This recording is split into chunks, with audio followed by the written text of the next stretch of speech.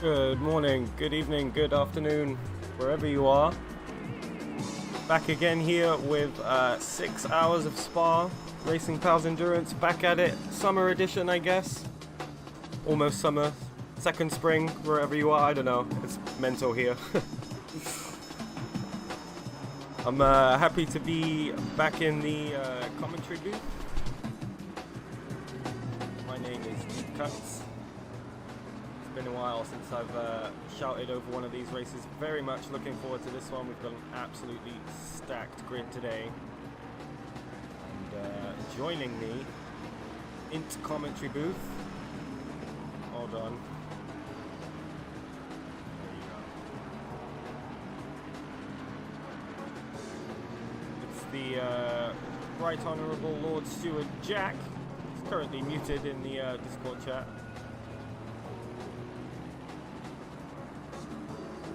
Oh well, he will pipe up soon, I guess.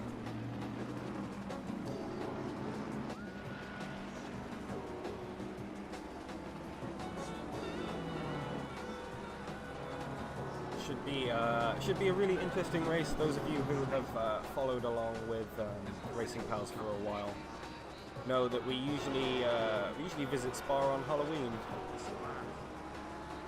We usually get in a all-night, all-wet race there. Tends to throw up some interesting races, and you battle the track just as much as you battle the other drivers there. Got a total change of environments, however, this time at Spa. I believe this is our first dry Spa race. Looking like it is definitely edging towards summer over here in Belgium. And Spa, probably one of the most formidable tracks on the GT calendar, at least in the European series, I would say.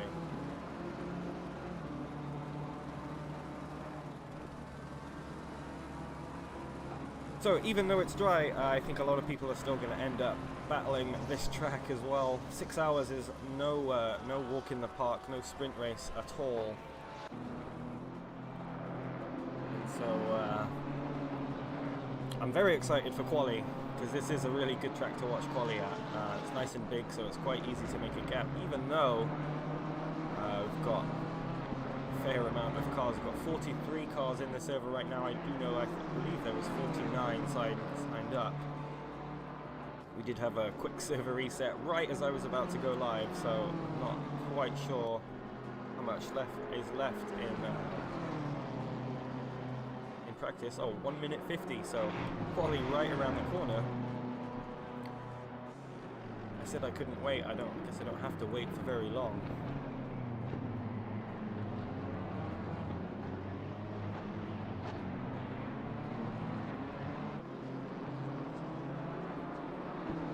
Hello, Jack. Hello. Yeah, I can hear you. Like coming through as my mic decided to not break this time, which would be nice. Oh, great. Very professional start to this. No, yeah. So, like you said, only a minute or so of practice. Did drop that down with the server restart. But it's yeah, going to be a interesting one. Also, I'm getting a message saying that the stream microphone volumes are too low. Yes, I've just fixed it, so that should be good. As I said, the server restart kind of messed up everything I had planned. I was like, I'm gonna do this, I'm gonna do that, we'll be good to go. And then the server restart happened, and it was like, oh crap, oh okay. Yeah. Anyway, I'm very, very much looking forward to this. I know. Pretty much the server's been abuzz with Spa talk. We've got a lot of major leaguers, a lot of Racing Pals All Stars making some appearances today, as well as a lot of fresh faces too. So a bit of an unknown grid for the most part. But I'm just trying to find them. It's large and varied. Also a nice mix of GT4s in there. Yes. As well as an appearance of the new McLaren Evo. Yeah, that's right. With the number 44 car. That's going to be very interesting to see how that weighs up against the rest of the grid. Yeah, I was very surprised to roll out of bed and see the notification that they just randomly added this new car. So I know it's funny because I know absolutely nothing about it. I've read nothing about it. So we only have one, which is kind of a shame, but there are some newer cars as well. You know, that DLC dropped just before when was it? It was in April, wasn't it? Three new cars, was it? And yeah, three new cars and some tweaks, some physics tweaks to the cars as well, so they look a lot nicer now. Yeah, in motion. And that is the 0 mark for free practice. So give it a few minutes for everyone to finish up what they're doing, and we'll be right into GT4 qualifying. Nice. Yeah, we've got. Oh yeah, that's right. The McLaren shows up as a GT4 in race control, which is very handy. Yeah. That's how new it is. They haven't even patched it into the race control app. But yeah, one of the GT4s who's gonna be out there. This Janetta. It's Martin Kovacs. I believe Aaron Rains is the other driver. Interesting choice for Spa. So that Janetta is incredibly quick on the acceleration, so it is going to make up for the lack of top speed through all of the tight, twisty Sector 2. Yeah. And a lot of the pit straight, it's going to just be able to snap out. But then we do have Bongus and Jaker in the 666 Maserati, which kind of has the opposite going on. Yeah. Absolutely tons of top speed, but may have to take it a little bit slower through some of these tight turns. I will say with these guys, you may remember them from the Halloween races, but same car, different livery. They actually drove the Mystery Machine themed Maserati. I forgot the name of it for a second there.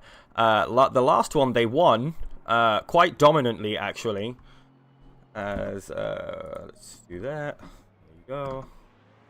But they pretty much cleaned up at the last Halloween race, so it's gonna be an interesting battle for sure. This man, as well as we'll say a boogeyman in many drivers' eyes, John Doe Germany, of the pit crew fame, does very well for himself over there, and made the switch quite late, actually, over to GT4. Was originally signed up in GT3, so those of you who have been following us for a while will know that John Doe Germany and Pierre Moreno go at it quite regularly, and it always throws up a good battle. But last minute, almost, John Doe Germany into the GT4 class, so I'm very excited to watch this John Doe Germany versus the Maserati battle. I think that's going to be maybe potentially a battle to keep an eye on. And a KTM as well, which I know can be quite rapid at this track. KTM, a car that I am very fond of. It does take a little bit of patience with some of the corners around here, especially that very last hairpin. You can very easily throw it wide, but otherwise it is a joy to see KTM representation and a very large GT4 class compared to what we're used to. Yeah, decent turnout, I think, GT4 wise. Maybe we can actually grab the leaderboard while we're at it. Have a look. There you go. So yeah, eight GT4s were signed up, and 8 GT4s have arrived. So I'm always going to be happy with that as a GT4 advocate. If I was in this race, I'd probably be in a GT4. So yeah, no, completely the same. I would probably be in the KTM round here. Yeah, got an Aston as well, which I actually don't know how it does around here, but I do know the drivers in this car are very rapid. The Race Place team are kind of almost regulars now of the RP Endurance Series. So we've got 15 minutes of GT4 qualifying, preceded by, I should say, the GT3 qualifying. So not a huge amount of time with this big track to try and get a lap in. No, you're probably only going to be able to get about 4 or so valid laps, and that is if you do doubles as well. So it's going to take 0 mistakes to get one of those top spots in both categories. Yeah. As I'm not sure if you saw, but through a Rouge, Florian had a huge wiggle at the hips, perhaps struggling to get heat in the tyres before beginning this first timed lap. A little bit track maybe still got some evolution to do, and I'm sure the GT3s will just be looking at that and thinking I'm very glad that I have to wait another 15 minutes. Yeah. I was having a chat with the drivers of the 93 car earlier this morning, and that was something they mentioned, was trying to get heat into the tyres being something that wasn't being the easiest to do. It is something that you can struggle with on the GT4s, as they have a bit of a harder compound on them. Getting heat in these long straights is tricky to keep it in there. Yeah, and you've obviously got time for your brakes. Obviously got time for your brakes to cool down on those long straights as well, so that's going to make it really difficult to... No, lovely and hot. Track's going to probably stay dry and hot the entire 6 hours. Well, I believe the start time for the race in-game is quite early. Yeah, it's going to be 4 a.m. As, So you have a little 12-hour Spire emulation. Yeah. Have a look here. Oh, my OBS is being really weird. There you go. Kovacs actually setting a 2:29.6. That's his first lap. Surprise. Maybe some other people... Okay. I was about to say, is nobody else setting a valid lap? But Paduano setting... 2:31. 31, so... Looking like that sub 30 time is going to be maybe the quicker time. And it's going to be quite hard for some of the more traditional GT4s to match that. So the Mercedes and the Astons, Yeah, they are a little bit slower in the GT4 class, but they do make up with some of the larger fuel tanks. yeah. They have race advantages rather than qualifying advantages, and that large gap is just a symptom of that. Yeah, definitely. And just looking at the sector times as well, looked like Paduano actually had the best sector 1 time by a good half a second. Just want to say this man right now currently 1.2 seconds to the good on Kovacs right now. So I said expect big things from John Doe Germany. He's already seeing it in the first sector. Mm-hmm. And that GT4 Porsche kind of has the best of both worlds. It has all the sensibilities of a shrunken down GT3. It's got that great race pace, very good on fuel. Yeah. But it's also just really light and nimble. Whereas like the Ginetta and the KTM and the Maserati that kind of like control that GT4 aspect of it. It gets a little bit of that as well. Yeah, definitely. I was thinking that as well, watching this car battle with the exact opposite in the Maserati, as you were saying earlier. Mm. Kind of reminds me of the 60s Minis versus Mustangs battles you saw in Touring Car. And yeah. So maybe we'll get a hint of that today. As flat through Blanchimont. No problem whatsoever. One of the very few cars that can do it in the GT4 class as well. It's that and the KTM. If you have a massive pair on yourself, you can take that flat around Blanchimont. Most of the other cars have to lift. Yeah. And John Doe Germany crosses the line 1.8 seconds behind the leader right now. It was a 2:31.1. Very, very close. Paduano, who actually crosses the line and improves himself. Edging closer to the sub-30s. Yeah. We're just looking for that Alesa lap. And also the 327 just started another flying lap, so we'll see in a couple of minutes where they end up. Yeah, Walter's actually pipping John Doe Germany to that third place grid spot. Kovacs still looking like he's got a decent lead. He's got about a second and a half still. Yeah, there's not going to be many cars I think will be able to get that close to Kovac today. Yeah. I'm expecting a lot of it to be the racing to be very good around here for the GT4s. If they can keep close to each other in race pace, then that's going to be really fun and exciting. Yeah, and I think as well with the 75-minute stint timer, that's always intro cut might be a little bit better, but we'll see.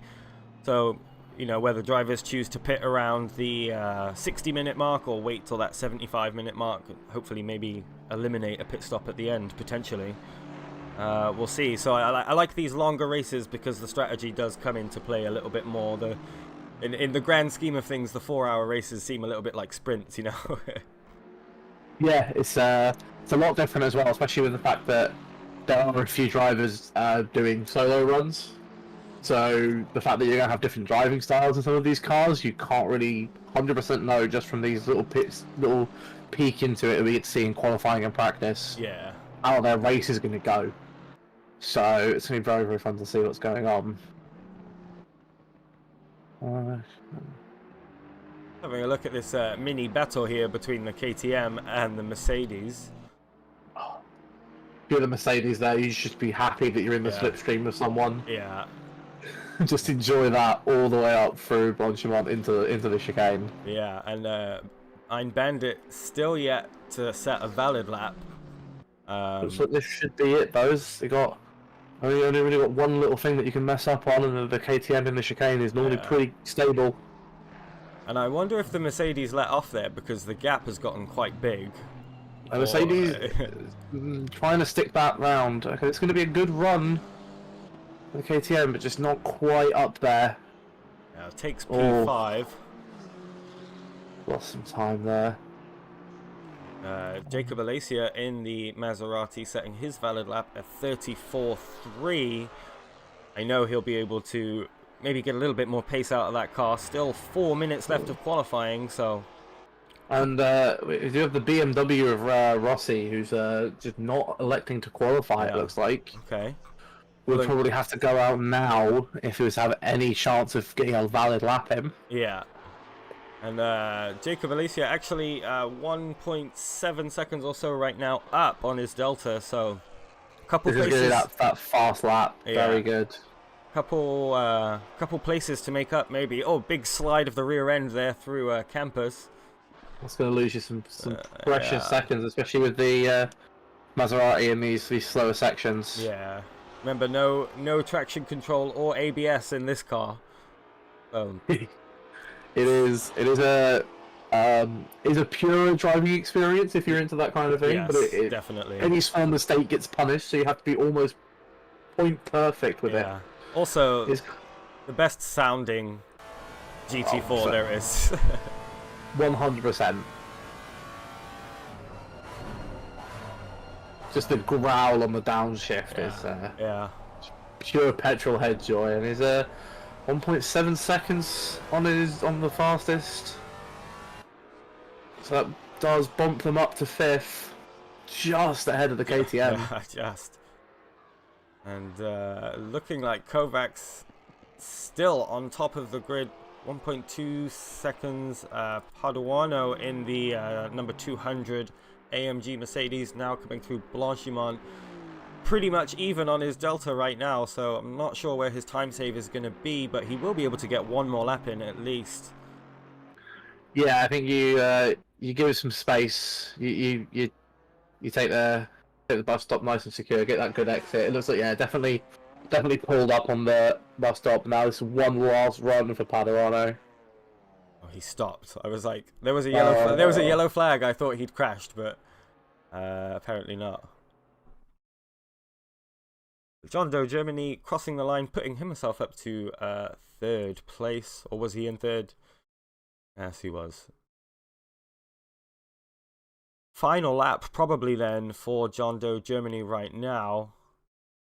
It's like Kovacs' quali is over, so he's leaving it in the hands of everybody else.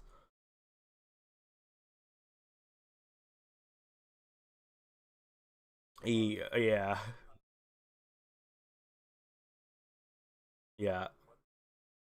Pig back into the pits as well.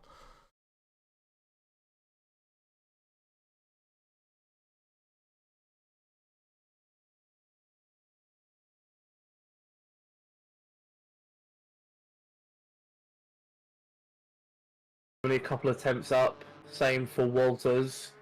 Alasia and Paduano pretty much dead heat with their best lap at the moment, so they've got some time to save.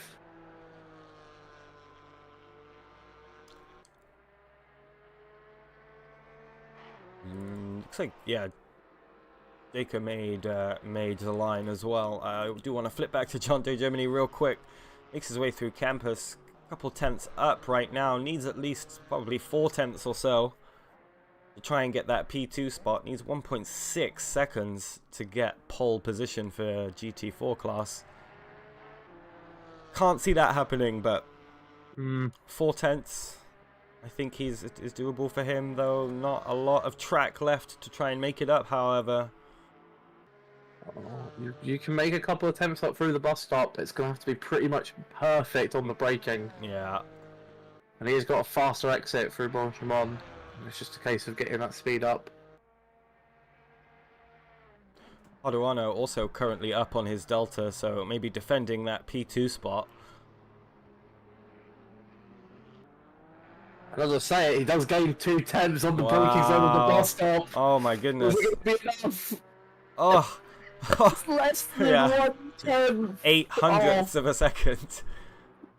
Meanwhile, Paduano making that irrelevant as he improves on his time, couple tenths faster to put in a 30.3. Absolute barnstormer. And the GT3s are now on their way out to the track. Yeah. Jacob Palacios still on the track, I think. Or maybe not. I think this is his in-lap at this point. And Bandit going slowly as well. So that, consider that GT3 quali over. Oh, sorry, GT4 quali over. I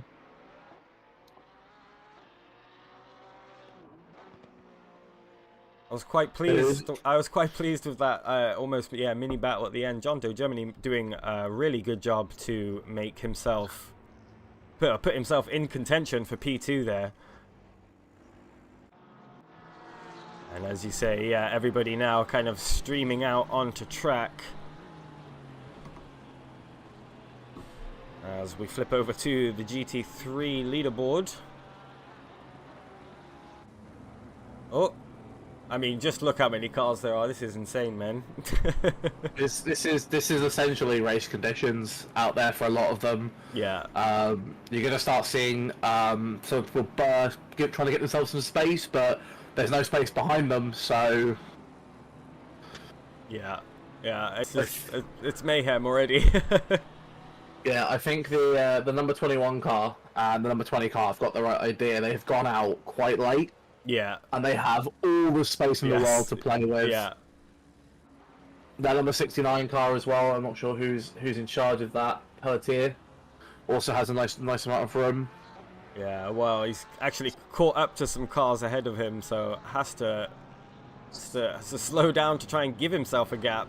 But you time it right, you can get a nice slipstream up towards turn 3, turn 4. Yeah, you can get a camel straight all the way down. Lovely little slipstream all the way down there, and you will be absolutely loving life. Yeah.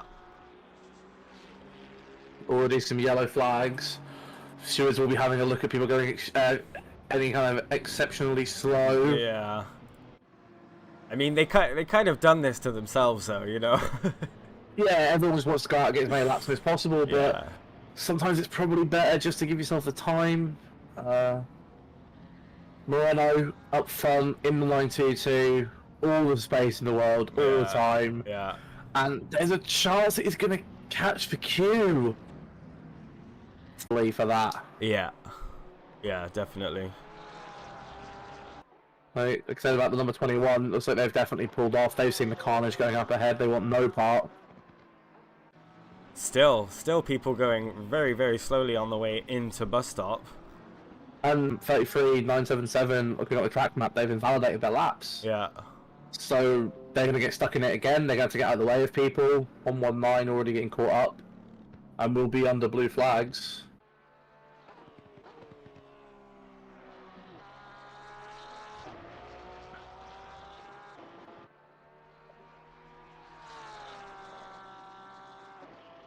Yeah, letting them out of the way. It's...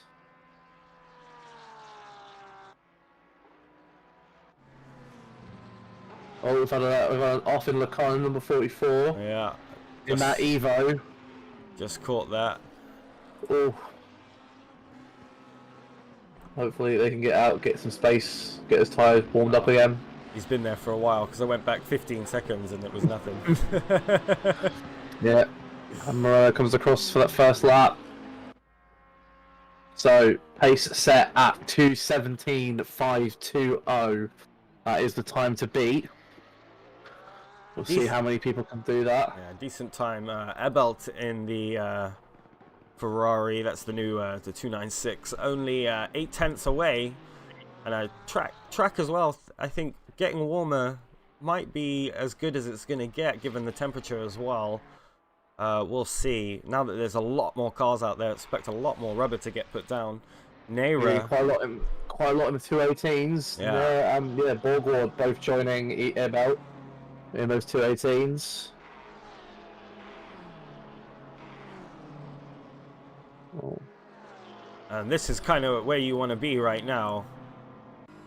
Nice, well actually the car ahead getting away out of the way, but I was going to say a nice toe up to this chicane up here is never something to turn down.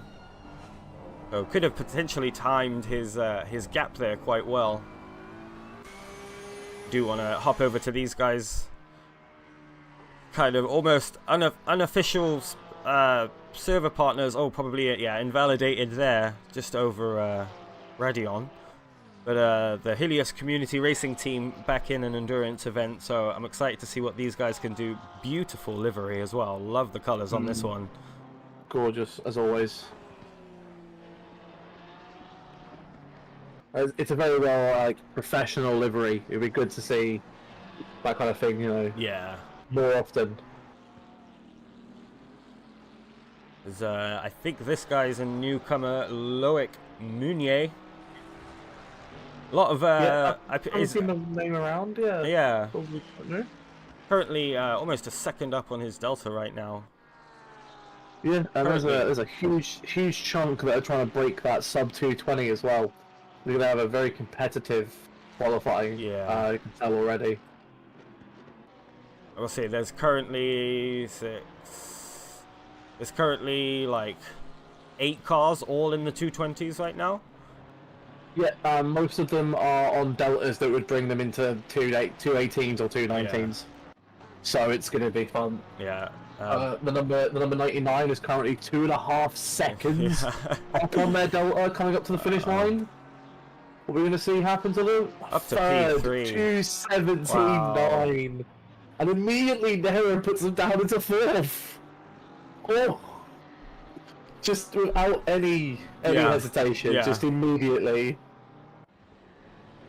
Meunier ending his lap 2.728 seconds up on his Delta. Yellow flag there. Sure, that's someone just pulling aside. Goes into 3rd place.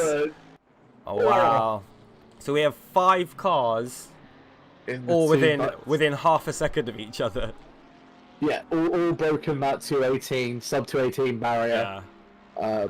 There's a little battle going on here where Withel's Whizzers coming back.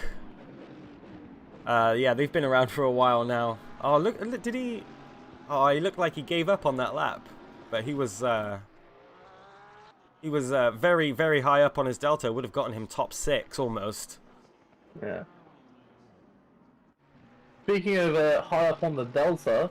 the number 20 of Megan's, what we thought about earlier, nearly 2 seconds up on their Delta. Yeah. Coming through. Looking very solid. Again, another car possibly going to breach that sub 219.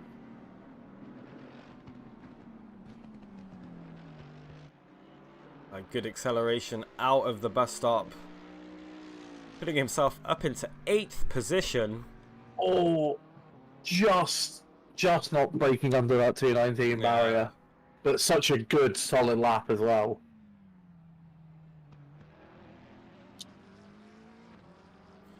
Just having a look around the timing screens, seeing where people are. There's a lot of actually a fair amount of drivers that have yet to set a lap still. I think Mr. Moreno might be about to be our first 216 timing. 270. And the commentator curse happens every time. Every time. with 35 hundredths of a second until he breaks that 17 barrier. Benedikt Golicek, I think that's how you say that. Moving up into P2, a 2:17.712, so 300th of a second, currently separating P2 and P3. And then Hatcher is directly behind these guys, Invictus Sim Racing.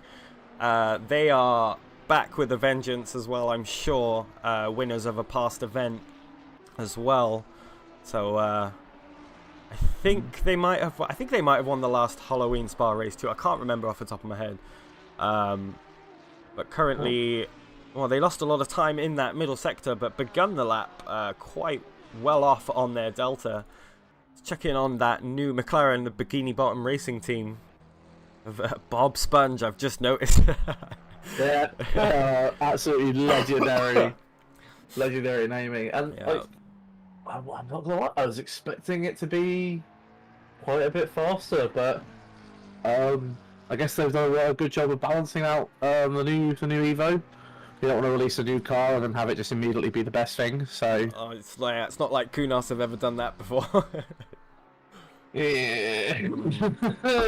Well, so the nice thing about the Evo is, so just going on to the real life version, why we've got the upgrade and why it's pretty much free is it's not much different to the GT3. Yeah. The 720.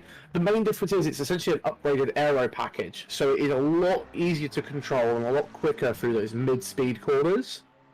But it does lose some top speed to it. Yeah. It's got a bit more drag on it. So on a track like Spa, it's going to be absolutely amazing through most of it, but on those long straights, it's going to suffer compared to the old GT3 720. But respectable in P9.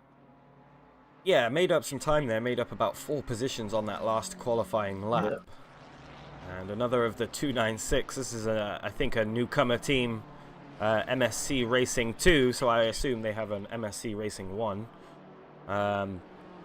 But currently, well, he was a couple tenths off. I think he might have had to lift for that slow car there. But currently sitting P7, definitely has the pace to go maybe P6, P5 or so. Oh, for sure, yeah.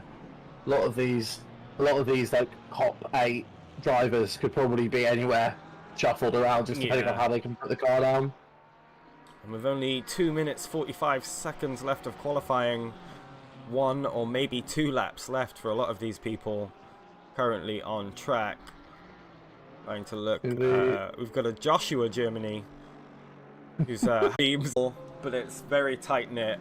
So those of you who are listening and aren't part of the Discord, if you like some sim racing and some top bents, then click the link in the description and come join up. And you could be in the next Racing Pals Endurance race, which is not yet planned, but will happen next month sometime.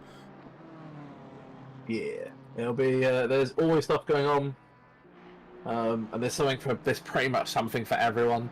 Yeah. We've even got the rally series now. Yeah. Which has been going strong.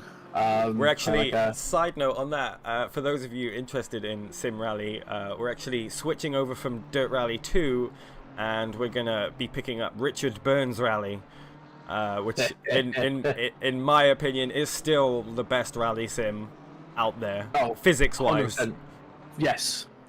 It's one of those things where if they ever decide to just take the engine, give it a new lick of paint, new models, new sound recordings, that kind of stuff, and some new cars, but keep everything the same, it would probably be one of the best sims out there. Yeah, definitely. As Joshua Germany currently half a second up on his delta, making his way into the bus stop. And so is Pelletier in the 69 Aston as well, both very high up. Just a couple of places up for Pelletier, top 10 now. Ebelt and Galashek also both up on their deltas, but Ebelt must have had a little bit of an off. Have a look. Oh yeah, looks like just catching, maybe invalidating at the exit of campus. Pretty classic invalidate there. Yeah, all 4 wheels over that rumble. You are You're going back to the pits. Now, the interesting thing for me is that number 99, Golacek, is gaining time throughout the lap. Yeah. Has gone from being only a 10th up. He's invalidated at the exit there. I need to just stop pointing out people doing well. Every single time I think I've mentioned someone doing pretty well, it's not going well for them. You see him just hop the curb there. Yeah. On the exit. Really easy to do because that corner really wants you to push the exit. So looking like Pierre Moreno is going to secure the top spot. Yeah. That 2:17.0. He's out on another lap right now.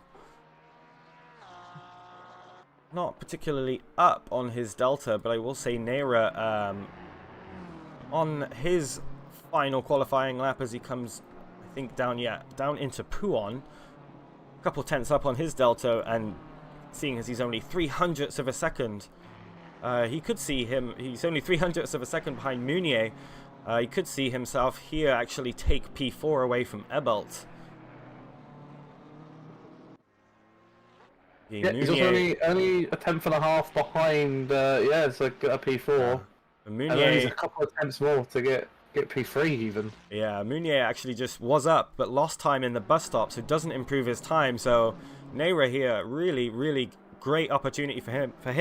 Ebelt also over with qualifying into the pits.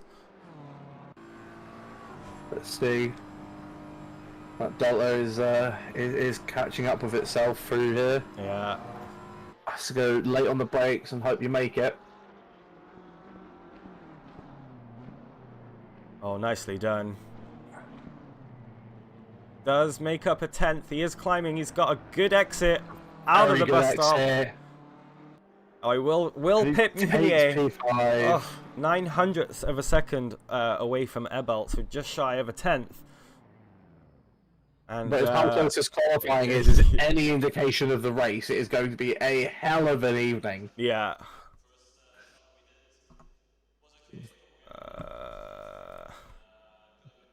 I just want this. So, always an interesting thing to see. So, because of some interesting things in qualifying, we do have a good old-fashioned GT4 just chilling at the back, or GT3 chilling at the back with the GT4s right now. Yeah, that would be the 28 Aston Martin. Sure.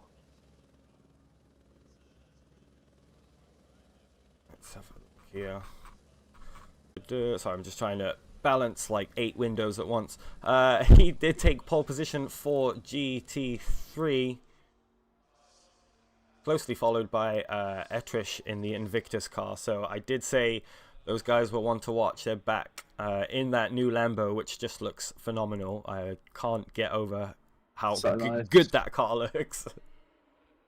And then followed up by some new names: Golacek, Ebelt, Neira, Meunier.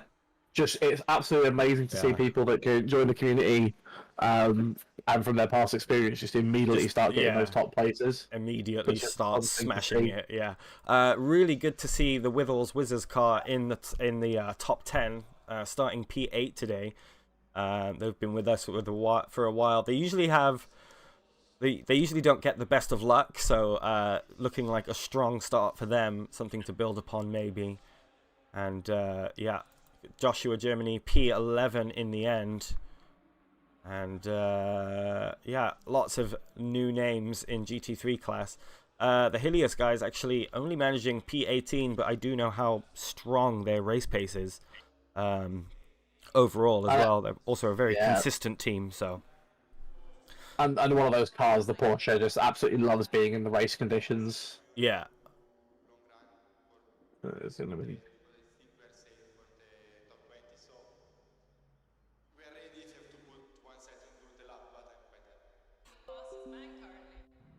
We do love some good texture pop-ins. Yeah.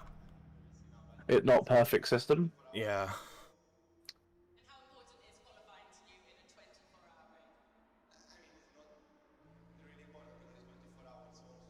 Everybody making final adjustments to their setups, fuel counts, everything else. As making sure they have a drink handy. Yeah, definitely. It's looking like Aaron Rains is going to take the wheel of the Ginetta, who starts first in GT4 class, closely followed by the 200 AMG. John Doe Germany, remember, qualifying in P3 as the front of the grid makes their way off of the starting line. Oh, we have some slow getaways, but that's absolutely okay. That's fine. They've got a whole lap to catch up. Well, let's have a look. So they are going to enjoy a nice little nighttime drive through the Belgian countryside. Yeah.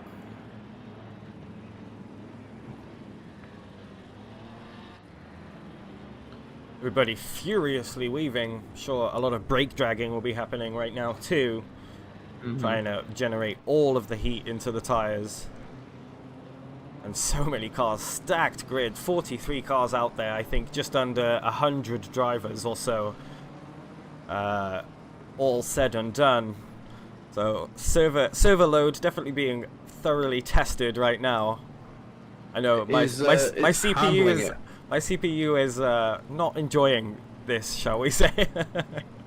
Well, let's see how mine's handling it. I essentially built a computer for this kind of stuff. Yeah, I did. It's not enjoying it.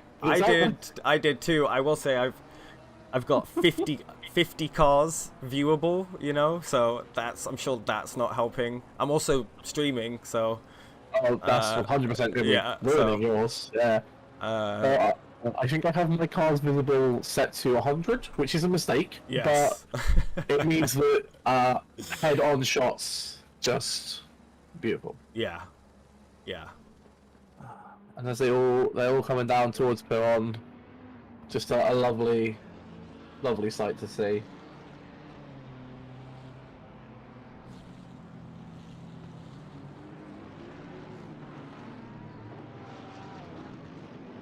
So many cars. This might be the most cars. Somebody's on the grass there. That's not where you should be, mate. You can't park there, sir. Can't park there, sir. So all of those cars that we've been seeing go past right now, GT3s, now we see the GT4s.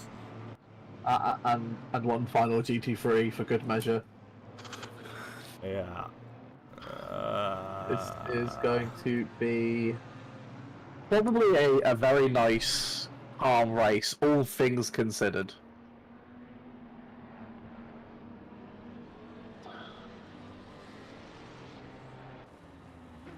Making their way through campus.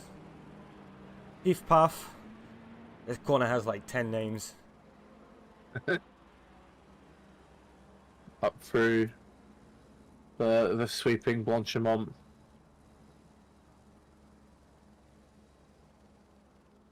Pierre Moreno now looking to... I don't know. This is really weird. Obviously, I've never been in the privilege of starting at the very front of a big old endurance grid like this. But I'm sure now just trying to keep calm, knows how fast Etrish can be, and I think they have battled before in the past, so yeah, he'll be looking to stay calm. 6 hours to go, anything can happen. Very, very long race indeed, so nobody's going to win it on turn 1. And looks like the grid now stacking up. I like how they still haven't fixed the thing where it's like, you know, suddenly everybody has to go race pace just to catch up. The grid forming up nicely here. I have to remind me, do they start on this one or do they start on the old straight? The old straight. They start the old straight. Much safer, much... Yeah, but because of how many cars there are, some cars will start before they've hit. Before the source. Yeah. Before the source, so... Hopefully, mostly it'll be the GT4s, so a bit more separation, so it's a bit safer for them. Yeah, definitely. But this is going to be an absolute beautiful sight to behold. Yeah. Oh. It's not going to go green yet. It'll go green Here we go. closer towards the finish line. But 6 hours of Spa begins now. Super excited for this one. They're all through the source. Yeah. Everyone's out, ready to go. They come across the Total banner, and it's green lights. Pierre Moreno instantly taking the racing line. Etrish tucking in behind, as well as the Porsche of Golacek, making a good run actually out of Radion. Already attacking the Lambo on the way out. Huge gaggle of cars. They are 3 and 4 wide out of Radion. Coming into the clock on. Check on the GT4s. Everybody through cleanly. Moreno's Golacek car actually. lamps. Golacek losing a position to Ebelt there. Oh, we have a few offs. Getting squeezed a bit too roughly. Bit of a dangerous rejoin. And there's a car sideways. Oh no. That's being collected. Oh no. The stewards will 100% be having a look at that. Don't know whether the red flag will come out. I don't think it's serious enough. No, it looks like only about 5 or 6 cars really got caught up and any kind of damage in there. Pierre Moreno walking away with it. 1.9 second gap already. Just throw this up there. It's going to be it's going to be a long race, but it looks like Moreno has decided that he's going to win it in the first 3 laps. He was going to put a pit stop gap in front of the car behind, and there's nothing we can really do to stop him at this point. Yeah. Still, Golacek losing that position into turn 3. So now having to claw it back on their way into bus stop. Still so many cars around, you've got to be extra careful at this stage of the race. You don't want to sustain any huge amounts of damage. Yeah, those cars that got caught up in that first incident, they're going to have to carry that now for 6 hours. There you go, out of the source. First time getting full acceleration out of there. Moreno already has a 2-second gap at Etrich. Some too wide action here around La Source. Like the Porsche just losing out there. But Walrek, one of the HCR guys in the mix here. And there's lots of clusters of cars all around. Let's see these guys still battling it out as they go through campus side by side. All very close to each other. Battle for P3. Golacek forced to the outside of the Ferrari. Oh, there's a group of 4 coming through. That's going to get real interesting in the next couple of corners. Neira is right there too. He's going to look to pounce on any mistake. A little bit of contact there. Golacek going through on Baldwood. A little bit as well. Yeah. Ebelt pulling out a little bit of a gap here. Munier taking that late braking, getting that nice overtake. So everybody, we've got about 5 cars here, sorry, 6 cars. All battling it out. All still close to, so close together. Look, all of them will be looking to capitalize on any mistake made by the car ahead of them.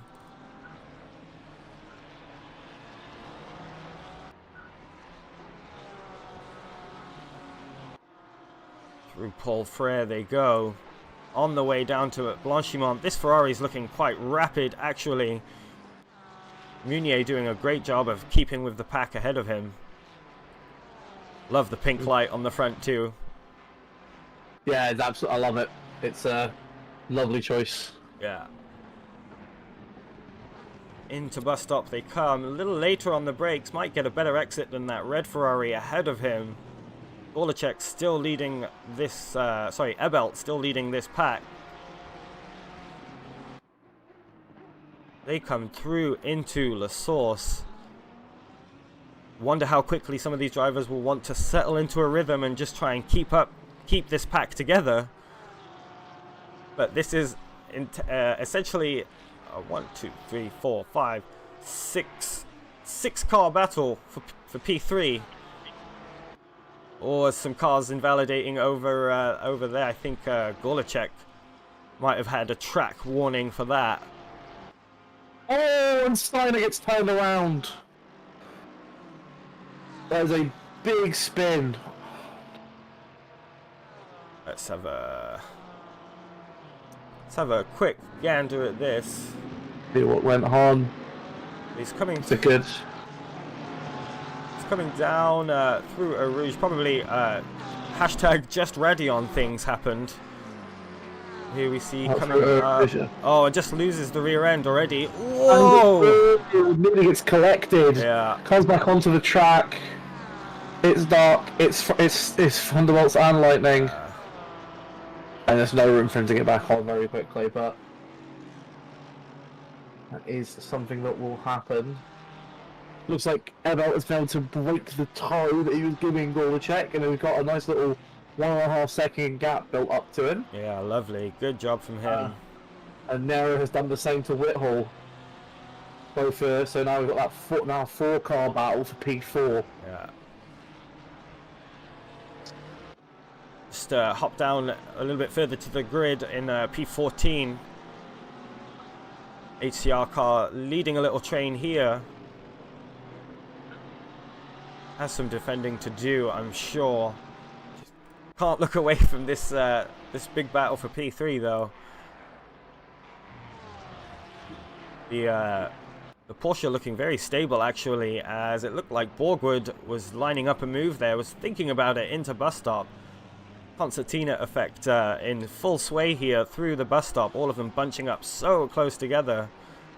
Pierre Moreno and Etrish putting in near identical lap times. Ebel also almost on pace with them.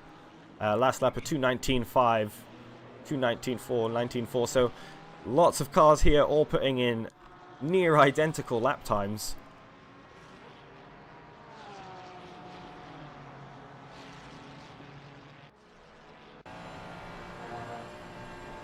Just looking up through Eau Rouge and seeing a big train of cars ahead of you. A great sight to see, especially at night. And Etrish is actually caught up to Moreno. Moreno may have had a little oopsie through Radion, not quite sure what happened, but has lost about 1.5 seconds almost.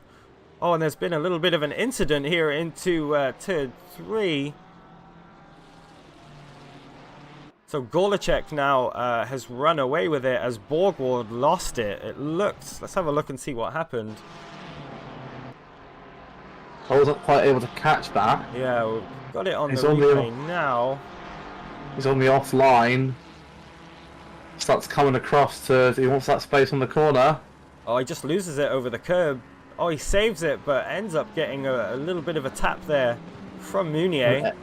And everyone else is all bunched up because, yeah, it was on the apex. So that explains why that entire group has dropped off the back. Speaking of dropping off the back, Etrich is caught back up with Moreno, so keep an eye on that battle as that gap is going to only get closer. So Gorlacek now a good couple seconds clear from Borgward behind. Meunier really looking to get past as soon as possible. Going to have a good draft into Blanchimont. See, I think I did see him lining up a move potentially into bus stop. Don't think he'll be close enough here. Looks like he's quite happy to tuck in behind and keep the line, maybe get the run down past La Source here. Yeah, potentially might go a bit deep into La Source and get that better run. You can see they're already both trying to get that fast line. And Withall as well, right behind Meunier. Will want to keep in the range of the toe. And Nara behind them again. Just got that 4-car pack. Just gonna enjoy the little boost. Oh, a little bit of a back end out there. And there was a move made on Moreno.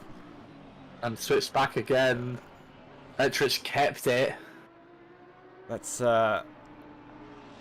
Let's go back and see the move. Looks like a good old-fashioned run down out of Radion and Eau Rouge. Had the slipstream. Yeah, all the way down the Camel Straight, just essentially just acts like DRS when you have a car like that in front of you. You just get to go straight past him at the end. And it looks like Neira got his way past Richard Withall as well. So lots of positions changing hands already. There's this battle happening. Takahashi on the outside here, on his way into No Name. Can he keep the inside line? Not quite. The Porsche of Dominic Viper getting ahead on the run down to Puon. Want to keep with this battle for the lead for the time being. And that the Lambo sounds great. I haven't actually heard it up close like this. It sounds fantastic. Pulling away a bit of a gap actually on the straightaways, it seems. So a lot of flat out straight line speed for the Invictus car, it seems.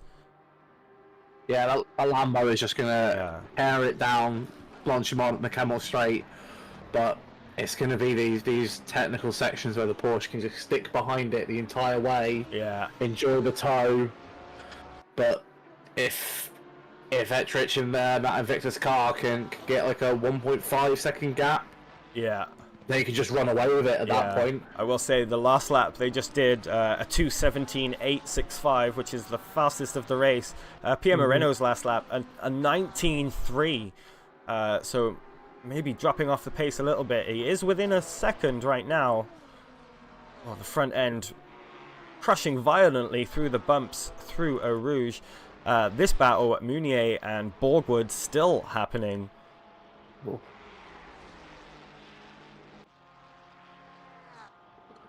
Yeah, it looks like Borgwood is invalidating a lot up through Eau Rouge and Radion. That is something that the game will pick up and give you a warning for. Exactly. And it's not something that you can really appeal against. We've got another new name. The ESRT Endurance Team, Evo Dante. Currently chasing down the rear of the McLaren Evo. McLaren Evo actually leading a nice little train.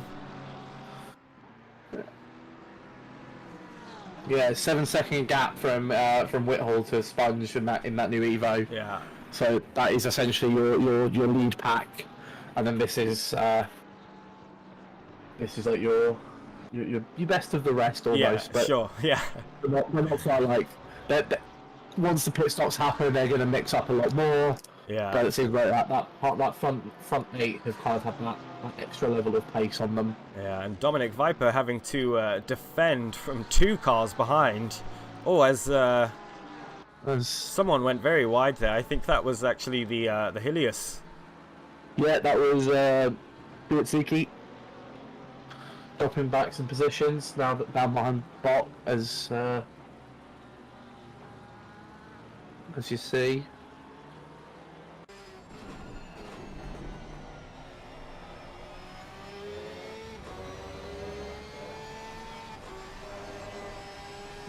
Porsche losing out on the straights, it seems. Not a great exit from Fuyutsuki. Is going to bleed time to that car ahead. Meanwhile, Mr. Sponge still on the defense, on the run into bus stop. Yep. Evidante has the number 20 AMG car directly behind him. Yeah, and now this lead pack is now also going to have that moving GT4s upcoming for them. They're not too far off, only a few laps away from meeting that. Let's actually have a little bit of a check-in with the GT4 grid. We do currently have a little battle going on. And yeah, they're getting quite close to each other now. I will just say Jacob Alacia having to defend quite heavily from the KTM behind. You couldn't have 3 more different cars right here. It looks like they've actually been chilling with each other for a while over here. Oh, and wide coming into that corner. KTM. Oh no! Alacia has just, and the roadblock as well. Oh no. Oh, that was Not going to be an awful feeling. Yeah, so early in the race too. Kovacs, however, still a commanding lead. It looks like Evo Dante had a little bit of an off as well. They've just dropped a couple of positions. It is quite action-packed out there, Yeah, it looks like. I literally can't show you everything that's happening, and there's so much happening. Munier and Borgward still duking it out. Oh, looking like he's making a great move out of Piff Puff. Gets the better exit. We'll have the outside. Oh, no. Oh, good save. Good save. I saw that coming from a mile away. I knew that was going to happen. Neira is actually going to capitalize on this mistake. And try and catch up. But very good job from Borgward. That getting off the throttle, not slamming the brakes. No panic there. Yeah, Munier doing really well. Munier doing really well to keep the car pointed in the right direction. Yeah. Now they're going to have these three cars. They're going to enjoy some company of each other. Whitehall's going to have some time to catch up to them as well. And Dominic Viper now fully on the attack of the Porsche ahead of him. Definitely looks like he wants to move out of bus stop here. Oh, is he going to cut? Is he going to cut it back? Oh no, he just mounts the curb. Sausage. Sausage curb causing havoc as Orin Meggans has a run looking at around the outside of La Source on Mr. Sponge. Looking like he's going to have a nice tow into Eau Rouge. Getting my words mixed up as I'm trying to figure out what's happened, as Borgward looks like had a mistake. Lost 2 positions. Now we really want to see what happens here. Oh, that's a huge spin out of Radion. Not quite sure what happened there. Might have been contact. Let's have a look. Couldn't see. I caught the replay at just too late. But Viper actually losing out a position.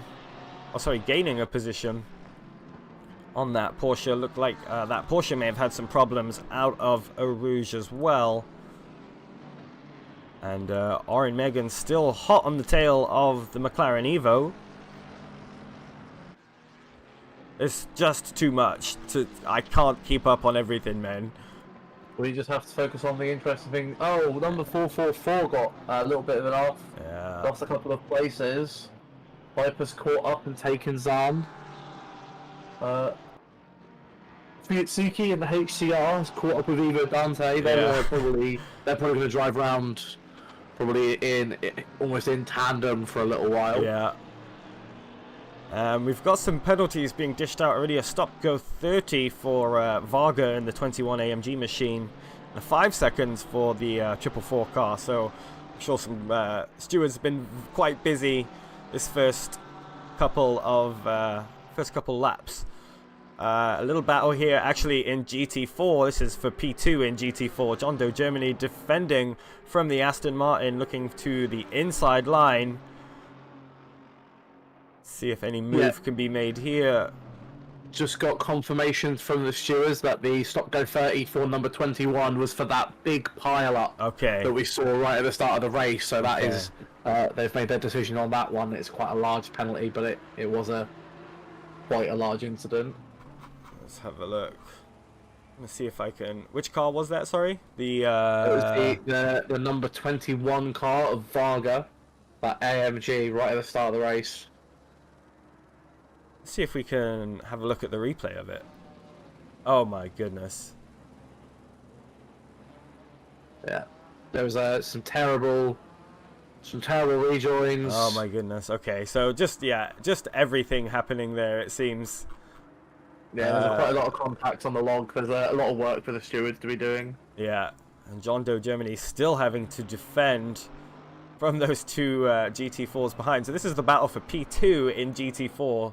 Still quite healthy in 20 minutes gone in this 6-hour race. And Etrish now up in the lead. I just want to point out has now a 2-second gap to Moreno behind. Yeah, it's going to have to come to the pit stops now for that lead class. Yeah. I'd be willing to bet that the Porsche is slightly better on fuel than the Lamborghini. He also has a slightly larger fuel tank, but someone Yeah. in the chat will 100% correct me if I'm wrong with that. Yeah. Oh, and Aston Martin looking like he wanted the move on the inside, still trying it. Oh. It's the exact Okay, same reaction to that. no. That was a risky one. So no holds barred already.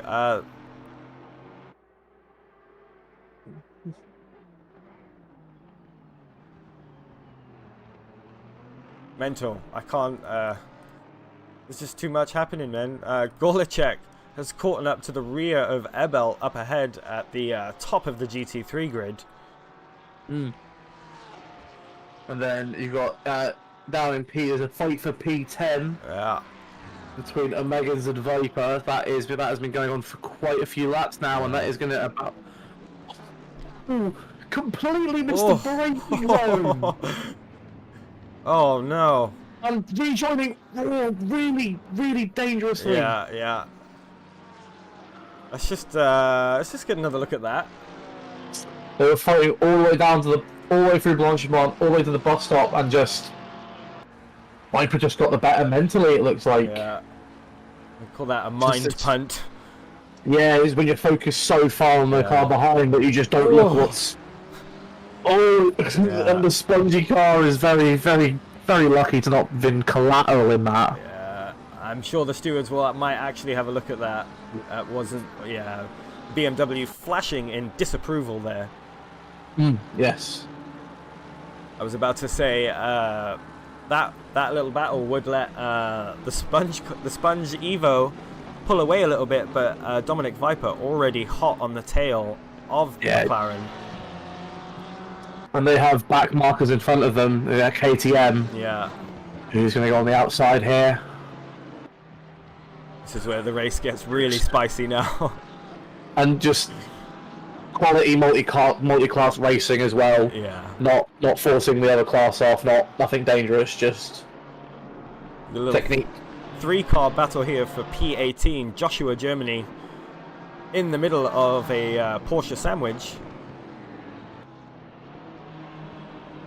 Just see how much cleaner the Porsches are through these long sweeping corners. Fail Games in the chat asking what do the different classes mean, silver or pro. A silver car is a solo driver and a pro car is a team entry. I should have stated that earlier, so thank you for the reminder. But if you see a silver tag such as Ebelt here, it means they have no driver to hand off to at their pit stop, so I hope they have plenty of supplies next to their rigs. Yeah, a good source of hydration. You're getting some amount of carbohydrates. Yeah.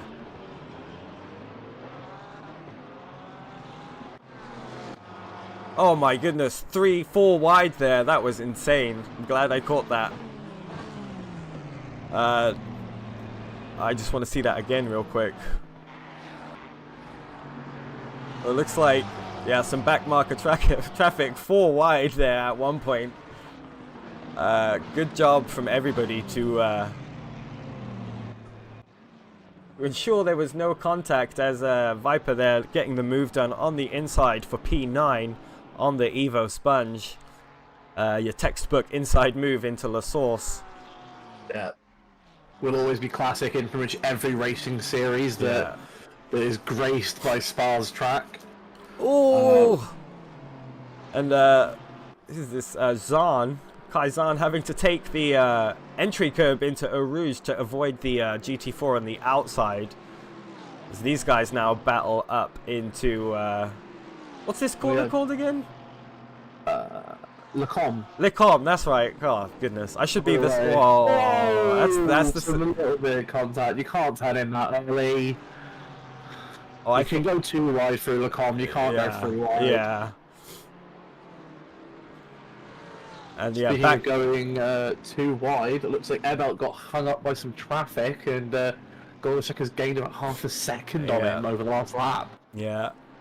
I was about to say, all these cars, all these GT3s now able to catch up to the car ahead for them for position thanks to traffic. Fuyutsuki now hot on the rear of Ivo Dante. Really good fight. And we have Suits, Germany, and Morak still driving around there. Looks like every time a move might be coming up, they always get someone coming up from the traffic, and they can't quite find the space. But that is why we love multi-class racing. Yeah. It's not just about having the speed or having the pure talent. It's a little bit of strategy in that, in corner to corner when you want to go for it. There's a classic off there. Look on, yeah. Yeah, as this being off there, it's a fun place to be. This BMW GT3 passing the GT4 of Florian Ruttig for position. So on pace alone, he's in P36. I think they have that was one of the cars that got a lot of damage at the start. Yeah. They were involved in that big pile up. Nuprowning. Yeah. We've got this battle here as well for P17. 3 wide through Blanchimont almost. Oh! There's 4 of them. This is going to be Von Rancière has kind of been caught up in this, got overtaken a couple of times, but. And the 27 ATR Porsche Wallrack. Oh, looks to the inside, yeah. Nice wide entry. But. This is going to be fun, especially if they've got a GT4 coming up that they'll have to contend with after the source. Yeah, looking like Benjamin Wallrack hanging wide, looking like he wants to get the best exit possible on the run down to Eau Rouge. How many of them are going to get past the KTM before? Yeah. Is it just going to be the one? Oh, just the 2 of them.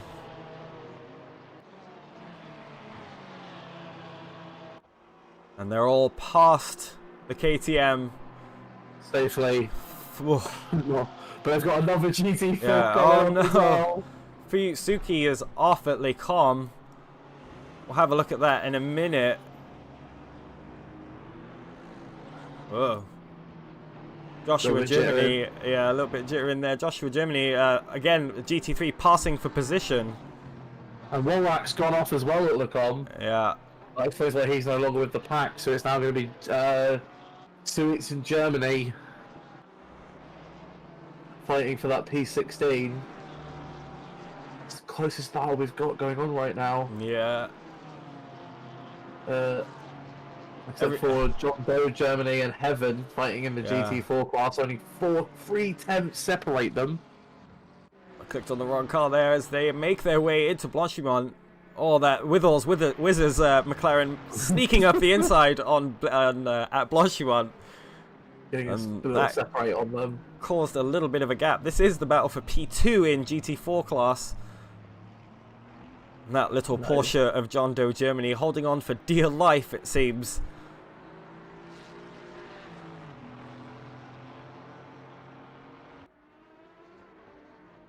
It's a battle of GT4 supremacy. Yeah. Kovacs is half a mile up the road. We'll have a good look at just how close they get. Riding on board here with John Doe, Germany. Big off on the road. Nera and another car are in the wall. Oh no. See if we can see what happens. So Nera on his way down solo, it seems. Does he just lose it? Oh no! It's collected. That's Valentino Rossi. In the 146 GT4, the back marker. That is unfortunate, but that is one of the dangers of trying to use that runoff to get a little bit of time. Yeah. The slow car coming out of the pits crosses the track. Oh, I didn't see that. What was that? Well, it was Nera. Nera trying to recover has caused Germany and Suits to collect each other. In the GT3 category, that is unfortunate for all of them. Oh no, I can already see what's happening. Now on the right side of the track, 2 fast cars battling up the hill. Oh. I mean, he was off of the racing line, but still, that's a tough one. But the stewards will be having a big look at that. We do not take unsafe rejoins kindly as Neira now meatball flagged, I'm sure, into the pits. Yeah, it's the fact that it was less the rejoin. It was that almost like, you know, safety car pace on a very fast part of the track. If not the fastest part of the track. The car's already going to be unsettled coming up the hill. Yeah. These cars aren't like stick to the ground monsters like a Formula car. Yeah. So any kind of sharp turn like that when they're expecting to have the space and there's none there, I don't know if anyone could be at fault that really, but the stewards will have a look. Their decision will be. Yeah. I'll probably have a lot of thought. Takahashi just had a little off at the bus stop as well. Just want to go up for this battle. E-Belt has been spun around. I didn't see what happened. All I saw was pointing the wrong way at the top of the road. Oh no. What happens? Let's have a look here. Makes his way up into Eau Rouge. I said at the beginning people are going to be battling the track, and it seems so. No one around. Just a big collision. Oh no! Good job of everyone to evade him. That was Meunier. That's Meunier, and he just keeps it together. Beautiful. It looked like he had some contact into the wall. Just managed to keep it together. As Ebelt just looks like he went over the curb at Radion and just lost the front end. Spun the car around and launched him into the barrier. We kind of saw that with Lando Norris a couple of years back at Spa. In the wet. Just where that can happen. Yeah. As Takahashi now on the rear of Evo Dante. I'm gonna go Evo Dante. It seems right. And just ahead of him is Tobias Bock. It's a driver we haven't seen before, I don't think. Making his way past John Doe Germany. Oh, a little wiggle of the hips there through Puon. And 4:40 a.m. in game time, starting to lighten up just a little bit. Don't forget the track will warm up. I think the Porsche of Pierre Moreno actually might come into its own element once the track does warm up. I think the pace will start to kind of even itself out. Last lap for reference, Pierre Moreno a 2:18.9, while Etrich put in an 18.4. So not massively off the pace, it seems. And as I said, a long way to go here, as Bach still on the rear of Kaizan. Looking actually really quick in a straight line. Didn't have enough slipstream to get close enough to try and make a move. And Ebelt still in the pits. Probably had a lot of repairs to do. Oh. And a KTM battling the Aston Martin for position, but there's a GT3 desperately wanting to get past.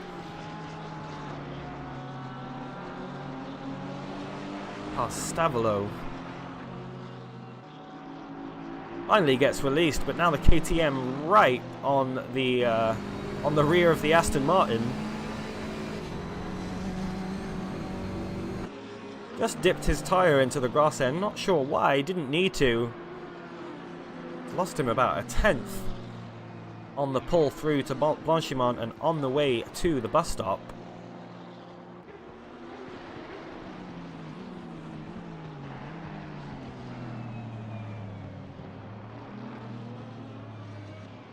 Much later on the brakes into bus stop.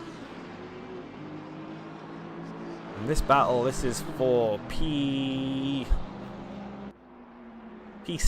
or P6 I should say. And the KTM so much better on the brakes. Much lighter car than the Aston Martin, so you would expect it. Move here maybe into Les Combes. The Aston Martin just able to run away on the straights a little bit more.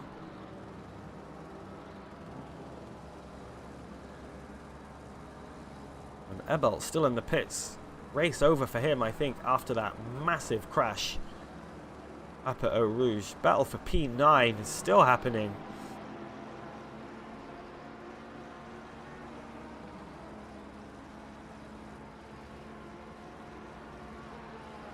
Kaizen actually in the BMW able to pull away on the straights much faster in a straight line than the two Porsches behind.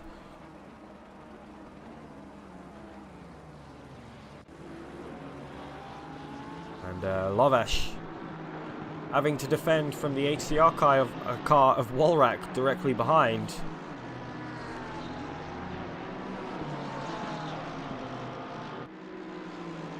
Oh, and that's an invalidation there, so another track cut, I'm sure. Now side by side into Blanchimont. Oh, so close. Walrack lining up the move on the inside of the bus stop. Oh, not quite making it happen, but the Mercedes behind of Steiner looking to capitalize as well, as it looks like that's Fuyutsuki right ahead as well.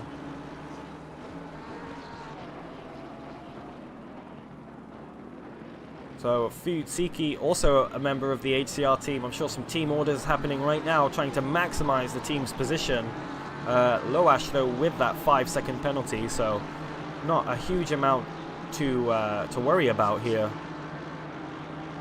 Just needs to get by as soon as possible. It looks like the Withers Wizards car in the pits. Not sure if that's a scheduled stop or something's happened.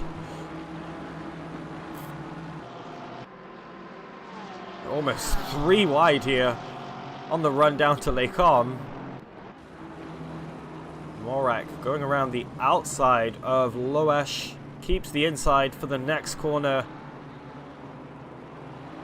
Oh, good job. Nice move. Quite textbook, if I say so myself. Already running away with it, catching up to his teammate ahead. Oh, a little bit deep though. Fuyutsuki and Walrack looking to just run away now, as Steiner trying to battle with Loesch, trying to make up a position.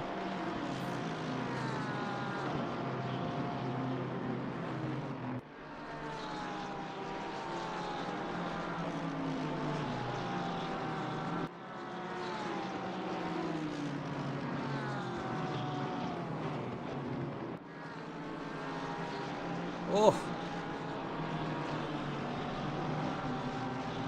Heavy defense from Loesch, even though he does have that 5-second penalty.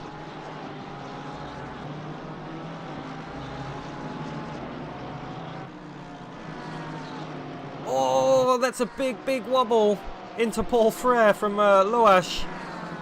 Just saw it there. I think he lost the rear end and loses a good amount of time. We'll have this 420 BMW looking to capitalize as well. Some front end damage present on that one, evident by the very wide line through Blanchimont.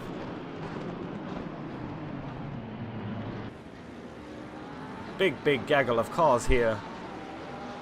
My Walrack caught up to Fuyutsuki with ease, and at some point Ivo Dante lost the position to Bok.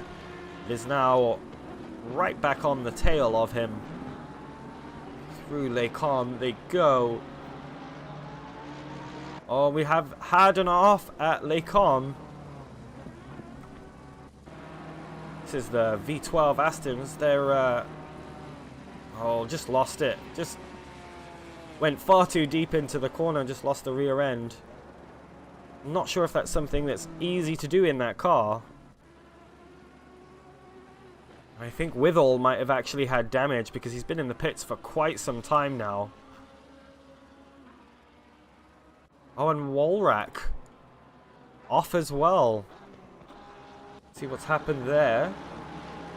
Walrack got past Fuyutsuki. Oh, and just loses the rear end again. Oh, that's a big shame. And that kind of let the 420 machine catch up to Akos Loesch. Steiner now on the attack of Fuyutsuki, so Steiner coming out all aces, it seems, in this situation. Just slips past on the inside of Pouon. And just as the HCR guys' race starting to turn positive, it's kind of back at square one again.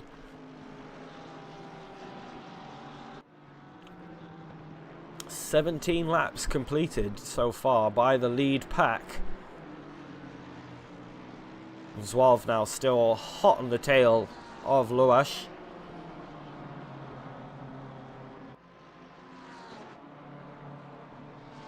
Loash, remember last lap, lost it at Paul Frere. Lost the rear end and lost the position. Looks like he's got to defend heavily. Come through Blanchimont. Not side by side.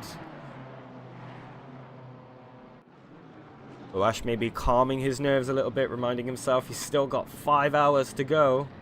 A little bit more than 5 hours.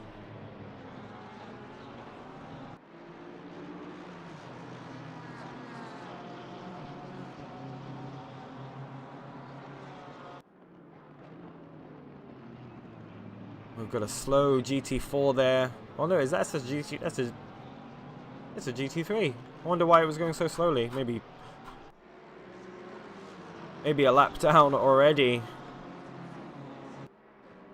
And a big mess of cars on their way through Eau Rouge. Oh! Some GT4 traffic in there for good measure. And there is Loash, you see. Oh my goodness, this is not going to end well. 3 wide. 3 wide up to Les Carmes. RX Motorsport car ahead. Oh, a bit of door bang in there. It's okay. Rubin's racing. That's John Doe Germany there. Trying to just stay alive. Just being swarmed by GT3 cars. Oh, there you go. Tries to give way.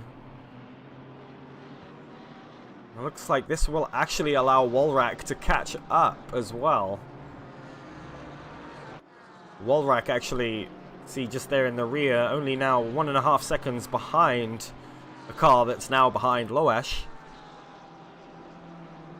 That's Joshua Germany trying to get past there, lapping the back marker.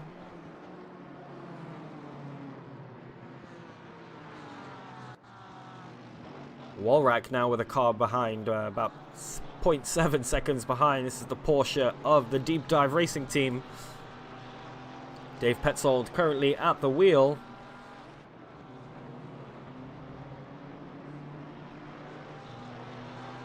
And a lot of midfield battles, it seems, going on. There's still the battle for between Tobias Bach and Kaizen up ahead. Some Porsche on Porsche action here. P17. And the 420 car still trying to get past Loash. Got that blue flagged car behind him. Or he is the blue flagged car, I should say.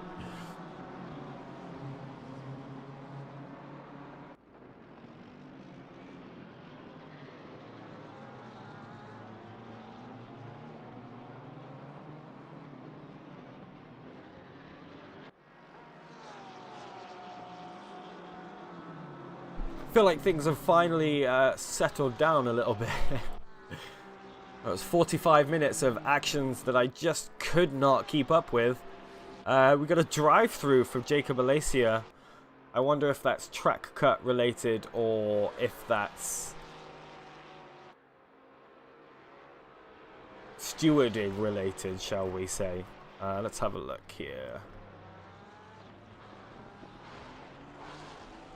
Oh, for causing a collision. 666. Let's see if we can't see what happens there.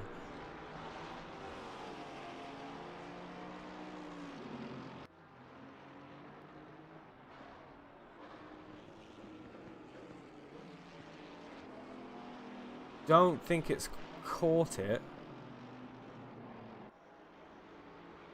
Perhaps it was this. Oh yes, I'm sure it was that. Ooh. Rip. Happens. Not the best of opening hours for the Liquid Death Maserati GT4 team.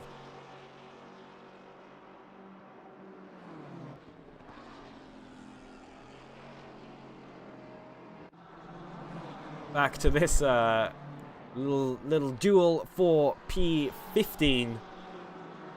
Loash still having to defend quite hard from Svalve. Oh.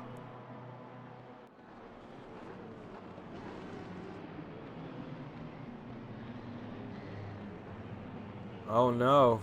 That's wasn't sure who that was back there. Oh, it's the V12. That's a big shame. Looked like they got caught up quite a bit there as more GT4s trying to pass... Sorry, more GT3s trying to pass GT4s for position. But the Turner Motorsport car here, hot on the heels of Amethysta for P22. Oh, a bit of door bang in there. I don't think the black BMW made enough room, or left enough room. You must, all the time, leave the space. And you see the Maserati GT4 able to almost keep pace with these GT3s. And Casellas, I want to say maybe. Casellas able to edge out, make a little bit of a gap. And it looked like Svalve might have had a little issue as he drops back from Loash, who's now back on the rear of Futsuki. But this 999 HCR car really been in the thick of it already. Doing really well to retain their position. This is their 19th lap of the race.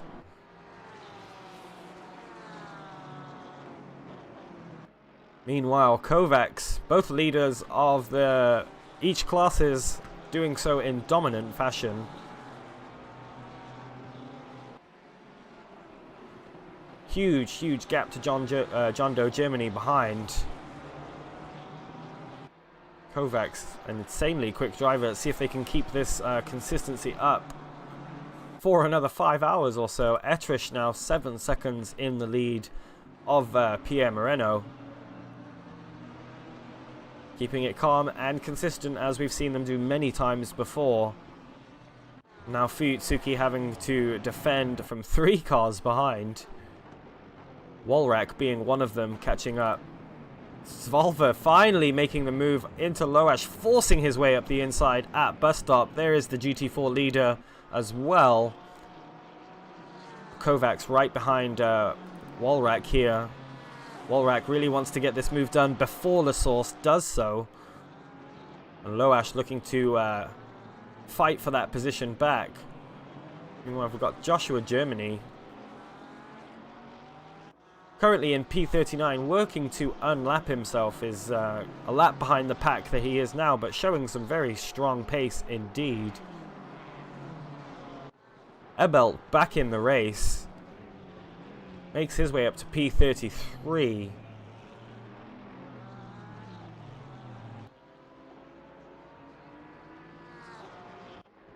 Futsuki pulling out another gap already.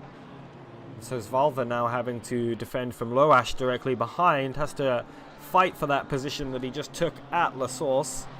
Or at bus stop, sorry. And Walrack now caught up to this pack. Only 3/10 separating him and Loash. With the back marker behind. But the back marker doing really well right now. Showing some very strong pace. Last lap was 21. May have been an outlap. Oh, sorry, may have been just a slower lap in general. Traffic lap.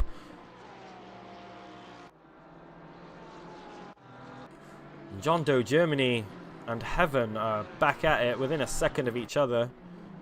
Got more GT3s lapping GT4s.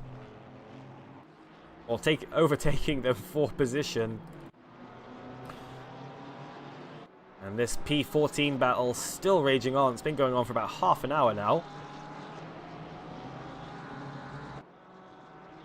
Etrish letting go on pace a little bit up ahead. Last lap was a 2:20.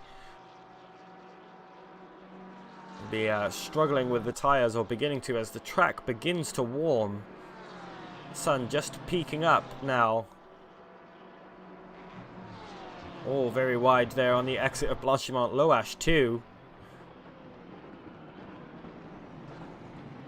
Oh. This 5-car battle, the penultimate car in this train not fighting for position but fighting to unlap themselves. Might be quite annoying for Walrack behind, but I'd be happy to have the tow. Just have the tow and keep with the cars ahead at this point.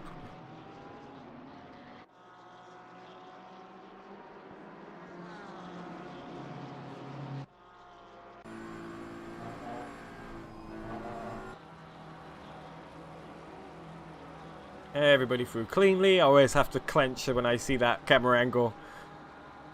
And Zvalva now side by side with Fuyutsuki. Superior straight line speed. Get the job done. And Loash also almost catching up. All of them go deep into Les Combes though, apart from Walrack and Joshua Germany. Oh, Loash just losing out to Fuyutsuki just losing out to Loash. Joshua Germany forcing the issue too, going very wide. And the teammates rejoin each other. Oh, I feel bad for Fuyutsuki there. Just couldn't do anything. Couldn't do anything on the straight. I just wanted to see them all go deep into Les Combes again. But yeah, really not coming out good out of that situation at all. Especially with the car that's blue flagged. Must be frustrating. And then Loash moving back up too. Ugh. Gotta feel the HCR cars have just been in the thick of it for the whole race. They're still going at it. Fuyutsuki now having to defend from Petzold behind.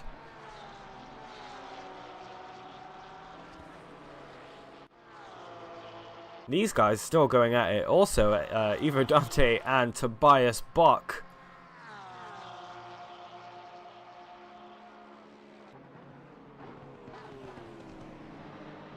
Both of them keeping it clean. Both of them been within half a second of each other for the last 3 or 4 laps now. I wonder if Ivo Dante's quite happy to just sit behind, maybe save some fuel. Get an extra lap out of his stint. And Joshua Germany now hot on the heels of those 2 cars battling for P14.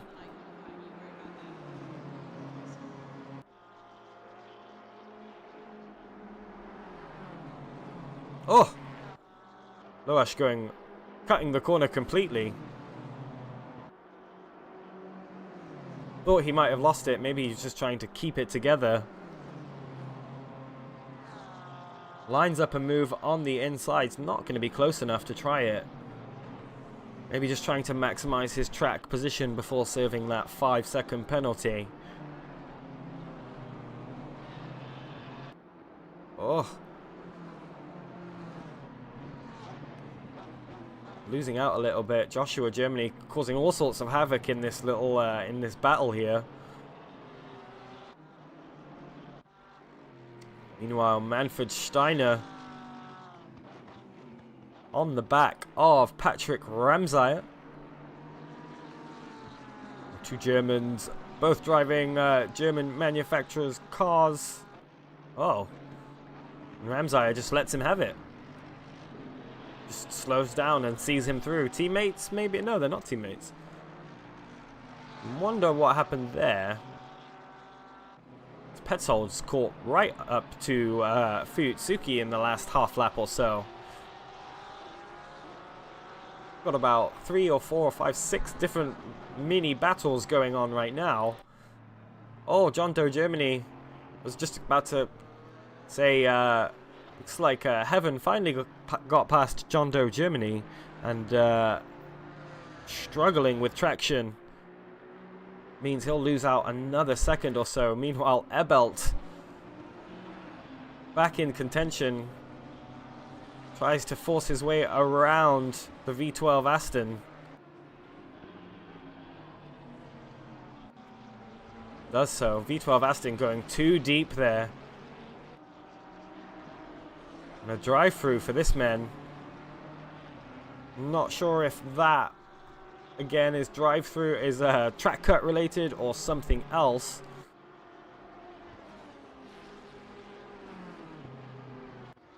And it looks like Petzold actually made his way past Fuyutsuki. Probably did so into Paul Frere. If 30 seconds not enough, they need to fix this replay function, man. And then Loash under attack once again from Walrak as well. Walrak again looking like he wants to maximize his exit down towards Eau Rouge.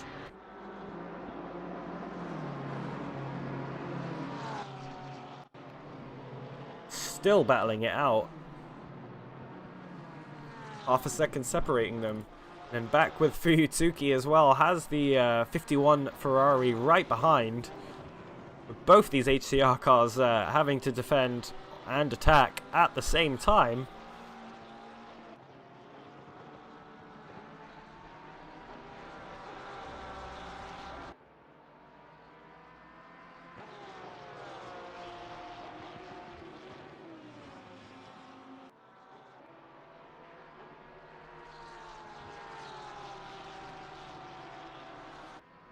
Petzold actually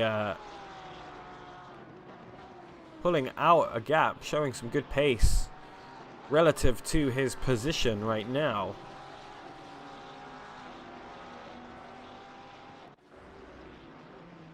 V12 Aston dropping more positions as Pelletier making his way through. Ebelt making the move on the GT4 leader. A big recovery effort beginning.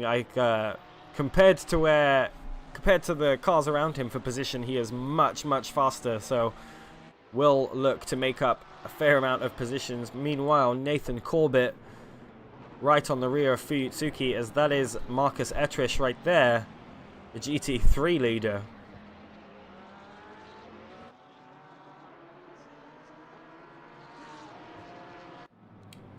Ulrach actually going for a move into La Source, goes wide, doesn't quite make it work. GT4 traffic up ahead, will they be able to clear them before Eau Rouge? Lovash does, but Walrak does not. And that is a lifeline for Lovash.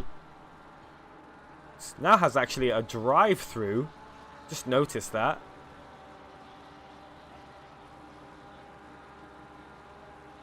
That must be for track cuts, because I'm not seeing anything in the stewarding channel. Oh, car 119 is from Austria.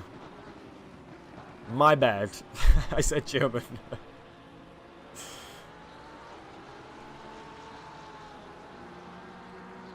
Walrak losing a fair amount of time, just goes to show how unlucky you can get with GT4 traffic.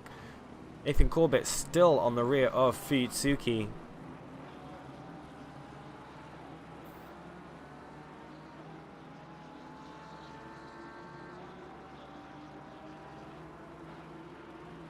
Petzold kind of lost his gap a little bit, maybe got caught. It was Marcus Etrish ahead of him, so probably having to slow up to let him by. But Petzold's let Fuyutsuki catch up a little bit. More GT4 traffic. You see Etrish having to dive out of the way as they go through Pief Path.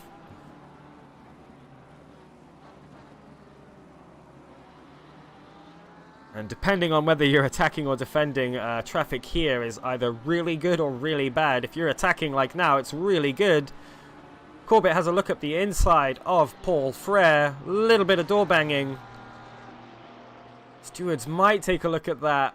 GT4 just trying to stay out of the way, stay off the racing line. Forces Fuyutsuki wide. And it's good capitalization there of the traffic, putting Fuyutsuki offline. Having to slow up a little bit more than he wanted to let the make sure he didn't clatter into the GT4.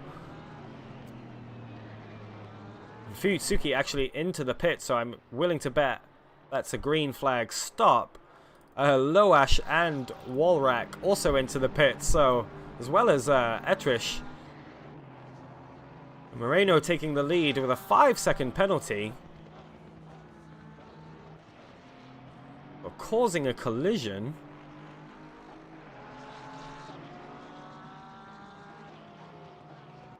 Not seeing it on the in race control.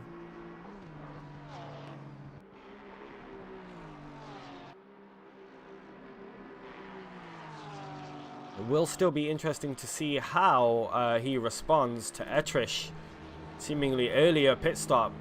They do have another 15 minutes to play around with stint timer wise, but maybe just looking to keep it consistent and pit on the hour mark. This man, Michael Nepraunig, flashed a yellow flag for just a second. All good now. Meanwhile, John Doe Germany still chasing down Heaven. Only about 1.2 seconds is the gap. A lot of people into the pits. Both HCR cars, Bach and the Sponge Evo, also into the pits. This is where everything gets shuffled around. Moreno now making his way through Blanchimont. Let's see if he pits this time around or looks to extend his stint for another 15 minutes or so. Oh, sorry, that wasn't Blanchimont.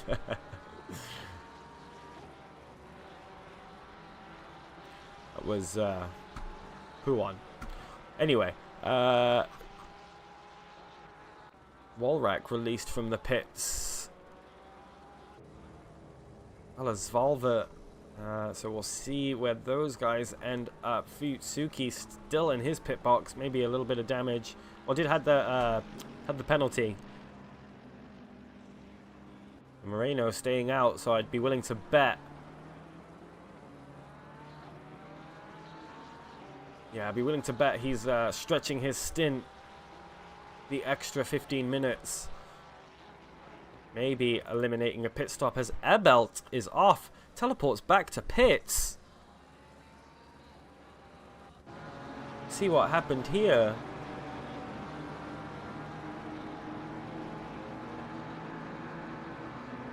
Like GT4 traffic ahead. Wonder what happens.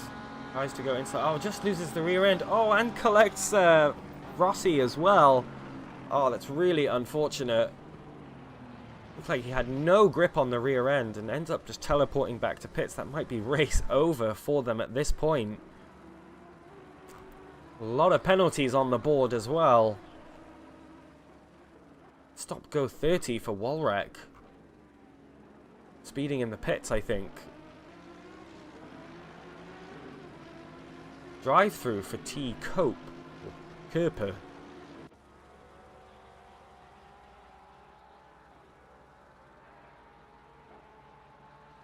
Oh. Stewards have definitely been very busy. GT4 here, finally getting past by this man for position.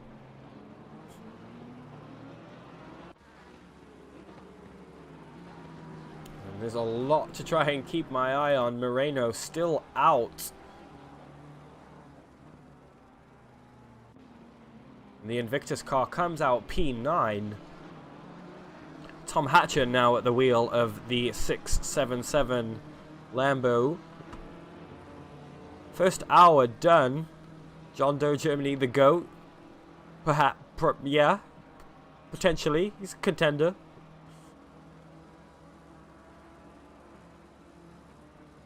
I would consider that, yeah. But first hour done here. And we've had plenty of action and more to come as pit stops now into full effect.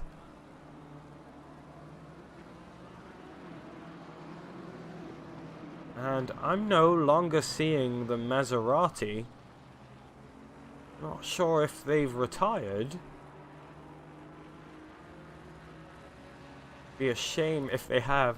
Oh my goodness, and it's Patrick Starr now at the wheel of the Bikini Bottom racing team McLaren Evo. So on theme and in lore and in universe for the 44 car, as Golicek now into the pits. Puts Meunier P2 about 15 seconds or so behind Pierre Moreno. And Dominic Viper, who we saw scrapping it out in P10 earlier in the race, now finds himself currently sitting in P3, has yet to stop. How is 69 doing?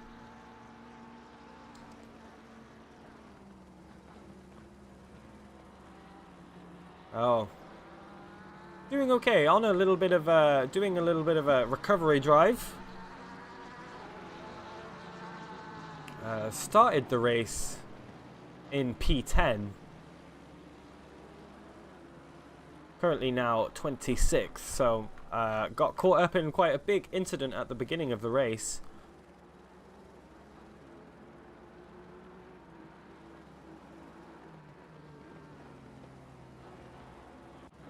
John Doe Germany still looking at the rear of Heaven's car. Got that GT3 behind him. GT3 elects to kindly wait. Oh, and the little Porsche looking like it's really struggling on tires. Vicious move to the outside from that BMW.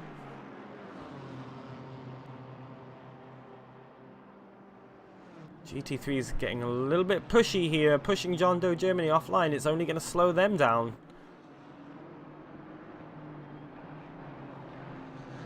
Got to time it right. And Corbett now on the back of Petzold, up in P13 currently.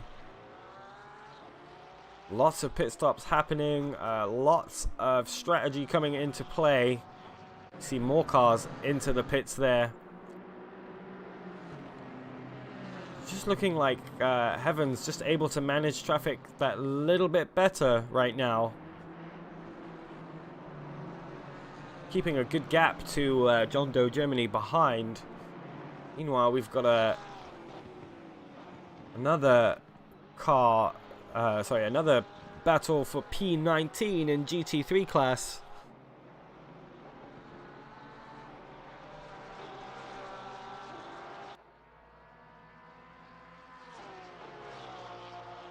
Both these cars, this is for true position, as both of them have pitted already.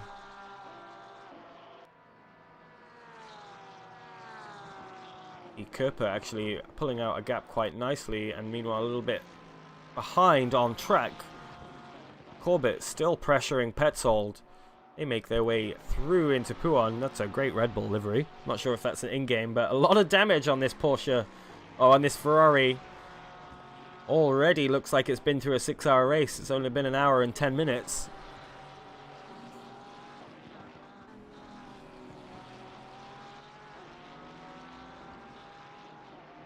And I think once they pass Paul Frere,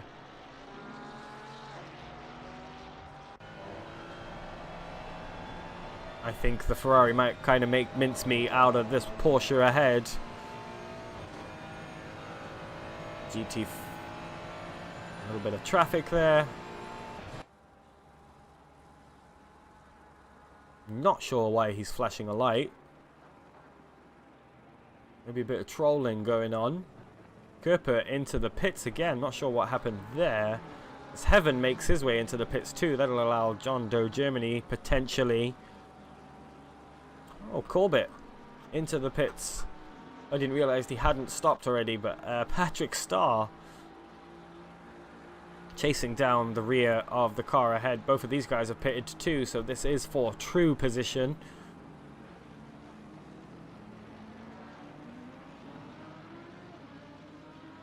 Your provisional leader right now is actually Hatcher, still the Invictus car. 17 seconds behind him is Nunendorf in the CLRT team.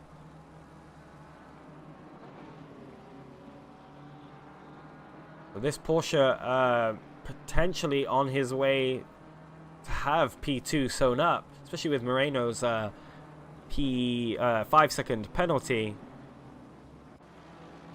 Faizan flashing a yellow card as Dominic Viper enters the pits. So too there's the 808 AMG car.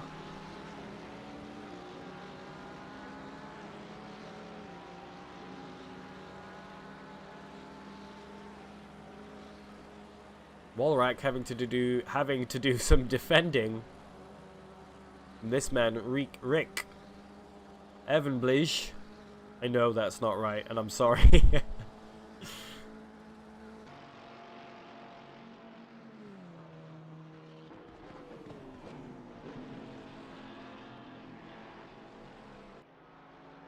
see.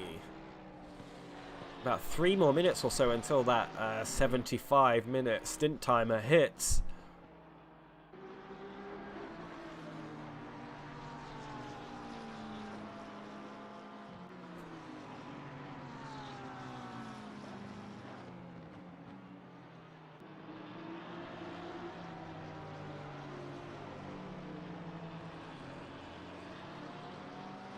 Still more penalties being dished out. 119 causing a collision and dangerous driving, causing that drive-through. Saw that one earlier.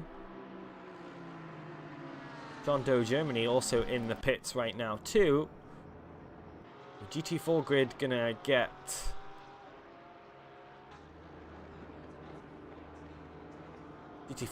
get mixed around just a little bit as their pit stops come into effect.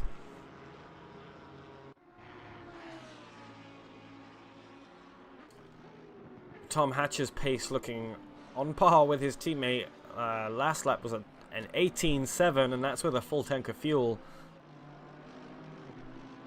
Similar conditions to earlier in the race. So this car, currently the only car to put in a lap time ending with 17 during the race. It was a 17.8, and that stands as the quickest lap of the race so far.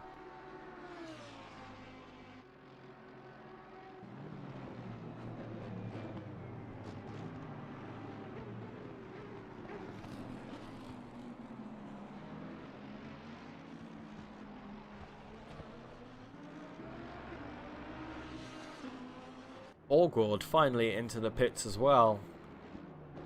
The Invictus team will get P3 back. Just Meunier and Moreno remaining.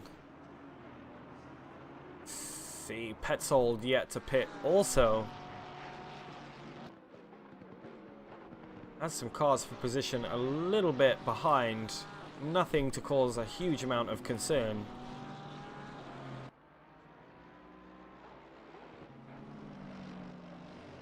Kleeman right now battling for P20. It's the 808 Mercedes ahead. Hey, bye-bye. Yes. Go HCR. I always love seeing them do well.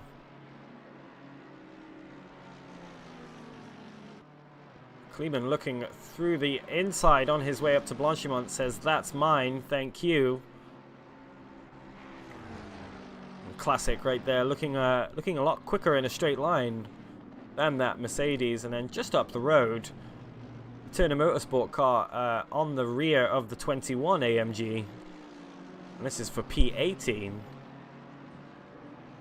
And then a little ahead of this, the FPRL, I should really put my glasses on, the FPRL BMW sewing up the move on the 51 car.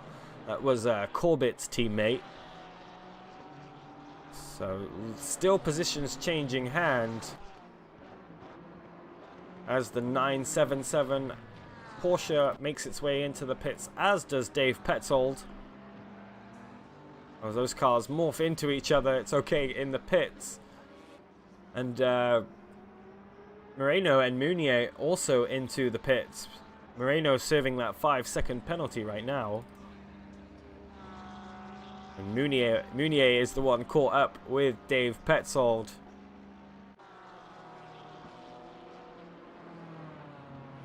Meanwhile, the 999 car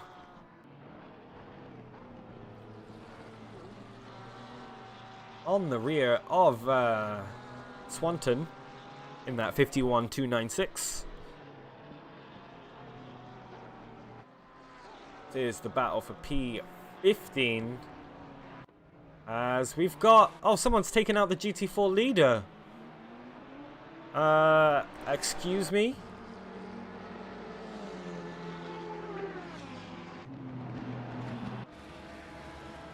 What? What happened? Okay, so he loses it. That looks like potentially his outlap. Oh, and just a terrible rejoin. Oh my goodness. That's a drive-through. Easily a drive-through. If Jack were here, Right Honourable Lord Steward would be able to tell me, but that is an appalling rejoin. And that's after the pit stop as well, so really, really bad timing for the GT4 to sustain damage. Hazard lights on, looks like maybe potentially a meatball flag too, so based on the amount of damage he's taken, what number is it?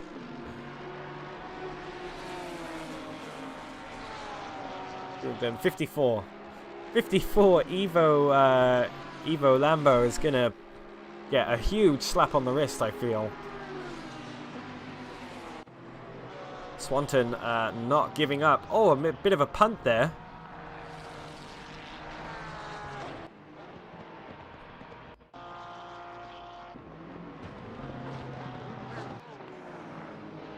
Maybe the BMW, yeah, the BMW just kind of going slowly. Fair enough from the 296 Ferrari. Sure, the stewards will be having a look at that as well. The stewards been kept very, very busy this race, it seems, so far.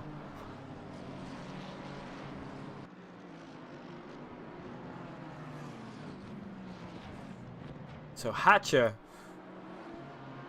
back in the lead of the race with Pierre Moreno's teammate Carollia just behind. Well, I say just behind, 15 seconds down the road, but now has Ninnendorf only 5 seconds behind him. And the 226 Ferrari also making headway, looking... Oh, Kaizan made his way up to P6, now having to defend it from Dansberger right here in the MSC racing car. Lots of battles popping up.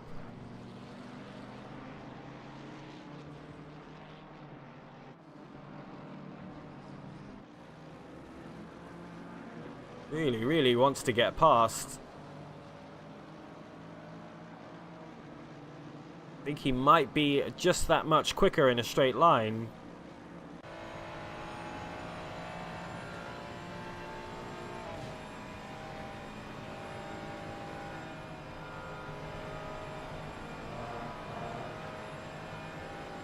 Ooh. Valentino Rossi BMW GT4 not seeing Dansberg until the last second, it seemed. That could have gotten very ugly very, very quickly. But this is the battle for P6. An hour and 20 minutes into this race. Zahn looking quite comfortable to try and pull out a gap. Meanwhile, the 999 car still on the rear of the 51 Ferrari. Big front end damage. I wonder how the balance is affected by that car. I think Kovacs is retaining P1 in GT4 class, so not a huge amount lost because he did have that massive gap. He's got about a 33-second gap to the car behind. The damage alone would have been a lot. As the V12 Aston finally passes the GT4 leader for position.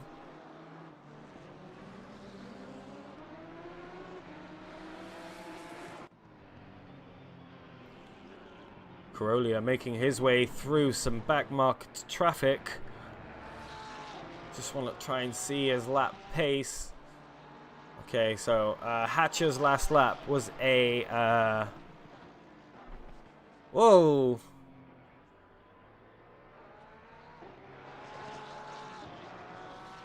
That Ferrari going very deep there into La Source.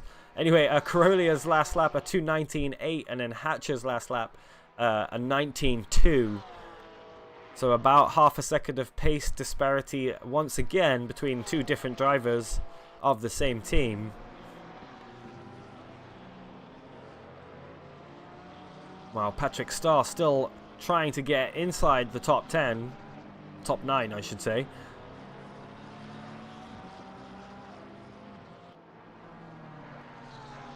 Well, the front end damage of the 999 car has been fixed since pit stop 1. Okay, so it's just cosmetic damage as someone boops the outside of pit lane there. Say the new 296 Ferraris are looking quite rapid at this track overall. Doesn't seem to be an area of the track that they're struggling with. Joshua Germany made his way up to P29 overall. As we've gotten off here. Watch the rejoin. That's that Peef Puff. There you go. Carollia makes his way through safely. Willing to bet Evenblige just lost the rear end on the weight transition. Very easy to do. To maintain the throttle through that corner. As Casellas trying, Turner Motorsport car trying to catch up with Vargo once again. I think these guys were battling before the pit stops. And Withall and Evenblige battling it out through Blanchimont. It's like Withall just had the move sewn up before the corner entry. Car looking slightly worse for wear. We did see it go very deep at turn 1 last time round.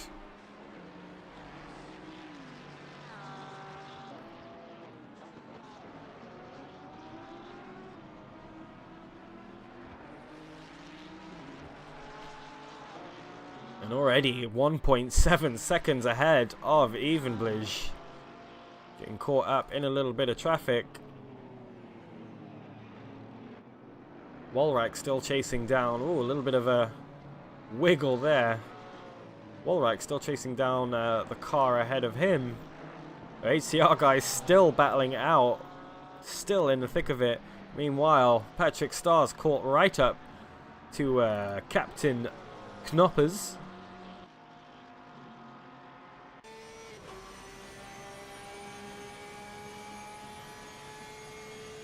Full chat on the way down to Blanchimont. Able to get a couple of... must have had a better exit out of Paul Frere. Pulled a couple of tenths out of Patrick Starr behind. And able to be much later on the brakes as well. I suspect the new Evo McLaren is the same as the old one, where it really shines in the mid-speed corners.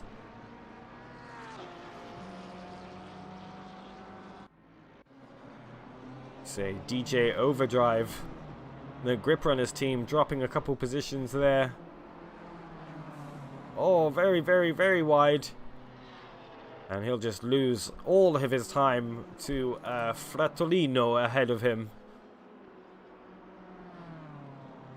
It's a car I haven't seen before, the Omega Motorsport Italia. And the 54... Oh, he's got to go to the pits now. Oh my goodness. Kieran Glynn in the 54 Lamborghini again having issues. Looked like it was on his way up into bus stop. Goes wide. There's Valentino Rossi once again. Oh no, you can't cut the curb there, mate. Just launches himself into hyperspace. And then looks here like he wasn't sure whether he wanted to go to the pits or stay out. But he figures it out in the end.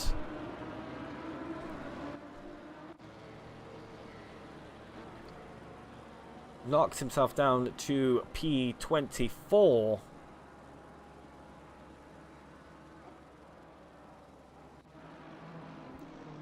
Turner Motorsport car still hunting down the rear of Varga.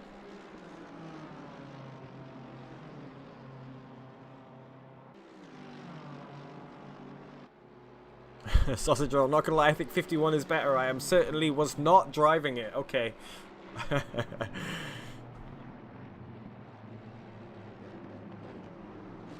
But a car I've been enjoying watching the new Ferraris. They look good at this track, and Meunier in particular, I think has been one to watch. Team Iris, so I think Lucas Lichten might be his teammate. Yes, so that's a name. Has won a GT4 class in an RP Endurance in the Maserati. Speaking of which, I might have to talk to the Maserati boys in a little bit.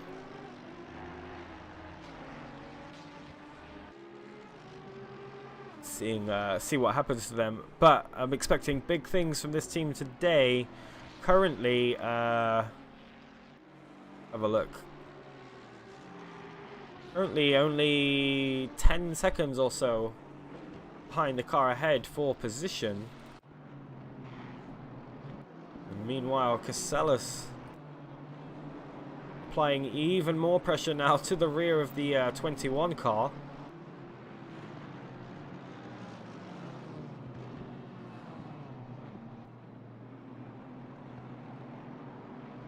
A little bit wide there, and we'll lose a little bit of time, but with some GT4 traffic ahead and 4.5 hours to go, anything can happen. Patrick Starr also doing the same, catching right up to the rear bumper of that 96 Porsche. A back marker in the way. Might be a good time for the Evo to push.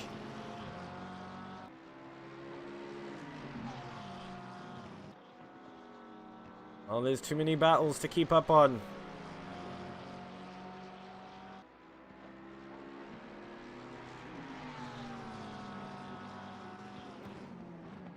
Oh. Porsche going very deep into campus there.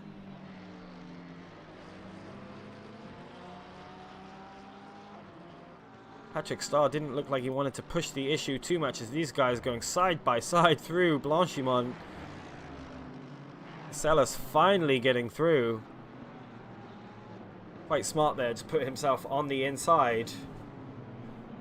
And Varga didn't want anything to do with it.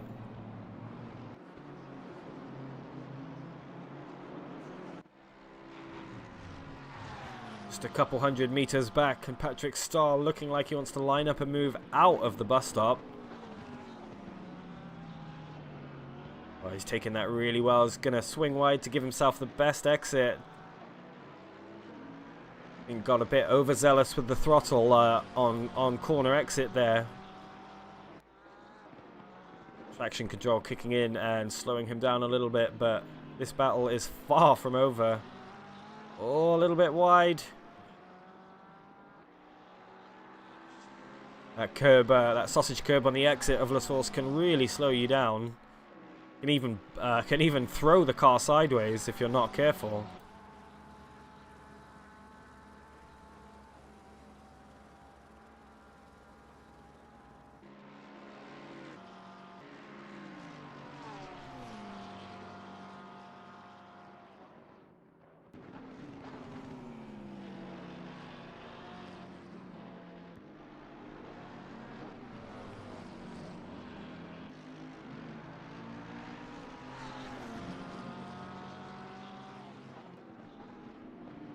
This back marker ahead of this little scrap here, refusing to yield.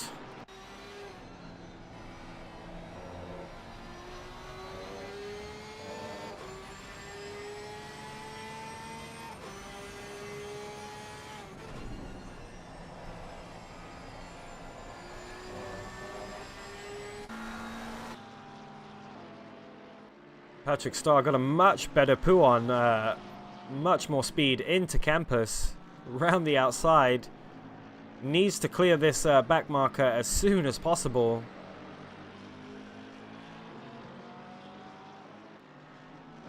Captain Knopper's right behind. Going to capitalize on any mistake that the McLaren makes, whether forced or unforced by the back marker ahead.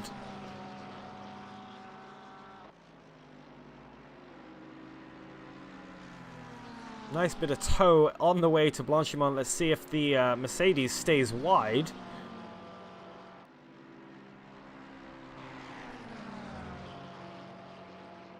Does not. We'll see how that rolls. See how this plays out. Oh, a bit of rear end wiggle from the McLaren. Caught the inside curb.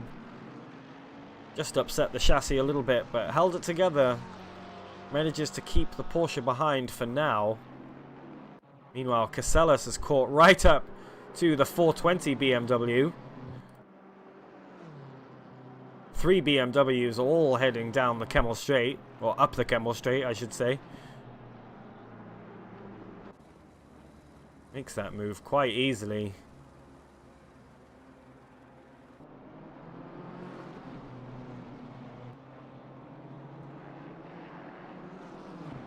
Already a 1.2 second gap, so Casellas making his way through the grid. Up now into P16.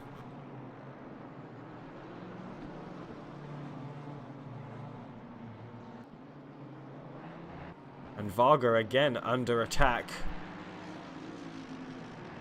from Takamichi Arana, the VR chat, AC community, or AC community. Okay. Well, catching up to P18, dropped a couple tenths, I should say, in those last couple of corners.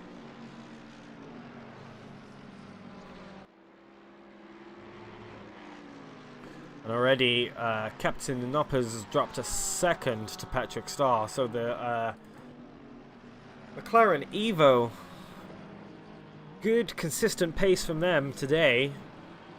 Some quality racing and some smart moves from them as well. Seen them inside the top 10 for a while now. Started the race in P9, currently holding P9. The only other team to hold the same position that they started in is Nunnendorf and Dansberger.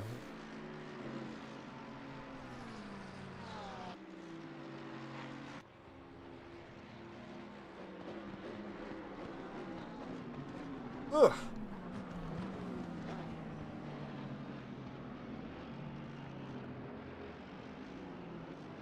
I will say, very impressively, the 419 Porsche made up 17 positions in that first stint as well.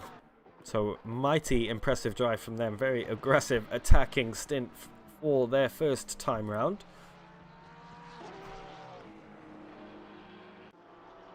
And Valentino Rossi flashing a yellow flag. Like he was actually making his way out of the pits. But this battle for P9, P10 not over yet.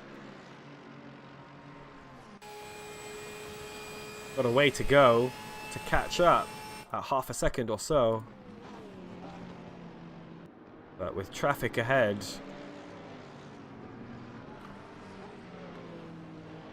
the curveballs begin to come. Looks like Patrick Starr maybe dealing with some GT4 traffic. Yeah, that is Valentino Rossi. Stays out of the way quite well. And Meunier's actually caught up massively to Nunnendorf.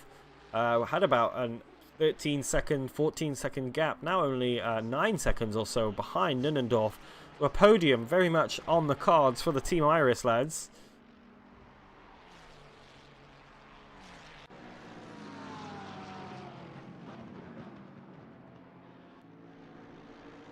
Patrick Starr passing John Doe Germany here. Captain Nopper's trying to do the same, hopefully before Paul Frere. Not going to make it happen. And that's frustrating because it's just going to allow Patrick Starr to just run away. Already 2 seconds behind, was half a second behind him at the beginning of this lap. Well, we see Timo Körper on the rear of that 444 Fashgivan car, the BMW, we've seen all around the track today.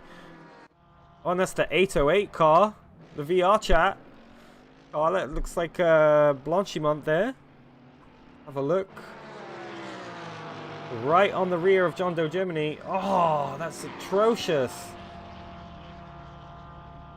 Looks like he just forced the issue through Blanchimont. John Doe Germany had nowhere to go. And John Doe Germany losing that once again. Not sure what happened here. Oh yeah. His wheel is 90 degrees to go straight. That's what's happened there. Or maybe a bad rejoin as well, as looked like Valentino Rossi had to... Oh... Yeah, Valentino Rossi had to get right out of the way, and then John Doe Germany into the pits. Just lost it on the grass and hits the barrier. Makes his way into pit lane as we speak though. Already carrying a 5-second penalty. Meanwhile, Dansberger actually looks like he's lost out. Was in P7, is now in P8. Not quite sure what happened there, but the 58 Porsche getting by.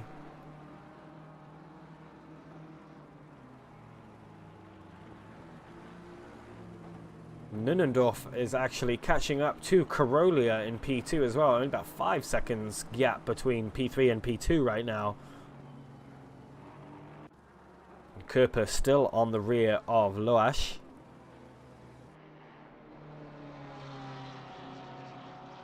That's a cool car. Good livery from them. Right on the rear. Looks like they're on their way into bus stop. Oh, sorry, campus.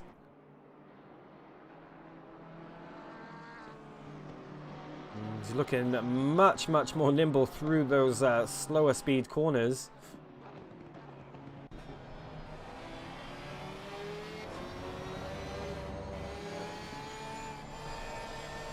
Oh. Had to lift ever so slightly through Paul Frere, not sure why. He did lose a couple of tenths. As that car that took over Dansberger, 58 Porsche, is now in the pits. Patrick Starr passes. Patrick Starr up into P8. Meanwhile, this battle here for P19 rages on. Would expect the BMW to pull away on the straights.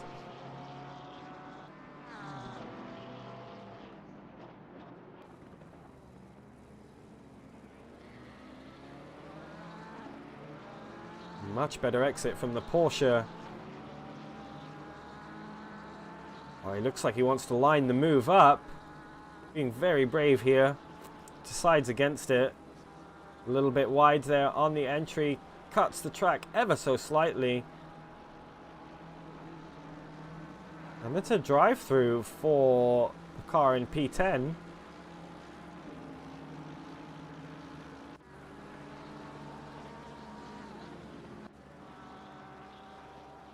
I'm not sure what that's for. Might be for track cuts.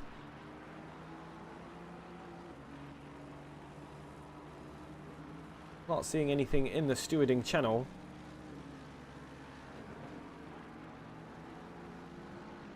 So Captain Knöppers still trying to hunt down the Spangivo.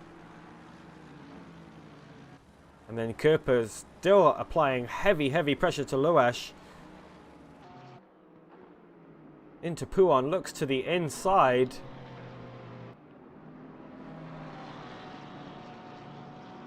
Oh, Loash able to hold on through the sweeping left-hander. Into Pif Paf they go.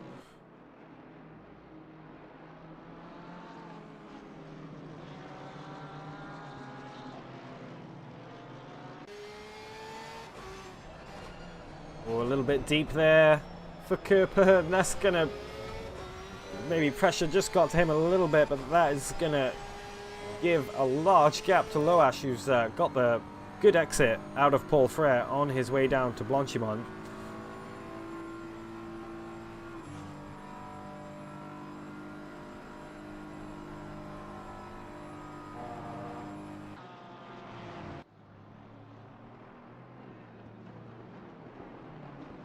And Cooper now with all that work to do again. Oh, Cooper actually into the pits. His stint time at 1:04. Okay. He's been out for an hour and 4 minutes. An hour 15 is the stint limit. Something's happened here. I think maybe a little accident in Eau Rouge. Yeah, just takes the curb and a big spin over the hill. And he manages to just keep it out of the barrier.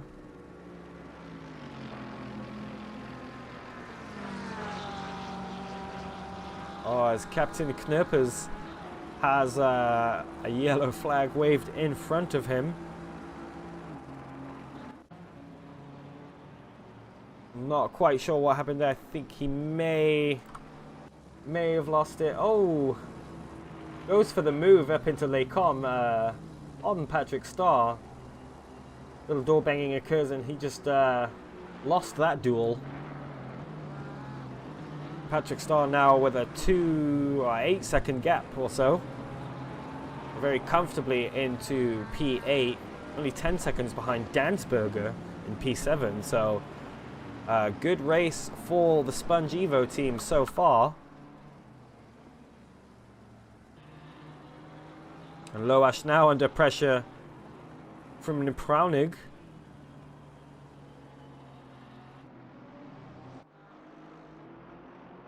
Two similarly coloured BMWs. Oh, a bit of front to back argy-bargy there. Like Nepraunig touched the rear of Loash. Lucky to not send him around.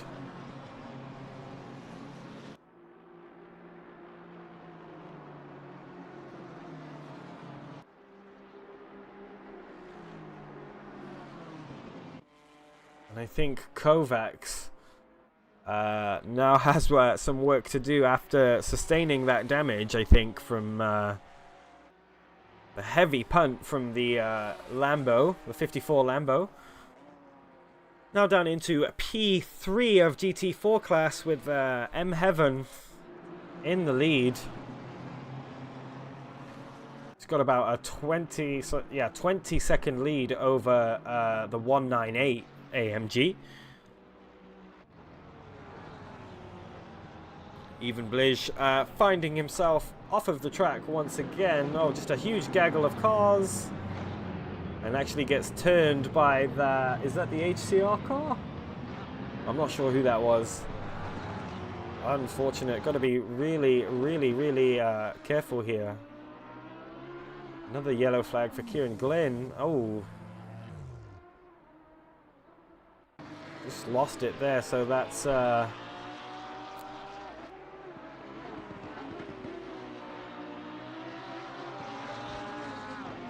It just loses the rear end. Seems like that car needs some traction control.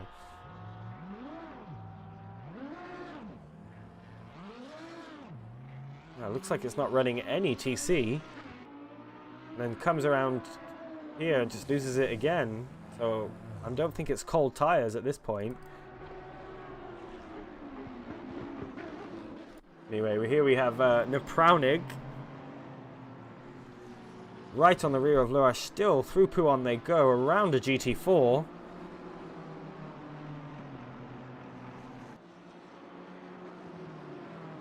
I think Nunendorf now only 2.5 seconds away from Carolia, so some Porsche on Porsche action about to happen for GT3 class. That's for that'll be the battle for P2, and the 54 Lambo in the pits once again.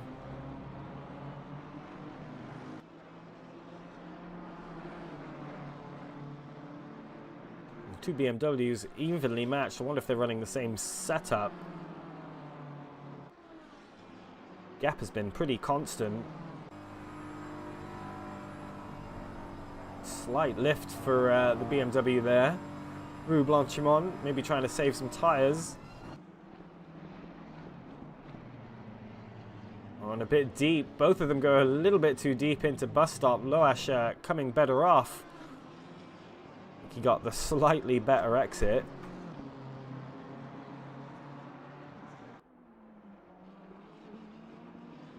Oh, and Nunendorf is caught right up to the rear of Carolia. Carolia looking like he lost it into bus stop. Let's just find out what happened there. Oh, has to dive bomb. Oh, just gets on the brake far too late. Has to get out of the way of the other Porsche there. And then Nunendorf just able to go behind as these guys currently side by side through a Rouge.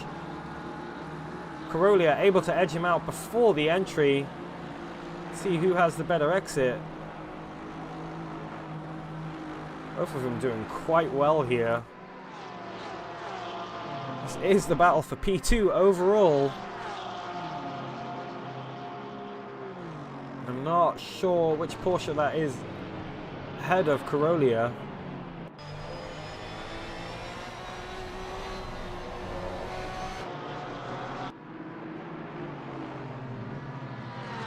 Finally lets the back markers go. Only one though. Oh, Nunendorf having to force himself a little bit wide. Trying to avoid the back marked Porsche ahead of him. Over to the side now, but there is a GT4 in the way. There's so much traffic in this battle for P2.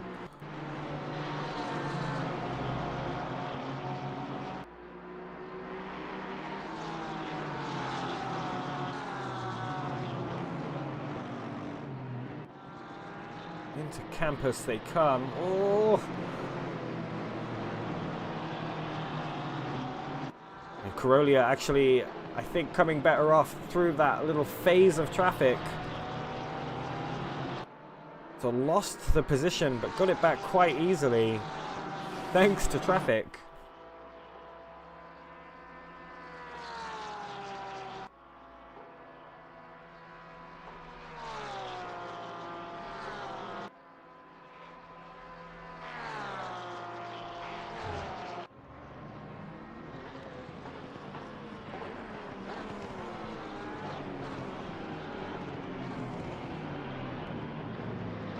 Nunendorf with all that work to do again.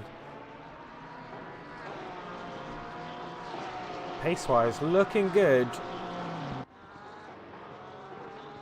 Battle's not over yet. Meanwhile, the DT racing car finds itself back down into P16. Chasing down the rear, another more Porsche on Porsche action as the as Dominic Viper tries to make the move on that 999 Porsche through into Pouan side by side, has the inside line, super strong there. Thank you very much. Classic Pouan overtake, and very nicely done, taking himself up into P15. Did start the grid in 22nd. Has pitted twice though, so maybe different strategy than the 999 car, who's only pit once so far.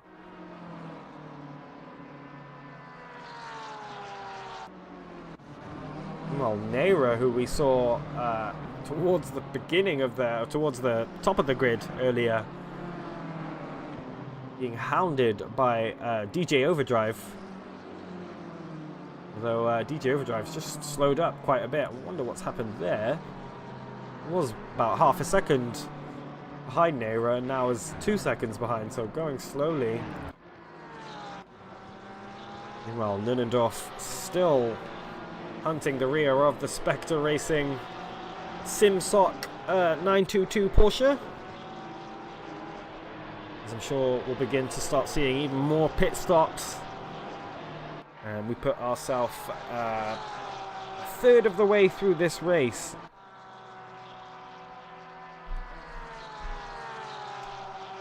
some yellow flags around.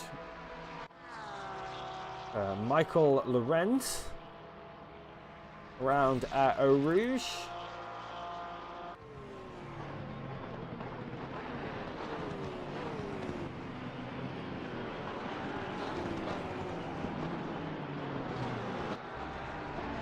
Nunnendorf able to make up a little bit of time. Interesting to see the lap times. So the last lap from Nunnendorf was pretty much exactly a second faster than Carolia, as he now only finds himself half a second down.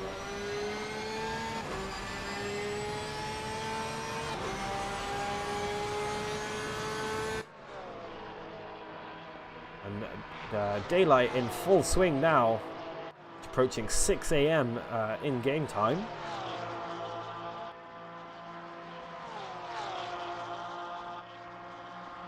And Nunnendorf looking like he's much faster in a straight line, or at least got a much better exit out of Redion.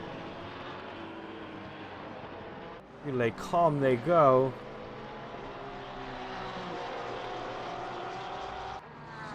Look at their strategies right now. They've been out. Well, the CLRT guys have been out for 10 minutes longer than Carolia has.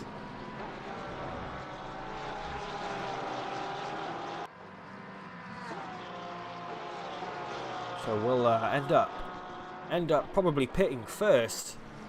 I think track position for them is key. I think these are their push laps right now.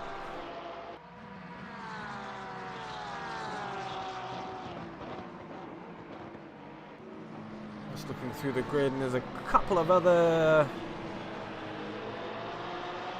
kind of time attack battles happening as we wind down this pit window. Or I should say stint window.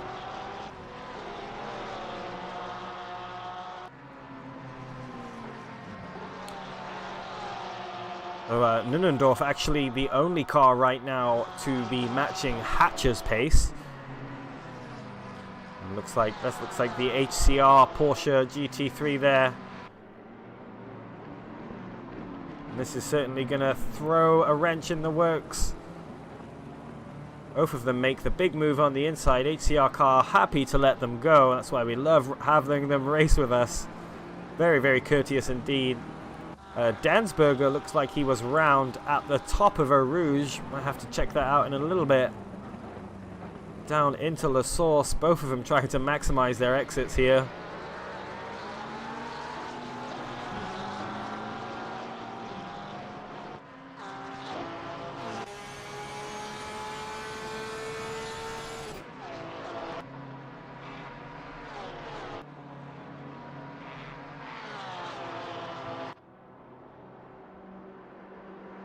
Nunnendorf now right on the rear bumper. Will probably be side by side. Maybe not. Thinks about the move. Thinks twice. This battle's been brewing for a hot minute, and I'm excited it's here. Not seeing too much traffic in front of them.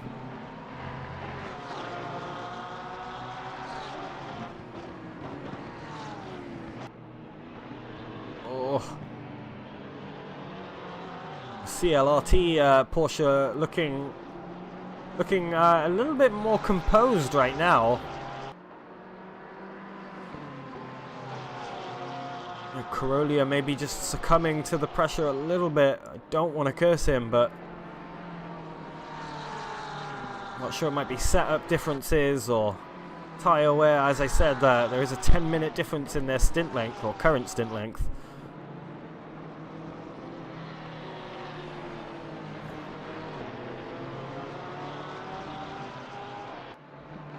Carolia with the fresher tyres. And there is Lovash right there. Oh, and it's looking like Nunnendorf's gotten a really, really good exit out of Paul Frere.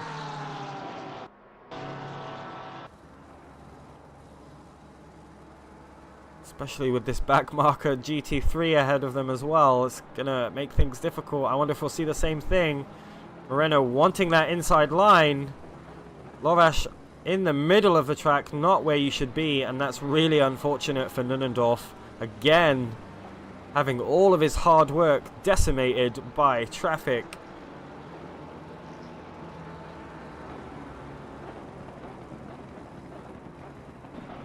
And just behind, see Lovash there. Behind, or being chased down by Wolrak. Only 1.5 seconds separate them.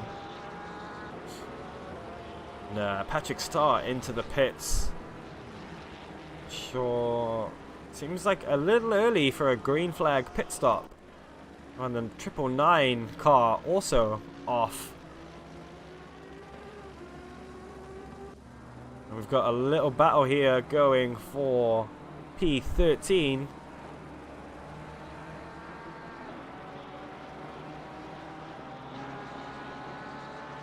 Dominic Viper under attack from Oscar Swanton. Trying to get around this GT4 of Kovacs. Still in P3 in his class. Oh, yeah, nose to tail. Oh, and massive contact. Oh, not what you want to see at all. I think they may have just misjudged the distance there. Yeah, it just gets a tap behind. Not sure if Swanton had to lift for some reason, but that is unfortunate. We'll put a stop to that battle quite quickly as Wolrak still behind Loash. Swanton into the pits. Wolrak looking to break inside the top 20.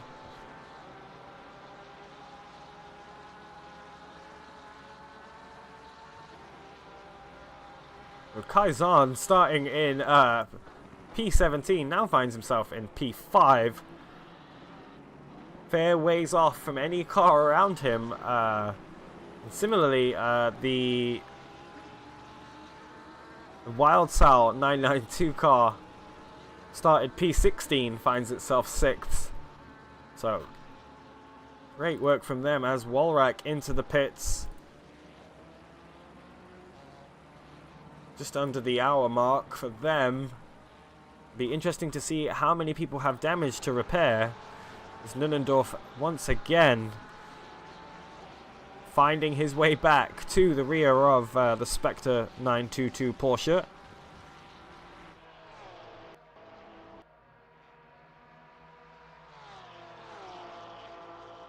Just looks much, much faster in a straight line than the Spectre machine for some reason. Pascal Tanner and the P8 Porsche having some issues through a Rouge. Gets overtaken, finds himself P9. Meanwhile, Tobias Nunnendorf still. I think he knows that he's a little bit quicker than the car ahead.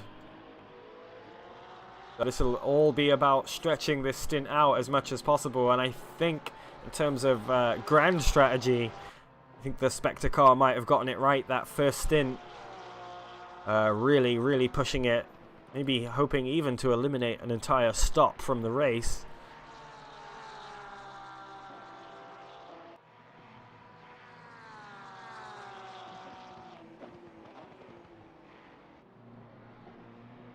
And actually, both these guys putting in faster times than Hatcher last time around by a couple tenths. 3 tenths or so. And 4 hours and 21 seconds remaining. Puts us 1/3 through this race as Nepraunig earns himself a drive-through.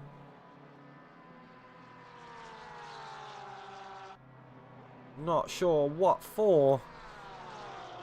Might be track limits once again.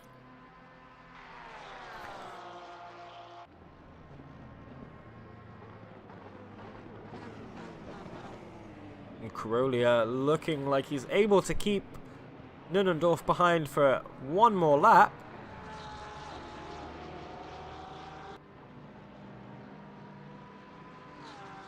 Having a lot of fun watching all of these new cars hoon around the track as Hatcher throws himself into the pits. No 5-second penalty this time around for the Spectre car. And a lot of fuel and a lot of tyres left also for both these Porsches relative to the 677 Lamborghini.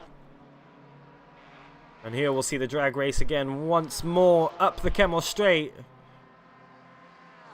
Carolia's really going to have to defend hard here. Both of them side by side. I think... Oh, I was going to say, I think Nunnendorf is ahead before the braking zone. Great racing from these two cars. No contact made, even though they were side by side. Carolia just backing off the throttle a little bit. Has to think about the inside here. Thinks again.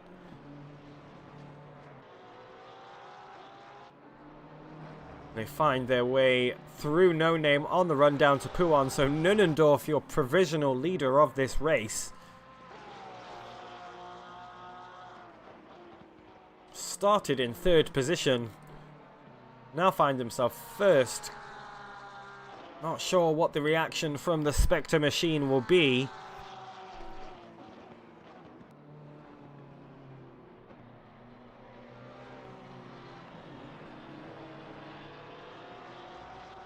But already dropping a little bit of a gap.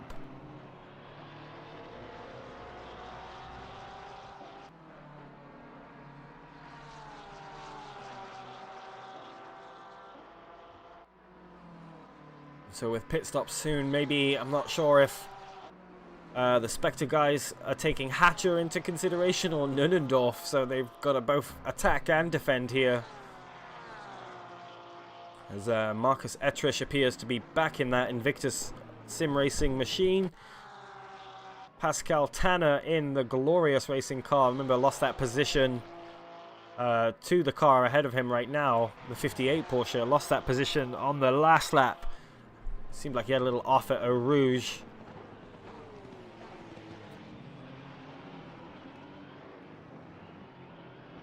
And just takes a bit of the sausage curb there. Lovely sunrise in the background. Viper again on the Turner Motorsport car of Casellas. Looks towards the inside at Pouan. Seen how strong it can be and showing it to us again. Inside line at Pouan, just excellent. And having the outside into the right-hander here, not a terrible idea because it gives you the inside for the left. Casellas forcing to yield. And the DT racing car makes its way up into P13. With the Evo Sponge about 8 seconds ahead, 9 seconds ahead. Some work to do if they want to find themselves in the top 10.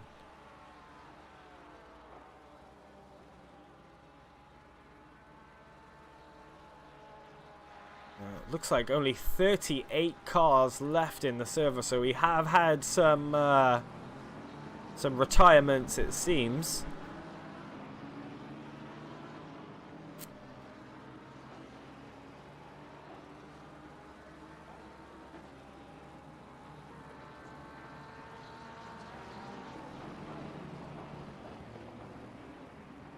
Just looking through the grid.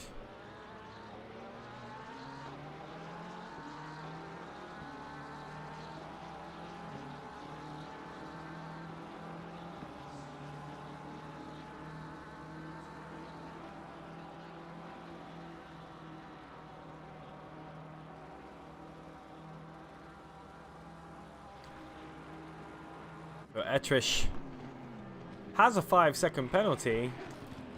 He causing a collision. Let's see if we can find that. Not seeing it anywhere on my end. Interesting. The shoe's now on the other foot as Ettrish will have a 5-second penalty at the next pit stop. And if things keep as they are, the Spectre team will not. However, they find themselves P3 provisionally after that move from Nunnendorf. Nunnendorf now actually pulling out a 2-second gap. However, approaching the 1 hour mark for their stint, so expect to see them to pit very, very soon, within the next 15 minutes. EJ Overdrive finds himself wide at Paul Frere. Quite easy to do, to be honest, especially in a big understeery car like this BMW.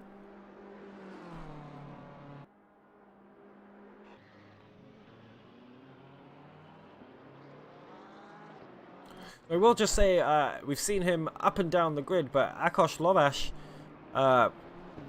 big props, as he is the highest rated solo driver as of right now, at least in GT3. Well, there are no GT4 solo drivers anymore, because it's like Rossi has retired his blue BMW. Only actually 3 solo drivers remain. Would be Lovász, Nepraunig, and Freya. Those are the 3 remaining solo drivers.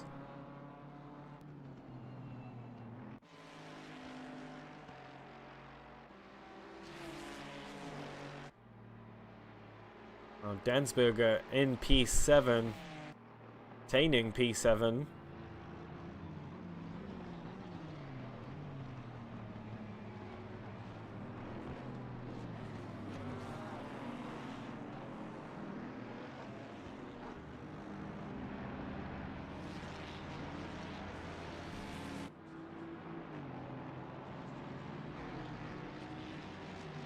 And it looks like Kovacs will retake P2 in GT4 as Walter's into the pits. I think that's a green flag pit stop.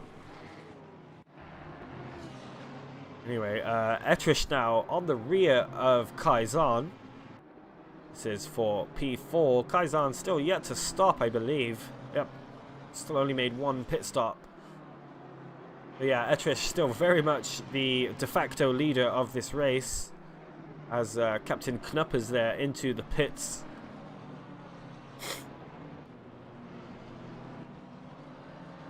I'm sure the stewards have been really busy.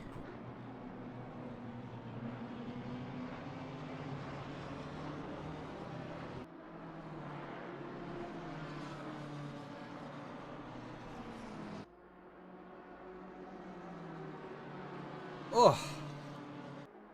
Track has finally warmed up a little bit. I think 19 degrees Celsius.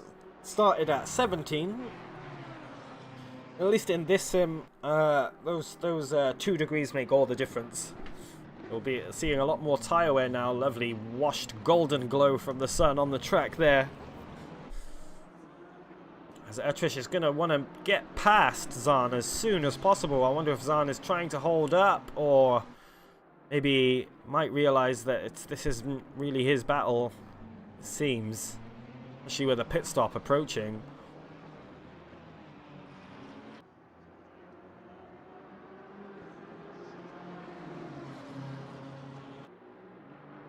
Oh, we've got 2 cars exiting the pits as well. This could get very, very messy. A lot of them cutting the curb there. And that's the back marker. I believe that is the 420 BMW.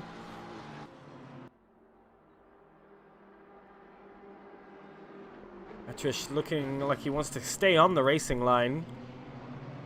We get the little bit better exit out of Les Combes.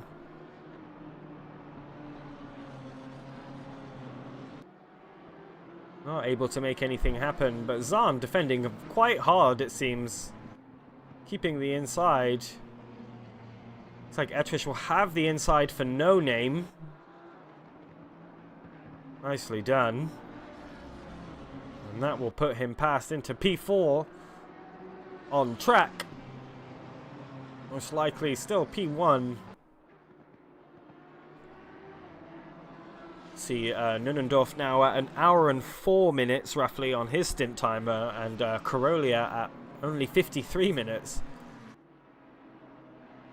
So very, very different strategies from Etrish and the Invictus guys versus the cars ahead.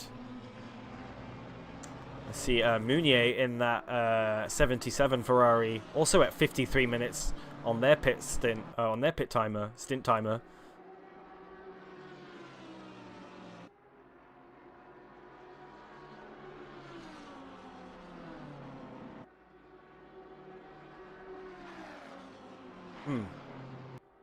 I think after this pit stop, we'll actually see which strategy worked, the on the hour mark or filling up the full 75-minute stint timer. Etrish now with about 1:17 to Meunier, who, as we see right here, making his way through Pouon.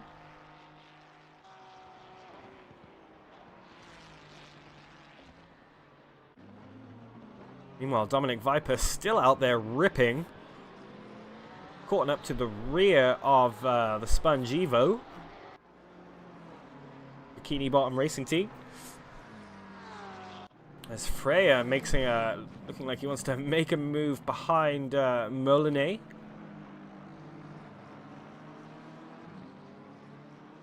Back up. I've been enjoying watching this Porsche around the track. It's kept itself largely out of trouble. And right now battling to get back inside the top 10, right on the rear of the 44 McLaren Bikini Bottom Racing Team. Looks like he's going to line up a move maybe on the inside here.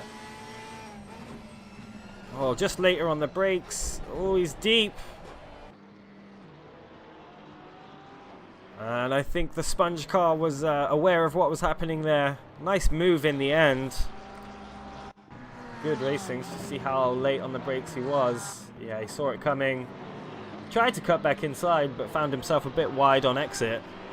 All in all, a good move there from Dominic Viper.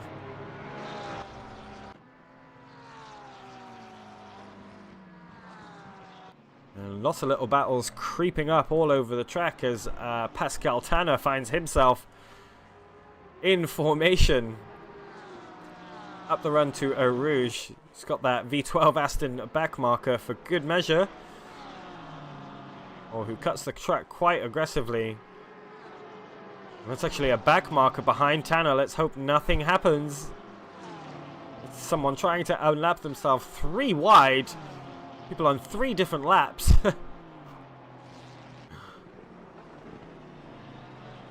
Pascal Tanner losing out to that BMW behind. Well, that's Neira in P29. Desperately unlapping himself. Actually 3 laps down from Tanner somehow.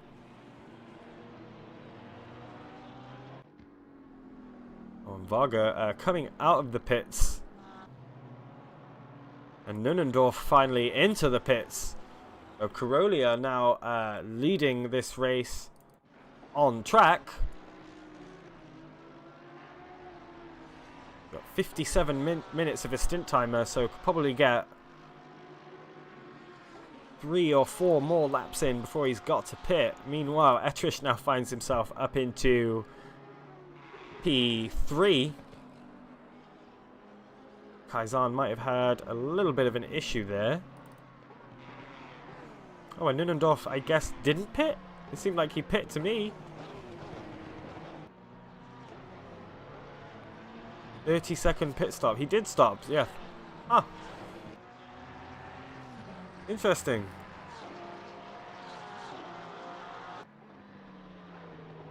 Oh, a near perfect pit stop, it seems, then, from Golicek now behind the wheel of the CLRT Porsche.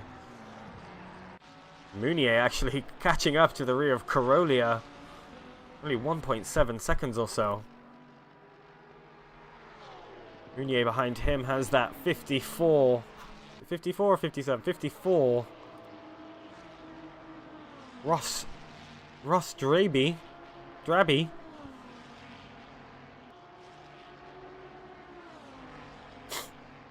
I thought Husky was in that team.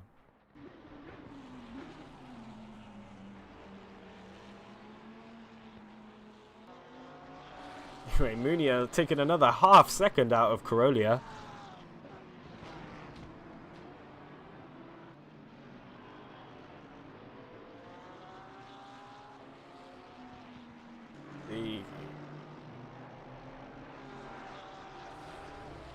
Oh. I need to get more coffee, but I don't want to step away.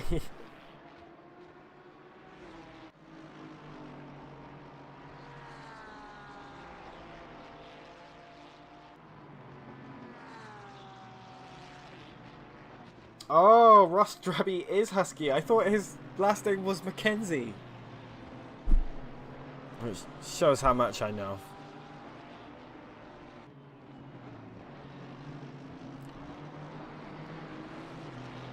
Only half a second now between Meunier and Carolia. Similar stint timers, remember, between these two cars, so this is very much a battle for position, even with Etrish behind. Just have a look. Pit stop normally takes. Well, let's see. Let's use Golicek's minute 46. That's a good pit stop delta. Marcus Etrish is only 1 minute 12 behind the top two cars. So even with a pit stop, Etrish will definitely hold on to P1. I think here you'll see just how much quicker the Ferrari is in a straight line than the Porsche.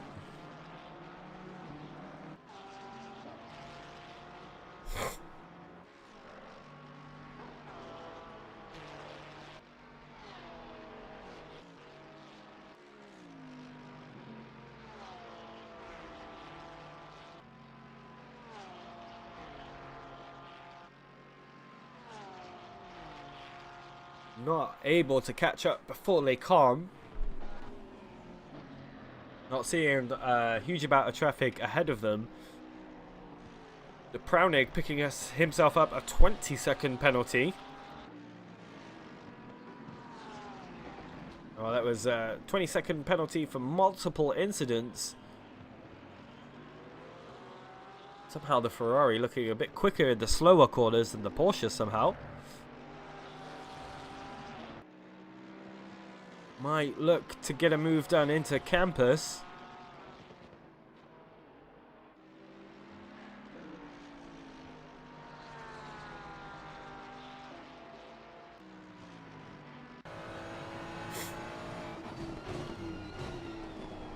Be looking to maximize his exit instead. Oh. And the Porsche ahead looking like it's struggling for tires. The attraction is coming at a premium, it seems.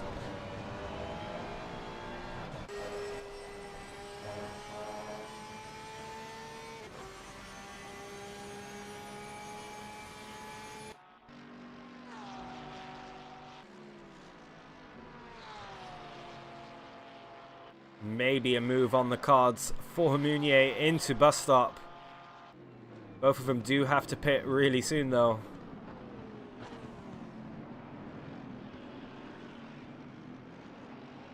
Both of them at an hour and 2 minutes on their stint timer, so a minute and 15.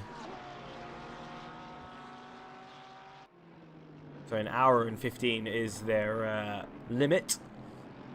I think they have to enter the pit lane before that time is up. And they go around once more. Carolia still keeping ahead. This car's exiting the pits and traffic ahead. Looks like there's a GT4 in there as well, just for good measure. And they're almost side by side. Meunier, I think, is going to think twice about trying to make a move. Oh, he's on the grass! Oh my goodness. Oh no, and the GT4 getting caught up. Carolia really losing out there, and he's still got that GT4 ahead of him. Oh, that was rough. Really, really, really rough.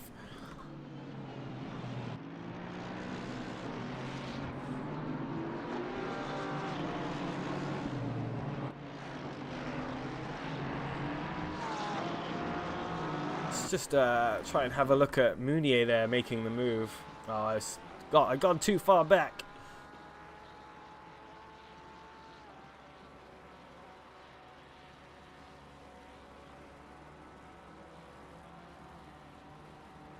Oh well. Meunier looked like he just took to the grass a little bit and then ended up managing to keep the position.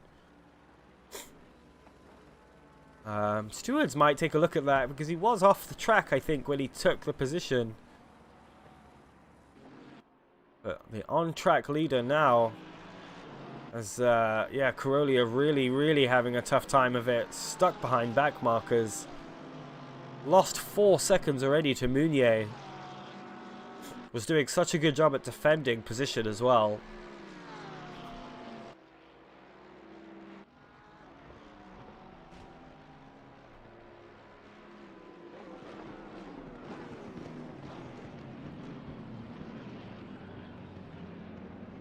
Oh yeah.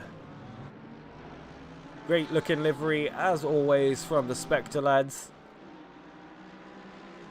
He isn't doing oh, Kieran Glynn says Husky is doing damage control from his god-awful stint. Well, yeah, I mean, we can't have them all, can't win them all. It looked, car looked like a handful to say the least, so. And Kovacs actually finding his way back to the lead of GT4 class. We had 8 GT4s begin.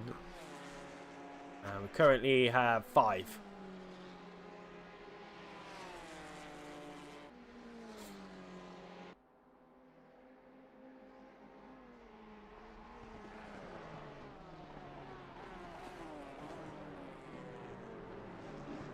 And then your GT3 leader, de facto leader, still this man, this team I should say, because that second stint was very good from Tom Hatcher.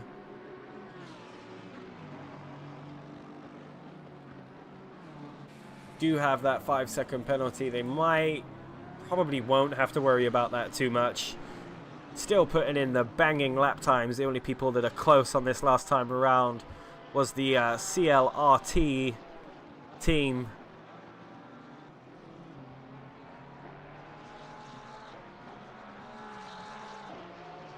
Another 10 minutes or so and we should see Meunier and Carolia into the pits. But Golachek only 17 seconds behind Etrish. I say only 17 seconds because there's a long way to go and it's such a big track.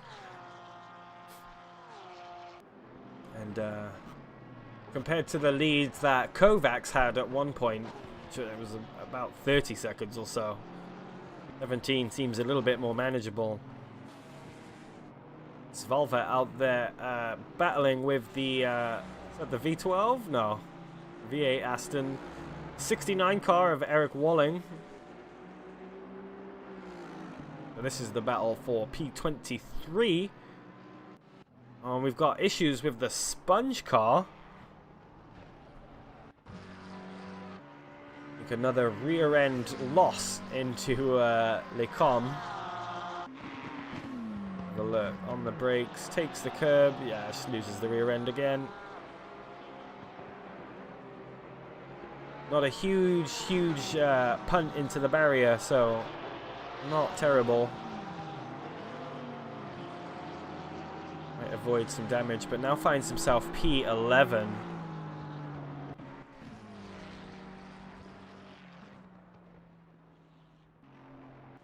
And then as well, we've got Saberwager. I wonder if that's a brother team, father and son. Same last name.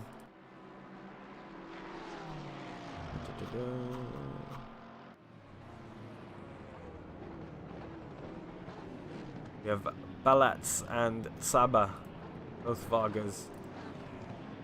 Yellow flags flashing there for Kovacs for a second. I was worried bad luck had struck again.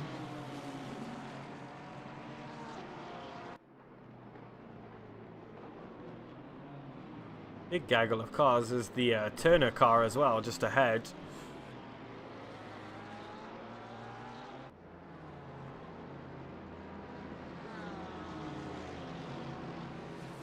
Oh, he's got the KTM to deal with.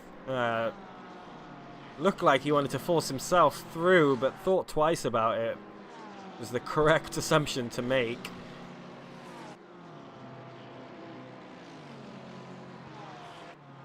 Always good to wait just until you hit the Kemmel. Dominic Viper in this pack as well as Kovac still there. Nicholas Suits, the Hot Gas Racing team. On the rear of the 999 car of Fuyutsuki, back at the wheel of the HCR Porsche. Himself in P17, so not bad, considering that's where he was. I think that's where he left the car roughly after his first stint. So doing well to maintain the top 20 position. When you think of the overall scores, that is top 50%.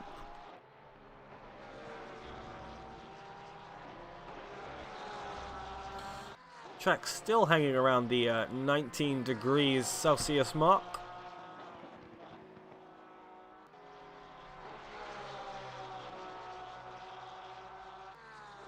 Oh, looks to the inside. Utsuki having to defend here. And does a really good job, actually, of keeping that dark blue Porsche behind him.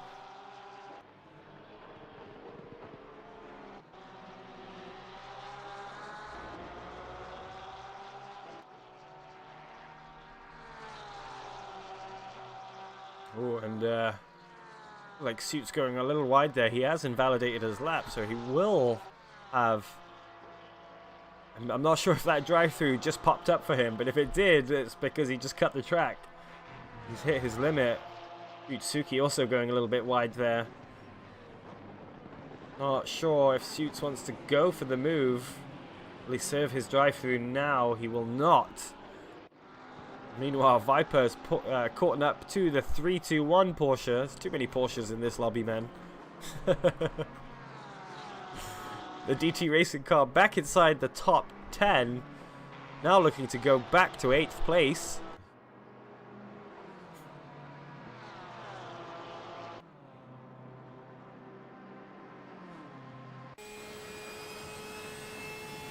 Not sure he's close enough to go for a move at this point. We're taking a lot of the inside curb there, and not a lot of the inside curb on the left-hander. All of it on the right-hander. That's how I think you should take that corner, especially if you're in this car. Munch all of the curb here. Ugh, having to just check up ever so slightly there.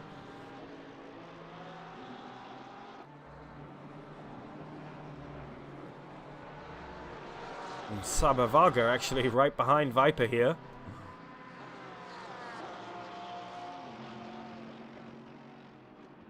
Actually squeezes past him.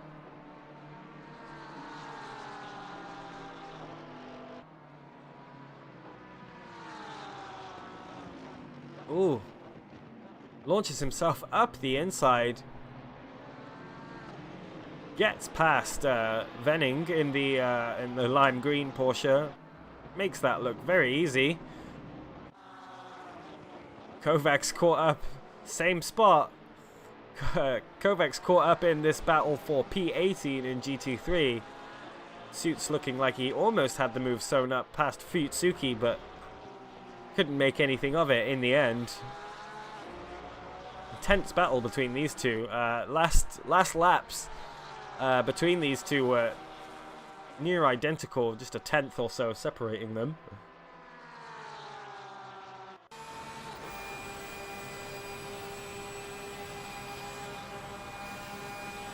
Just lifts ever so slightly, goes a little bit wide.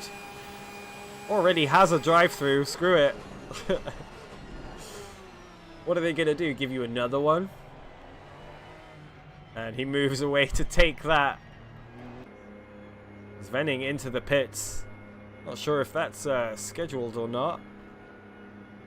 Look, 113 it is. They've actually done a really good job of keeping that just under the 115 mark. Meanwhile, Lucas Lichten at 1 minute 13, so only has a minute left to pit. Same with Pierre Moreno. Oh, sorry, Carolia. So these guys will be pitting this lap.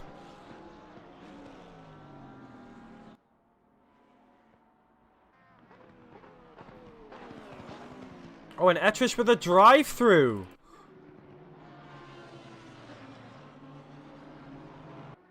I wonder if that was for track limits. You get a penalty. You get a penalty. Stewards piping up in the stream chat there. Drive-through for Etrish, so... I don't know. There must be for track limits. I'm not seeing any not seeing anything else.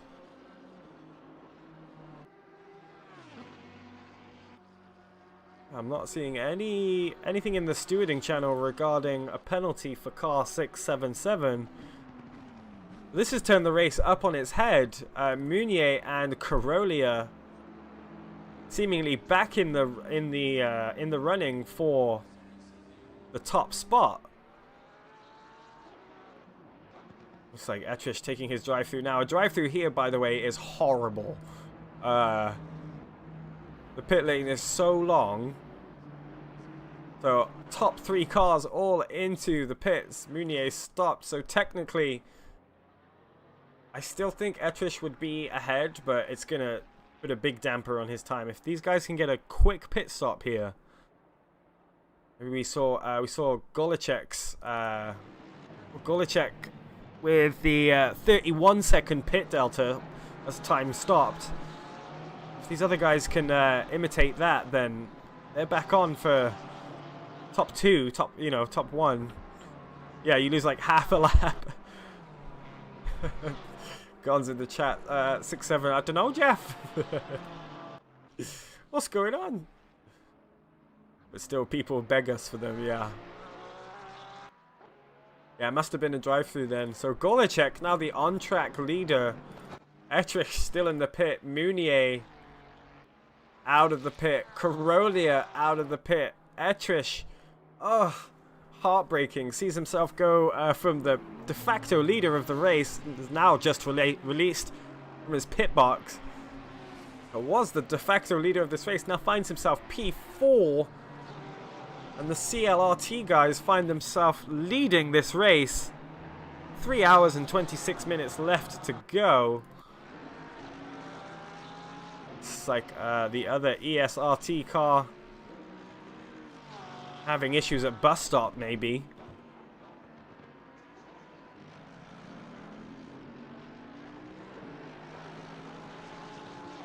Loses out on P10 2. 71 car. Meanwhile, 69 Aston Martin still back at it, chasing down 27th position overall. There's that 404 BMW right ahead of him. I'm amazed, actually. Golicek, the CLRT guys, probably my drivers of the race so far. Just worried about their own race, and it's really paid off for them. And great to watch. Such a nice livery too. It reminds me of the old factory Sonar DTM Mercedes 190 Evo 2. There's a bit of DTM history for you. But it kind of reminds me of that a little bit. Those of you that play AC will undoubtedly recall the car I'm talking about.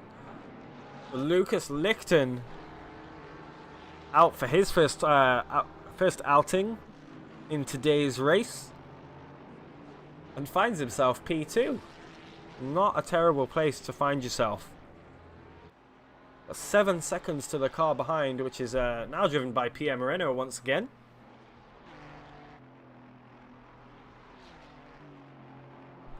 And everything just settling down a little bit as looks like the 69 Aston got past the 404 BMW at some point.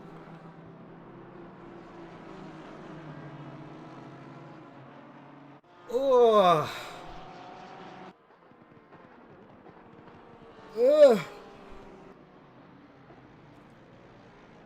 I'm just going to sort myself out because I can. And I'll leave you with some vanity shots of our current race leader. Consider this a ad break with no ads. Ugh. I will return momentarily.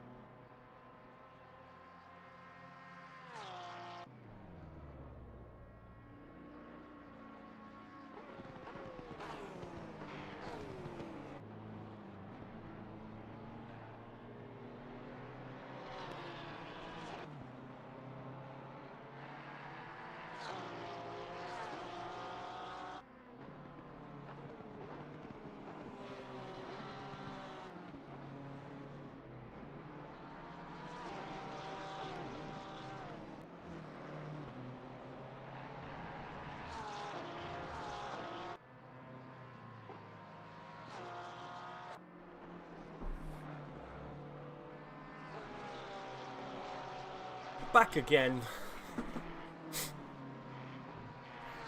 The top order remains unchanged. Took a small comfort break there. Thanks for your patience.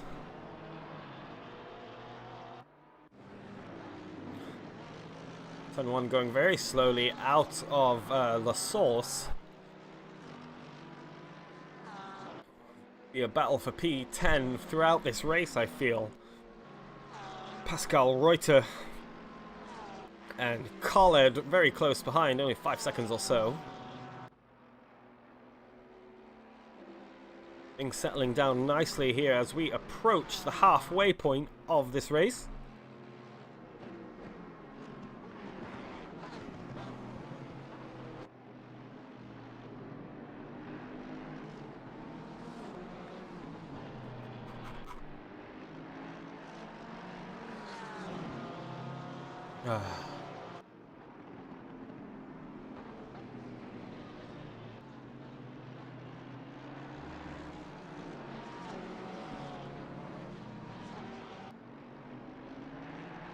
Reuter now catching up to the rear of Tun on the way down to Puon.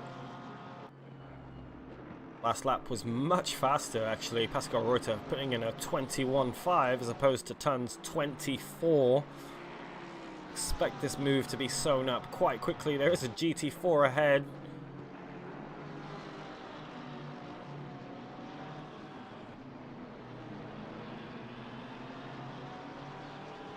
Track still hanging at 19 degrees. Expect it to ramp up maybe a little bit more as the sun comes into play. Starting to get very bright out there now. 4 wide here almost into Blanchimont. Oh, big contacts. GT4 couldn't keep a straight line. Big shame there. The GT4 really paying the price for not being predictable. Not staking his line early there. It's the dark side of multi-class rearing its ugly head. Porsche much faster through the bus stop. Has to check up on the Mercedes ahead.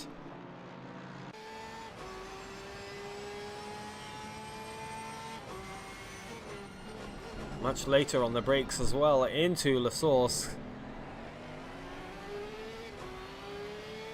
Very much in the slipstream. Golacek now with a 14 or 15 second lead to the car behind.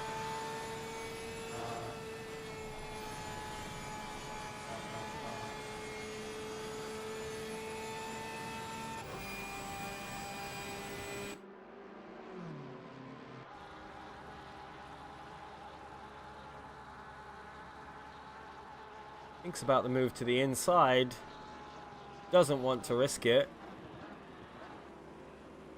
This is the battle for P10 in GT3.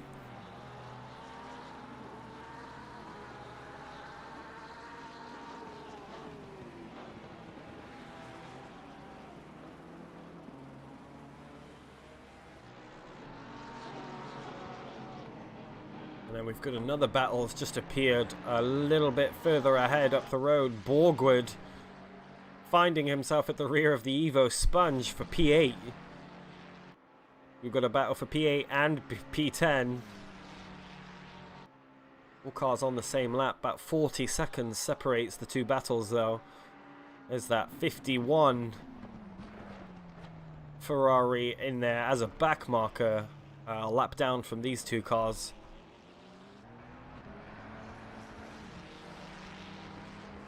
Love the rear end of the 296, looks fantastic. Had a great time watching them debut at the Daytona 24 earlier in the year. Looks like they still might have some kinks to work out in real life with that car. Seems to be doing fantastically here though. Holding a P2 spot currently in our race.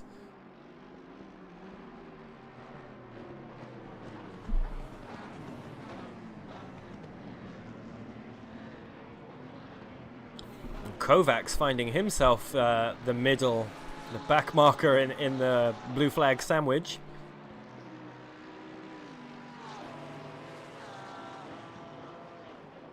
And they go around again, making their way through La Source. Reuter much faster through bus stop La Source. Piff Puff, the slower corners. Not able to make a dent in the Mercedes' pace on the straight lines though. Oh, it's that rearward Porsche there. Finding it very hard going over Radion. I just want to hop up as the 96 Porsche back in the battle for P6. We've got 3 big battles all happening within the top 10 right now. Back along with Pascal Reuters, they make their way through Les Combes. Once the inside line isn't going to get it.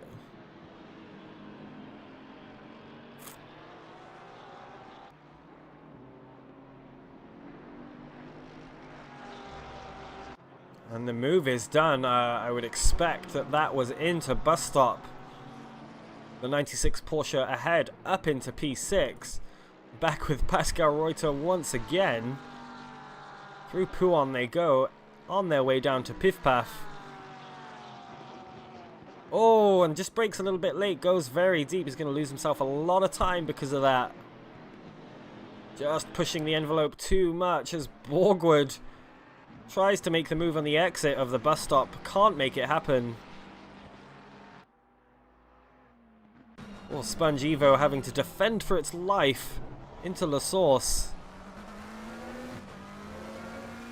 And the good exit out of there puts a little bit of distance in between the 2 cars.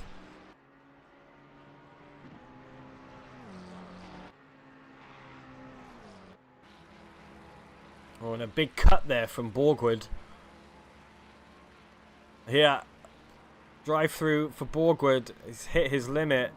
Oh, and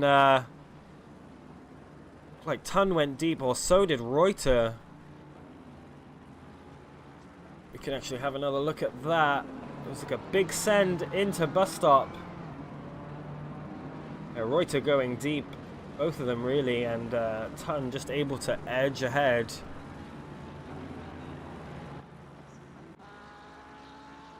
And they go again on their way through to Eau Rouge.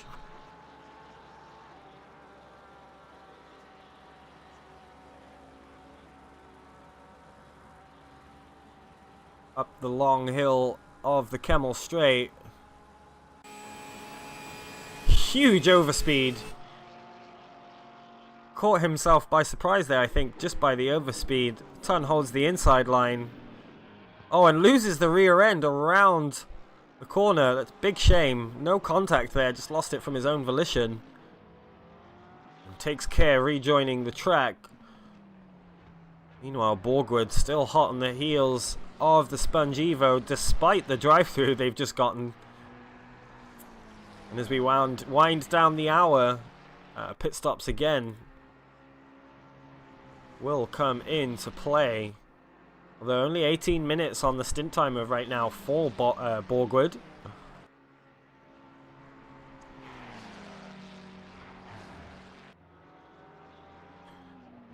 Top 4 drivers right now, led by this man, Benedikt Golicek, all on different strategies.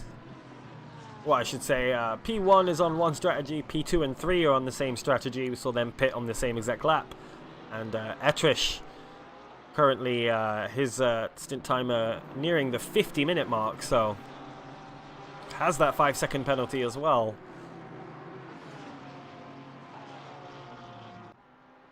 These guys side by side into Eau Rouge. This can only go one of 2 ways. Oh. Sponge car having to check up. The 51 Ferrari behind. Almost collecting the rear of the Sponge Evo. Borgwood able to run away a little bit. I suspect Bob Sponge had to have quite a large lift. It's never easy going too wide through Eau Rouge. Borgwood now finding himself up into P8. He's got a 26-second gap to make up if he wants to fight for P7.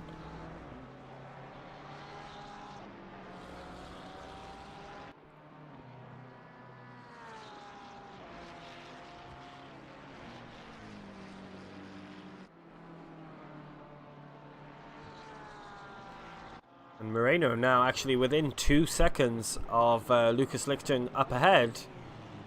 Turner Motorsport car there graciously staying out of the way. He's got the V12 Aston now to contend with.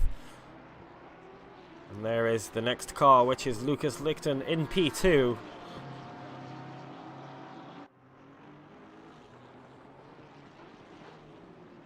Well, this battle for P2 definitely not over yet. Pierre Moreno's last lap about half a second faster than Lucas Lichten.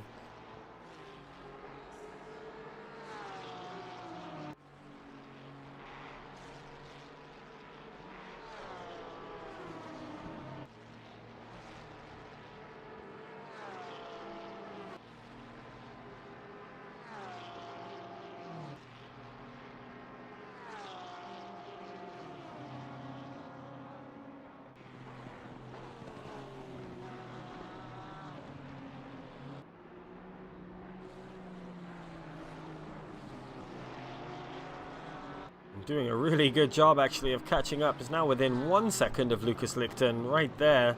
GT4 car, that's the car of Florian Ruttig and team and company.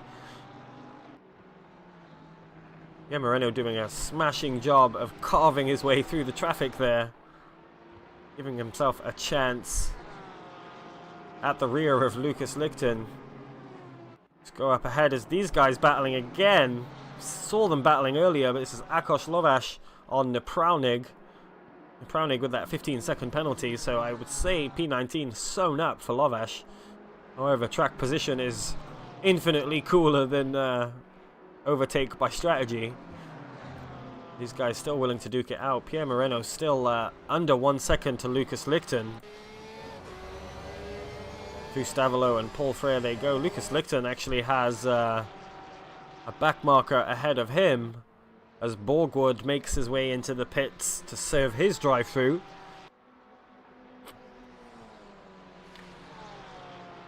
And that's the Withers Wizards Ferrari there. Oh, and a GT4, the KTM of Marcel Arndt, getting into the mix. Oh, so close. Almost tagged the rear of Pierre Moreno then through no fault of his own. I think Moreno really wanted to clear that traffic before the bus stop. Had to settle for doing it in the middle of bus stop instead. And this battle for P2 hopping up. Lucas Lichten dropping some time on that last lap, a 2:21.4 for him. A 19.8 for Pierre Moreno. So on pace alone, Pierre Moreno looking like the favourite. Dobradsky, that's the 333 BMW, losing it. Oh, and a bad rejoin as there's some other cars coming through the bus stop. I wonder if he just loses the rear end through here. Yep. Classic. Should have just waited here because this car's coming.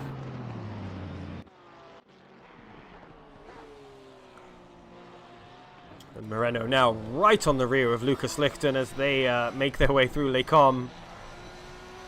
Down towards the hairpin. Shows the inside. Oh. Porsche liftoff oversteer. Showing its ugly head through that corner. Really drove it in deep there, did Pierre Moreno.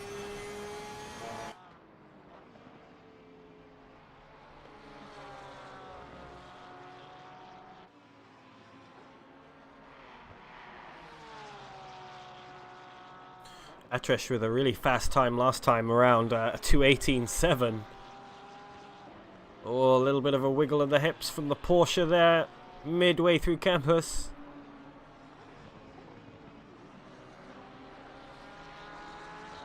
And looking towards Paul Frere and the big run down to Blanchimont. This is the only close battle happening right now, apart from Borgwood being released right behind that 58 Porsche. But we'll stay with this. This is for P2 overall and in GT3 class.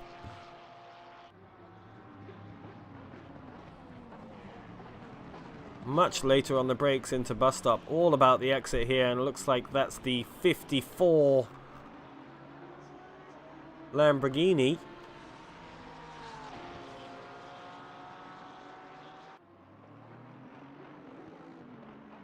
is the Unchained Esports car. Looks like it's had its front end damage solved a little bit. Want to try and keep out of the way because he's got P3 and P2 right behind them. He's made a sandwich. Pierre Moreno will not be happy about that. Oh, Moreno having to cut the track, it seemed. Had nowhere to go. And Borgwood actually makes the move on Khaled. Just find out what happened there. Looks like they went side by side around the hairpin. He was ahead before No Name.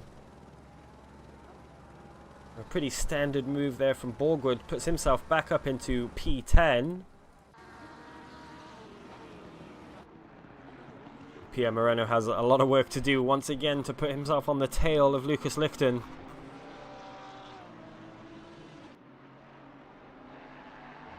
Yeah, I would expect to see 419 Porsche.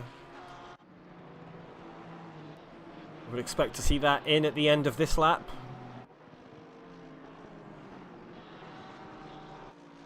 A lot of time to go for P3 and P2 though. This battle will last quite a while, I think, if Pierre Moreno can't get past anytime soon.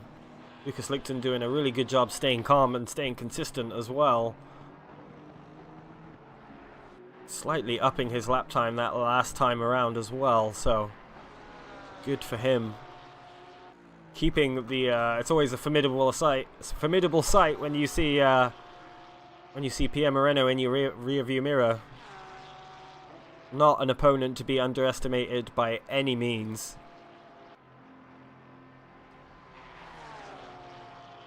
Sizing up a move maybe into bus stop, takes the inside. Not close enough to make anything happen. Oh, but Lucas Lichten very deep into bus stop. Holds it together. Pierre Moreno had to evade there. And they'll be very close. And they'll be probably side by side through La Source. Moreno diving up the inside. Makes the move work. It's on the inside. Gets a slightly better exit than Lucas Lichten. Has the position for now. Lucas Lichten very much going to be enjoying the tow down up the Kemmel Straight.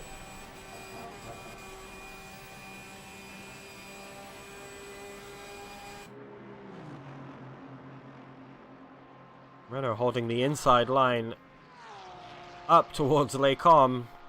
And as I said, Viper into the pits this time round. Probably a driver change too, I would imagine. And we'll stay with this battle here for P2. Pierre Moreno has track position, but by no means has it secured. Still got Lucas Lichten right behind him.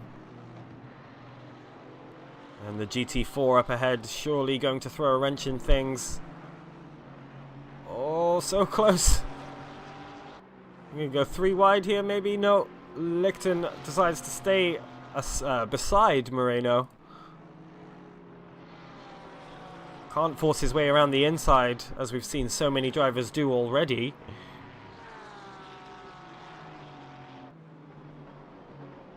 Oh! A little bit of nose-to-tail shunt there.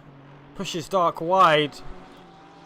Looked like Lucas Lichten let them have it. Could have overtaken, but the stewards would have told him to give it back almost immediately, I'm sure.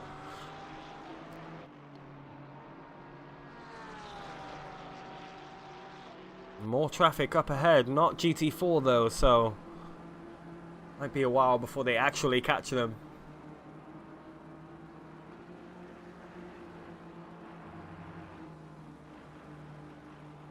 Lichten a little bit wide through there again. Odd on the brakes into bus stop. Such a difficult corner to get right.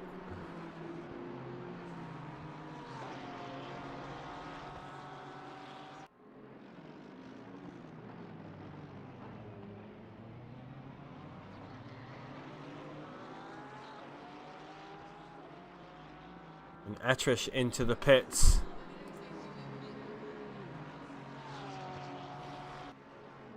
was he? Yeah, just under an hour. So it looks like they are keeping to the hourly pit stop, not trying to extend the stint timer that much. And Pierre Moreno now running away a little bit from Lucas Lichten.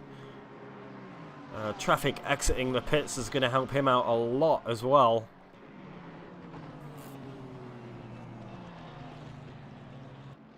We are officially more than halfway through this race. Anybody's got drivers they want to shout out, drivers they think are best drivers of the first half of the race, let me know in the chat. Be very interested to hear who you're all rooting for, who everybody's thinking is doing really well. Just having a look.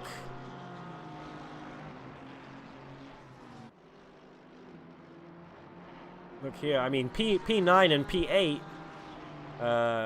Pascal Reuter started this race, or the team started the race 25th.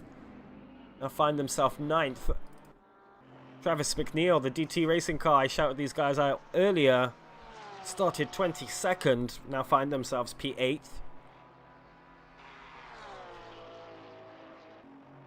I think Lucas Lichten as well deserves a shout out, as well as his teammate Meunier.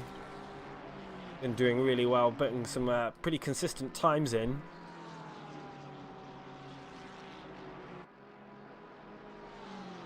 And the Evo Sponge actually finding its way up into P7 right now. Started P9, so holding on to their position quite well. And then we've also got Dave Petzold on the rear of Tun. Seen Petzold crop up from now and again, from time to time. Seems to be a quite consistent entry. Last lap mid 220, so solid pace from them.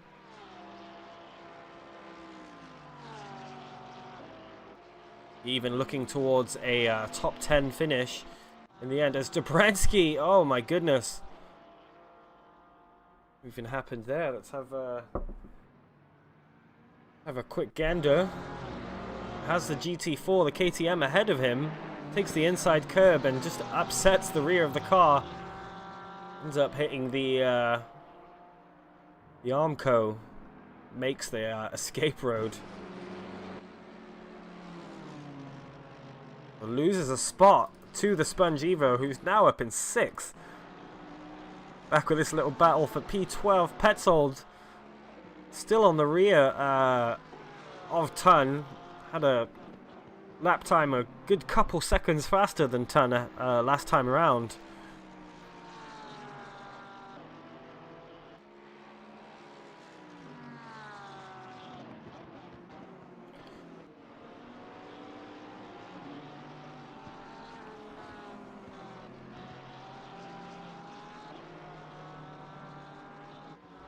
Dropping a little time now, actually. Tun maybe getting the hurry up from his teammate. Can't lose this position, gotta push. Porsche maybe suffering in straight line speed once more.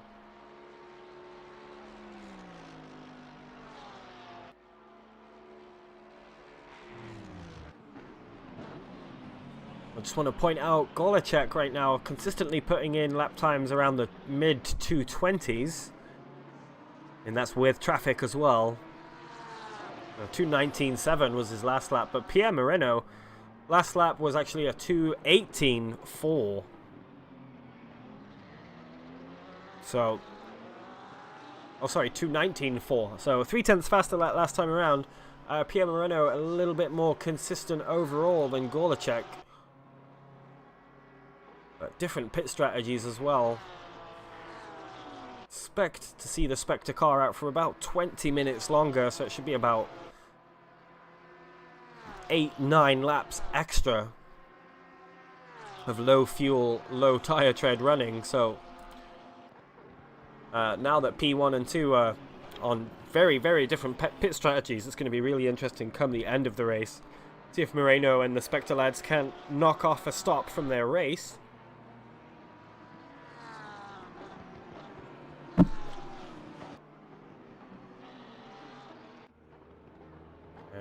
little spin at bus stop for the Omega Motorsport driver.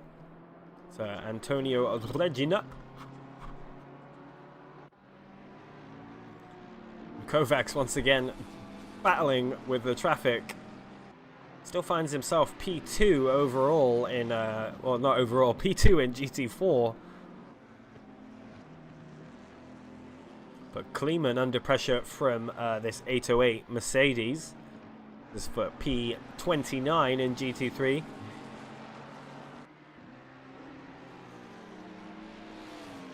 Well, Aaron Rains is in the car now, so my bad, not Kovacs. But about a, say, minute gap or so to the current GT4 leader of Wilf Paduano.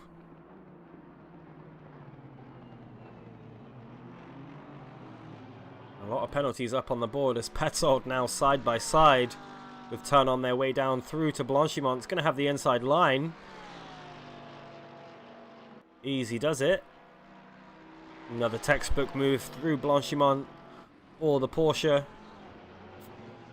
And then a bit further up ahead the road, the DT racing car, somebody's gone off here.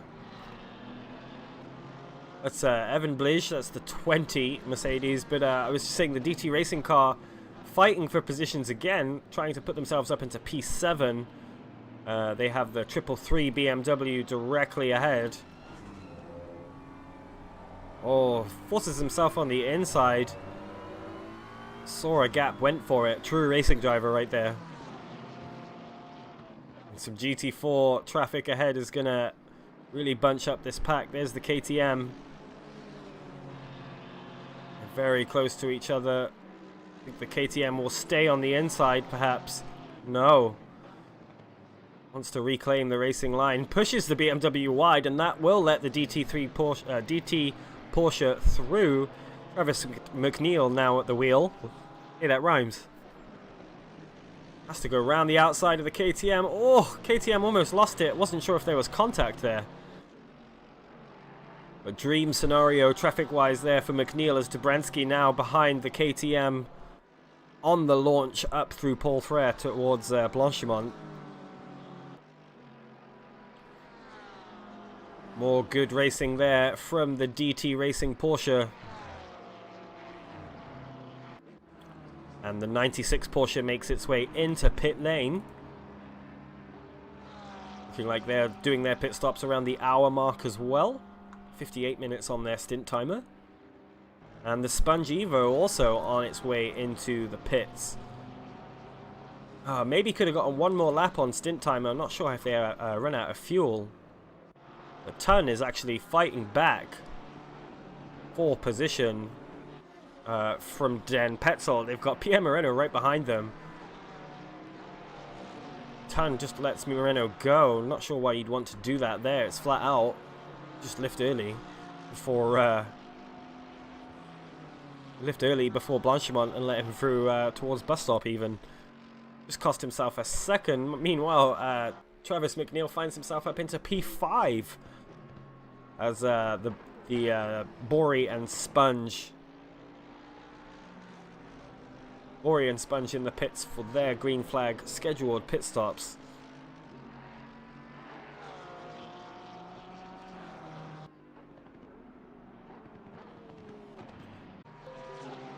On their second driver after Viper was in on P5, they fell back to P16 and now they're P5 once again. No tactics, unfortunately. Well, you've got some pace and some consistency, so that's usually enough in these races.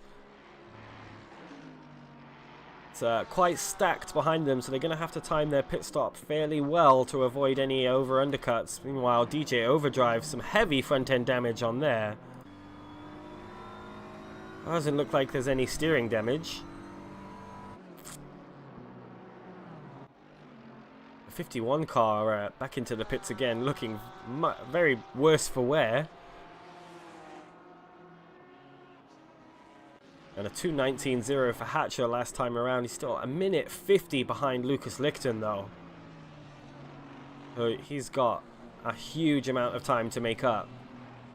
I think that drive-through may have ended there shot for now at a podium spot. Had the lead though. Just goes to show it's really tough track to put a valid lap in at Spa, especially when you're racing wheel to wheel. Kleeman fighting back on Freya. It's the 404 BMW just ahead of him. So even though these drivers finding themselves 29 positions back, a position is a position and they're going for it. Love to see it.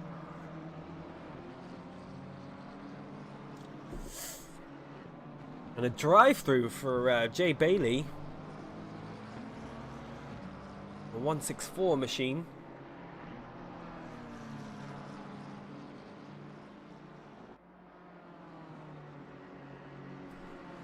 Willing to put that down to track cuts once again. It's Kleeman now looking down the rear diffuser of Freya ahead of him. He's gonna try and make a move into bus stop. Takes the outside lane. Brakes later if he can get ahead for the inside. Oh, and the BMW goes very deep, cuts him off. Not sure if that was intentional from the BMW, but the McLaren getting a much better exit. BMW is going to hold the inside line into La Source. McLaren will get a much better exit though. See that already, closed the gap almost instantaneously and probably will be ahead before the time they get into Eau Rouge. Oh, not sure. We're going to see another side-by-side into Eau Rouge perhaps. It looks like the BMW just lets Freya slot in ahead. And that will allow him to kind of run away. Hopefully the BMW can stay within the tow.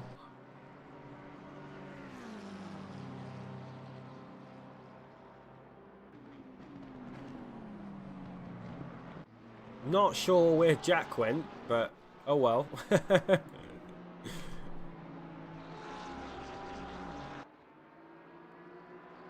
want to say Moreno keeping the gap, or I should say Golacek keeping the gap to Moreno behind around 15 seconds fairly consistently. Very similar lap times between P1 and P2 right now, so as I said, different strategies. Look for Moreno to be out for another 20 minutes or so past when Golacek will enter the pit lane. Petzold now still doing work out there as he looks to take P10 from Khaled. More Porsche on Porsche action. Definitely the most represented manufacturer here. As there's the GT4 of Florian Rettig getting in the mix. Petzold's got to be very careful here. Manages to clear him, but does lose a little bit of time to the car ahead. And that's actually let Tun catch up as well. Oh no. Patrick Starr with the drive-through. Causing a collision.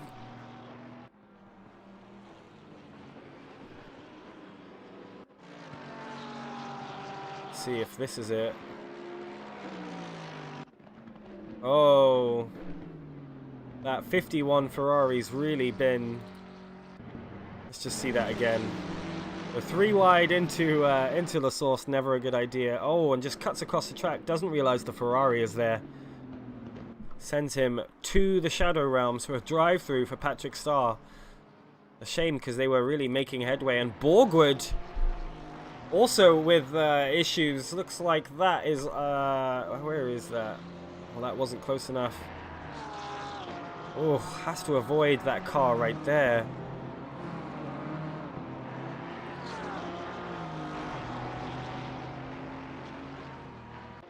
Just let's just go back and see. Maybe lost it through Les Combes. We've seen a lot of drivers lose the rear end here. Ooh, over the curb. Oh, no, not there. Oh, just takes the curb and eats the curb. Car sends him around. into the barrier quite heavily. And has some trouble rejoining the track, as we can see. Oh, realizes his mistake early.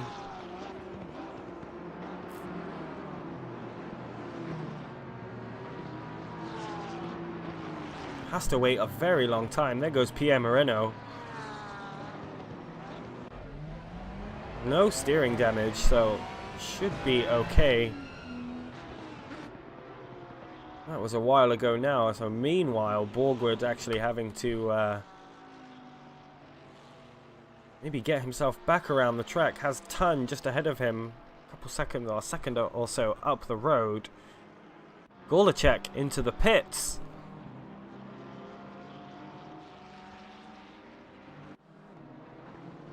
That'll put Pierre Moreno into the lead of this race for now.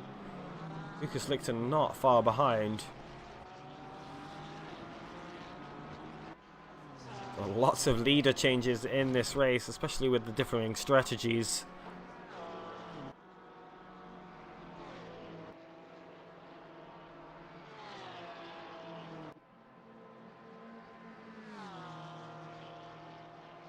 And I'm not seeing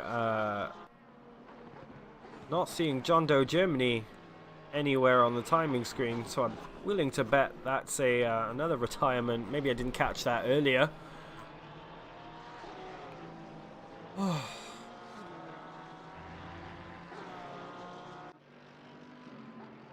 Gorlacek still in the pits. Meanwhile, Hatcher making his way through Pief Puff. Gonna look to maybe try and take that podium position back. Still got some excellent pace. Not like the other cars where they're slowed down by damage, just slowed down by that drive-through. Track cuts. Not sure he'll get out ahead of Gorlacek though. Borgwood also into the pits. Sure has some repairs to do. And Zephyr Freya actually on the fight back for that P27 spot on that white McLaren. Got some work to do though. Seen that white McLaren's shown some pretty good racecraft over the course of this race.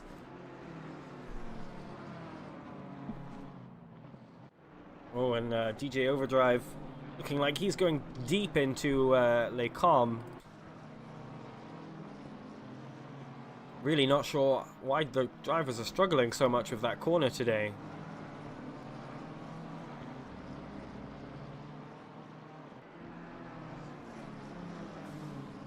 Gorlacek makes his way out of the pits with Hatcher 16 seconds behind. So we'll keep his podium spot for now. P1 and 2 still to pit. Petzold again on the rear of Khaled. Really wants to be inside that top 10. Lady's doing well to stay out the way. Petzold has to check up. Maybe Khaled over-slowing ever so slightly into La Source.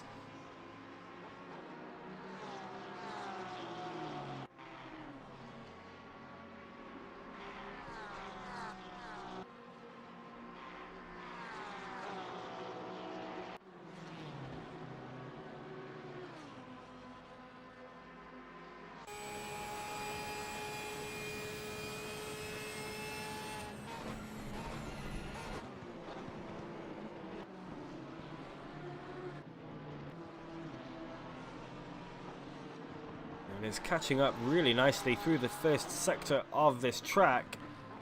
A little further up ahead, you've got Pascal Reuter once again in the mix, trying to get past the 333 BMW. Gonna make it happen. They're on the run down to Blanchimont.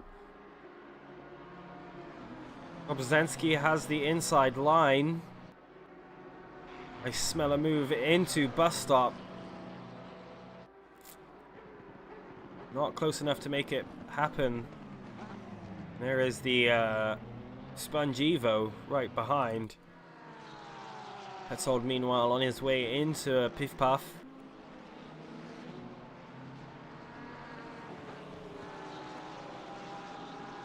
Seen lots and lots of battles inside the top 10 today, which has been great.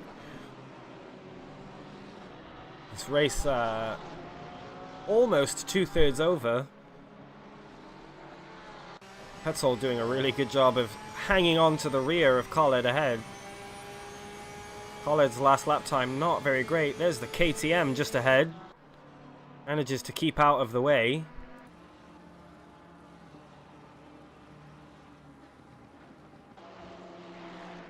Maybe size up a move into La Source. Notice Dave Petzold much later on the brakes into pretty much every corner than Khaled.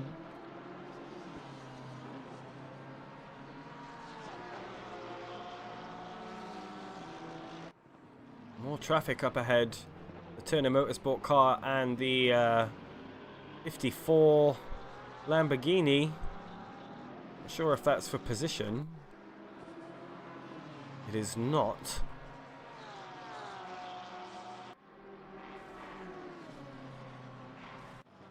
Quick check in on Pascal Reuter through Pouon. And the Sponge Evo down now into P2. As Petzold gets by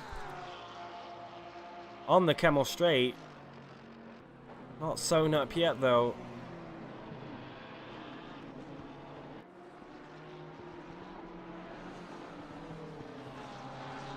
Actually makes that quite smooth in the end.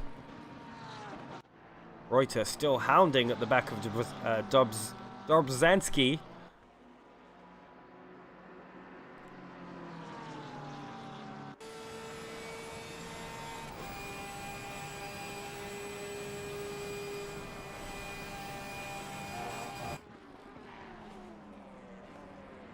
Wants to get by. I can tell by the way he's pushing. Trying to make the move done. Needs it to be over with. Dobrzhansky's last lap at 27. This time around a 23, mid 23s for the pair of them. So Dobrzhansky hurrying up a little bit.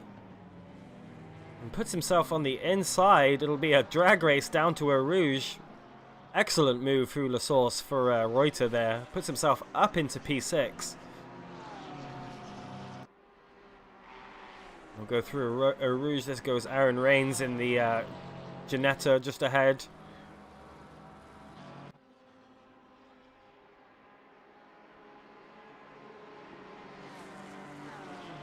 And the 333 BMW having to defend now from the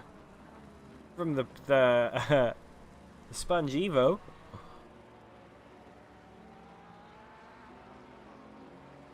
Patrick Starr in there with doing a good job. I mean, they had that penalty earlier, had some offs, but overall I think they're doing a cracking job, especially in a car that's literally a couple days old. Not a lot of time to figure it out. Not sure how similar it is to the original 720. Khaled now chasing the rear of Petzold. And there's the Turner Motorsport BMW right behind. Looks like a drag race up the Camel Straight for these two. Side by side, watch the grass. And I suspect a slightly better exit for Khaled as he regains the position at the same spot he lost it. Oh, goes deep though into Les Combes. We've seen a lot of drivers do that. Happened once more, and maybe he'll even fall behind this Turner Motorsport car. Oh, doesn't, because the Turner Motorsport car goes wide. Petzold now able to pull out a second gap within a couple corners, thanks to mistakes from both of the other drivers he was sharing the road with.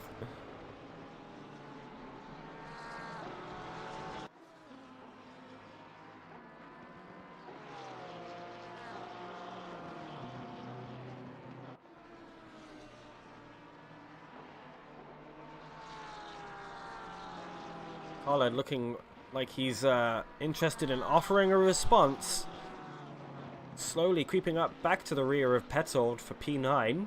Oh, as he goes deep into Campus, he's right back where he started. Tried to get around him there mid-corner. Oh, and there the Turner Motorsport car just loses it, I suspect, wide on exit. caught some gravel and spun the car around. Been some fantastic racing so far. Another 2.5 hours to go. Anything can happen. As I spill coffee all down the front. Nice. Thinking about a move into bus stop, maybe. Nope. Seems like it's a battle of who can not bottle it, as a lot of these two drivers both making mistakes the last couple laps.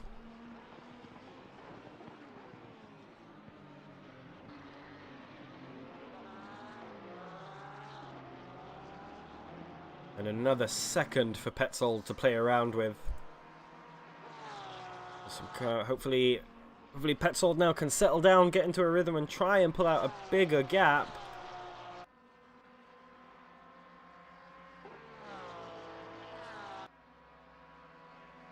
See, I'll probably say Petzold. Both of these cars coming towards the end of their stint, especially Khaled. Current stint timer sits at an hour and 8 minutes. Oh, and actually he loses it. I just took my eyes off for just a second. Looks, I probably went a bit deep there. I do kind of want to see what happened. Oh yeah, just catches the curb, loses the rear of the car. Maybe forgets about the whole maintenance throttle thing when driving the Porsche. Just goes to show how much of a toll these races are mentally as well as physically. Being perfect for 6 hours straight is a big ask. As we've seen from you know, the 677 guys already getting themselves that drive-through for catching the wrong side of track limits a few too many times. Now only find themselves 13 seconds behind Nunnendorf.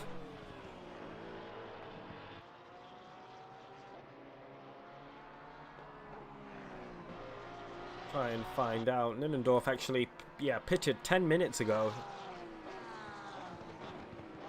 Currently a minute 22 seconds behind Lucas Lichten and Pierre Moreno. Lucas Lichten, by the way, has pulled out the gap, or pulled back the gap about for 5 seconds. Pierre Moreno, had a 15-second advantage over the Ferrari. Now stands at just under 11 seconds.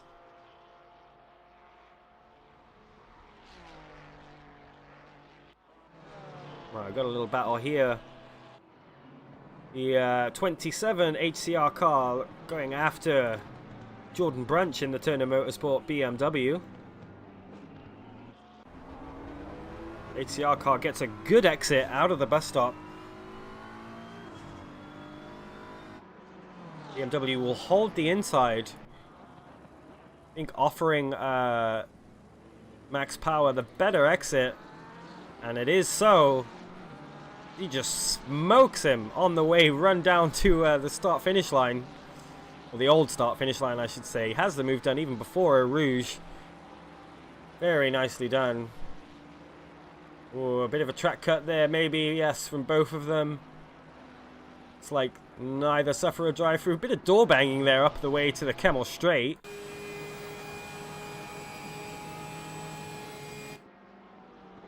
Side by side, it looks like Brunch may have just lifted a little bit early. I believe that's the, is that the 51 Ferrari? It is. Oscar Swanton back in that car. Had a real, those guys have had a real roller coaster of a race so far. This is the battle for P16.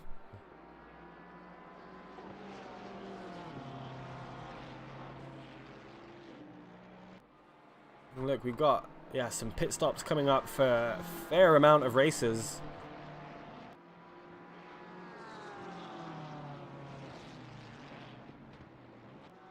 Indeed. Oh, and Khaled into the pits, which will let Patrick Starr through. Petzold able to get himself out of that battle quite nicely then. Meanwhile, Max Power able to pull out a nice gap to Brunch behind. A second and a half, second and 6/10 already. In about 3/4 of a lap as we have a drive through the number 21 Porsche Varga. Let's have a look. No further action. Okay, so that's probably for, be willing to bet that's for track cuts again. And Loash into the pits. Made his way actually back up to P14. In terms of solo driving, doing a pretty stand-up job.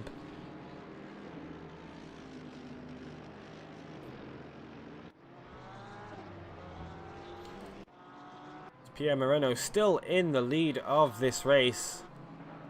This is currently the 89th lap of the race.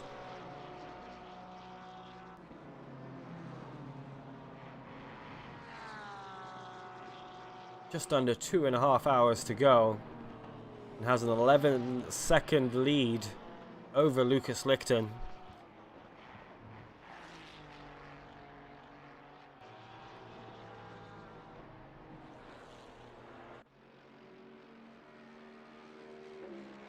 Tan may have had an issue coming out of Eau Rouge. Quick flash of yellow flags there. As there's that 69 Aston Martin looking to make the move and unlap himself.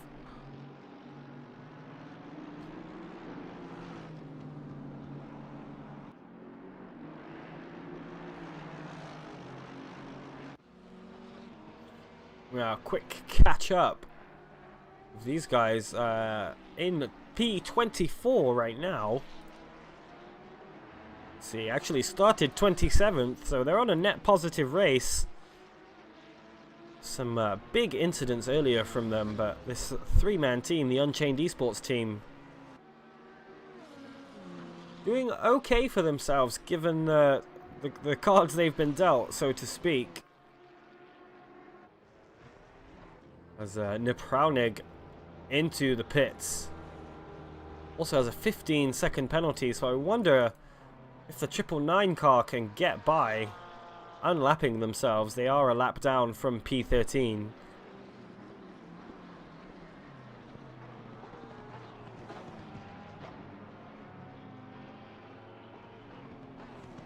These guys have really been in the wars today as well. But they will manage to unlap themselves.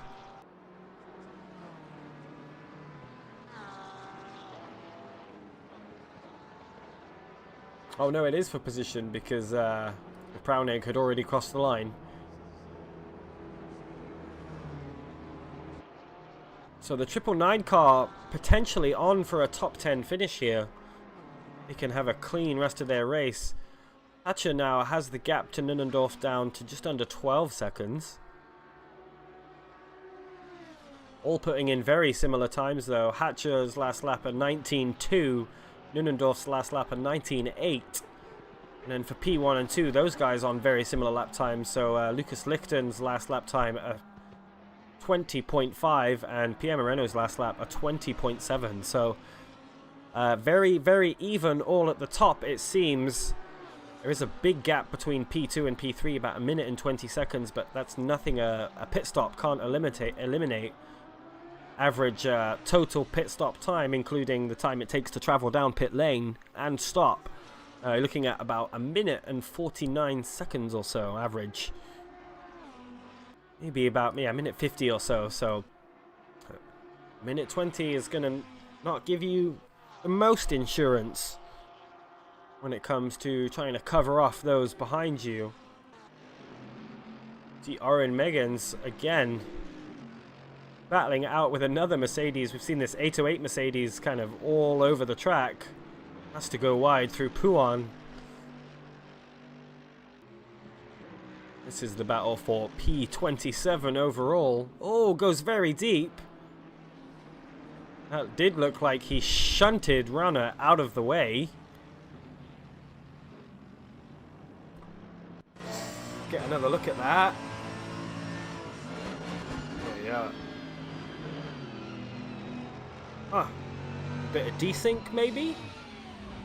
Actually pulls over. Not sure what he did after that. But that is that battle well and truly over, as now the 54 Lamborghini,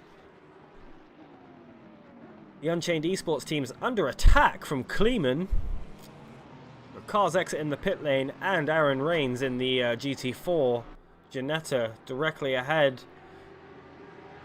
Gareth Egglestone really needs to play this right, see if he can split the traffic. He does. Ooh. Gives himself a little bit of margin to Kleeman behind. Kleeman looking much faster down the straights. Presents on the inside, doesn't go for the move after all. Make it through Les Combes safely.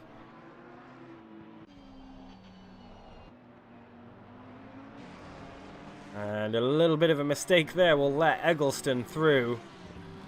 Let Kleeman through. And he's got a lot of work to do.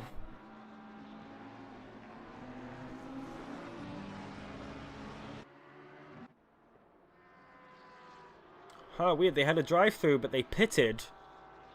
I'm not sure if the drive-through will count, as a Ton back in the mix, fighting for P14, right on the rear of Varga. Brunch behind him, for position, just leaving the pits. Well, does clear their drive-through, it seems. Okay. So they're good. Yeah. Ton 1,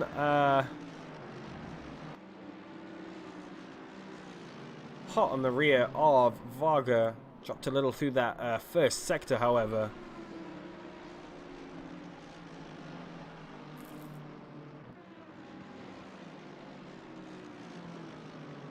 Oh, and Rurtig losing it into pit lane.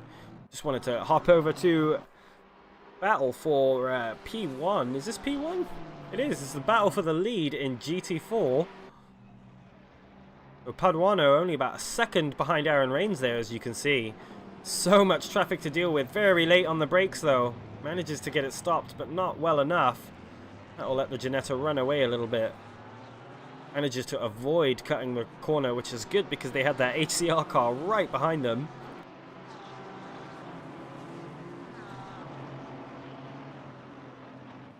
With 35.2 was Aaron Rains' last lap. Paduano's last lap, a 33.2. So 2 seconds faster a lap. See, the battle for GT4 victory is not over yet. Marcel Arndt probably going to overtake Florian Rurtig here.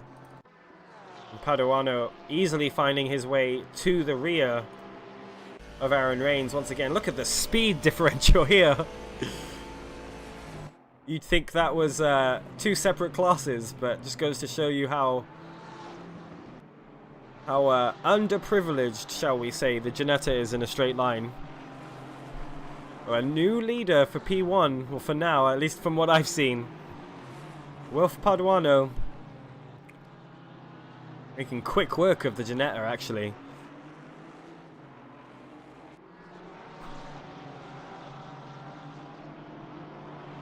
Have a look. Much fresher tyres, too, on the Mercedes GT4.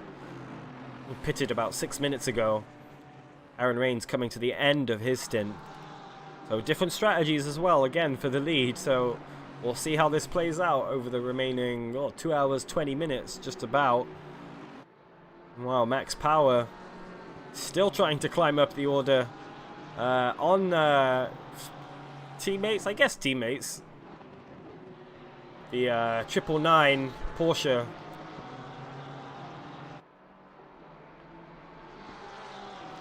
Wonder again if there'll be a bit more team orders coming around.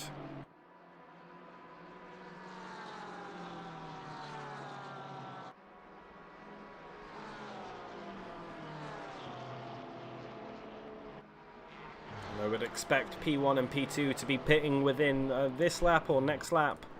Maybe even the lap after if they can time their They can time it right. And the 808 Porsche again. Oh no, a terrible rejoin. And that forced the DT Porsche to slam on its brakes and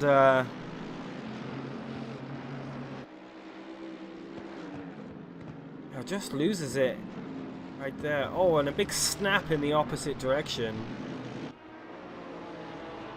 And then McNeil comes through. I'm not sure if we'll be able to see this. Such a bad rejoin. He has to slam the brakes on. I think the stewards will be taking a look at that. Travis McNeil manages to hold 5th place.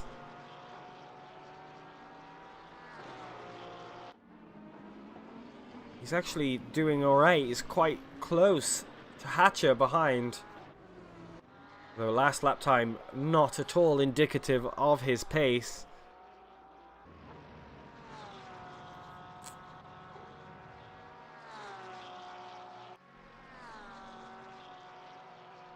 Real shame.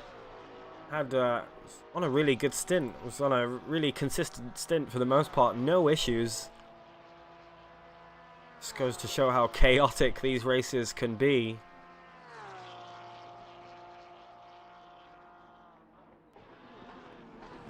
And Paduano already pulling out a 3-second gap to Aaron Rains. Little tyres suffering in the Ginetta, I feel.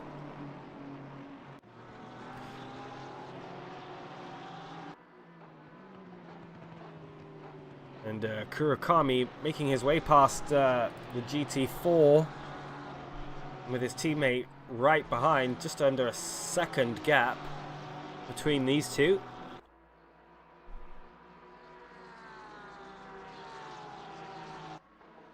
Track warming up quite a bit now, 21 Celsius, track and ambient. Oof, that looked a little wide there from Kurakami.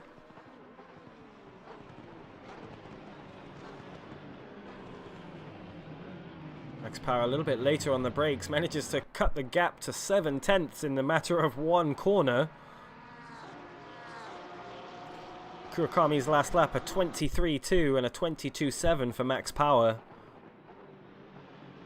And we're going to see HCR battle.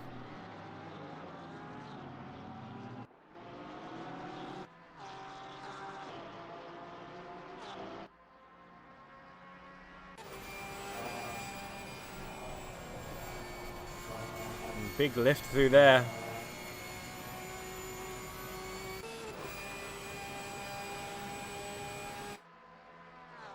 Kurakami able to make a bit of a better exit.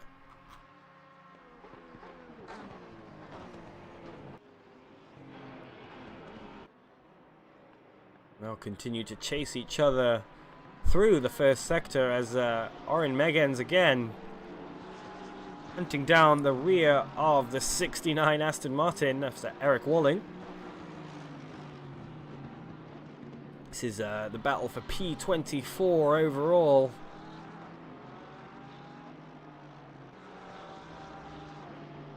Looks like Petzold ahead. Indeed it is. So not under any obligation to let them unlap themselves. Meanwhile, the HCR guys continue to go at it. Oh, he's got an excellent run out of Puon. Through Pief Path they go. I think both of these drivers very aware of the team goals. Not looking to make any rash moves. Oh, a little bit deep there from Kurakami. Perhaps not got the best exit out of Paul Frere.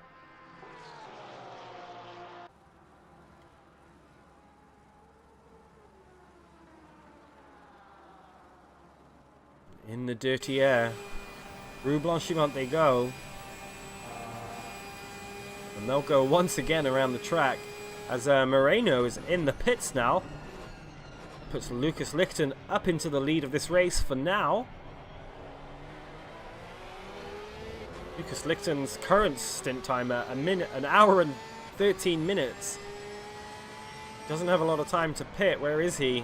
Halfway through a lap. He's cutting it very close, or quarter of the way through the lap. Pascal Reuter and Petzold both into the pits for their green flag pit stops. The top 10's still got a lot of shuffling to do. These guys once again through Eau Rouge and Radion.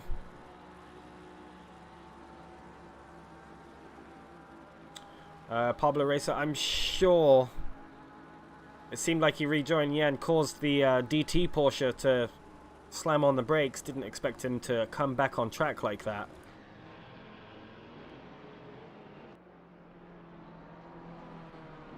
Kurakami is a rookie, so he's a bit nervous for this internal battle. Well, he's doing a pretty good job so far.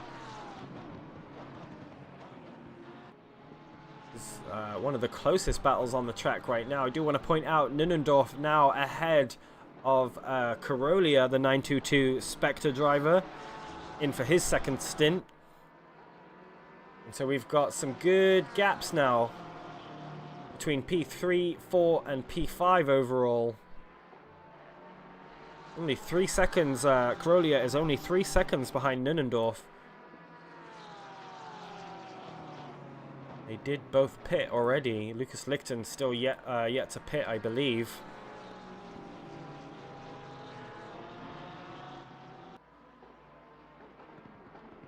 They're still going at it. Neither of them, are going to want to make any dangerous moves. They don't really want to jeopardize the team objective, whatever that may be.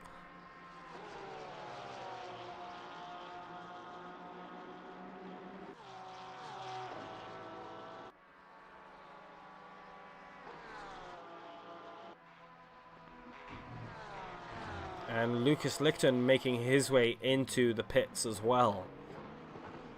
Looking like Nunnendorf, Carolia, Hatcher, and maybe even McNeil might get past Lichten on this pit stop. To see. Definitely going to throw a big wrench into the order of this race. Max Power still looking at the rear of the rookie driver in Kurakami. We've got a drive-through for that 51 Ferrari Oscar Swanton.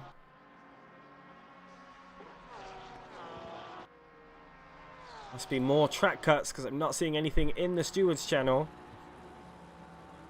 And these guys looking like they're actually quite happy to just run around with each other.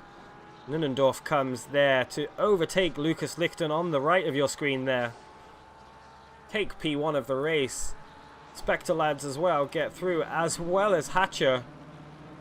You just saw Lucas Lichten being released from his pit box. See if McNeil... Will McNeil be able to make it out ahead of Lichten? I don't think so, no.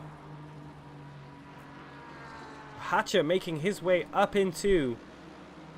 back into the podium after the unfortunate drive-through they had earlier. 4 seconds behind... Usama Carolia, and only 4 seconds up the road of him is Tobias Nunnendorf. McNeil, however, is caught right back up with Lucas Lichten, does have some traffic ahead. And then quickly back to this HCR internal battle as the Aston GT4 there. Oh, getting in the way, a bit of door banging. Really should have yielded there, but oh well. And Kurakami pulls out about a second just from that interaction alone. And right behind, Tun on the rear of Varga once again.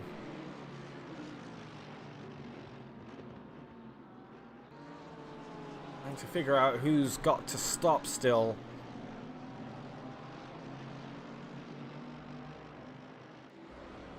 I think McNeil might have to pit, yes. McNeil, Hatcher, and Bach all still need to pit in this top 10 lineup. And Tun now right on the rear of Varga as they make their way through into Blanchimont. Oh, lifts early. Don't want that smoke.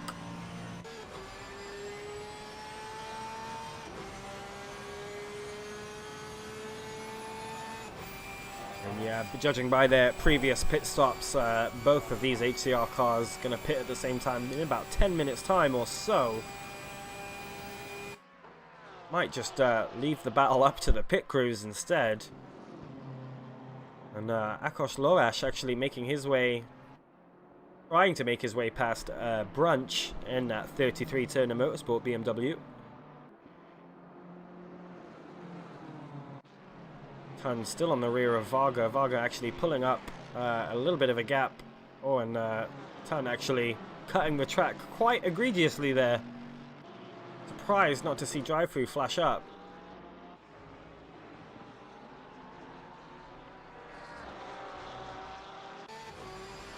Looks like a decent run on the way down to Puon for Max Power.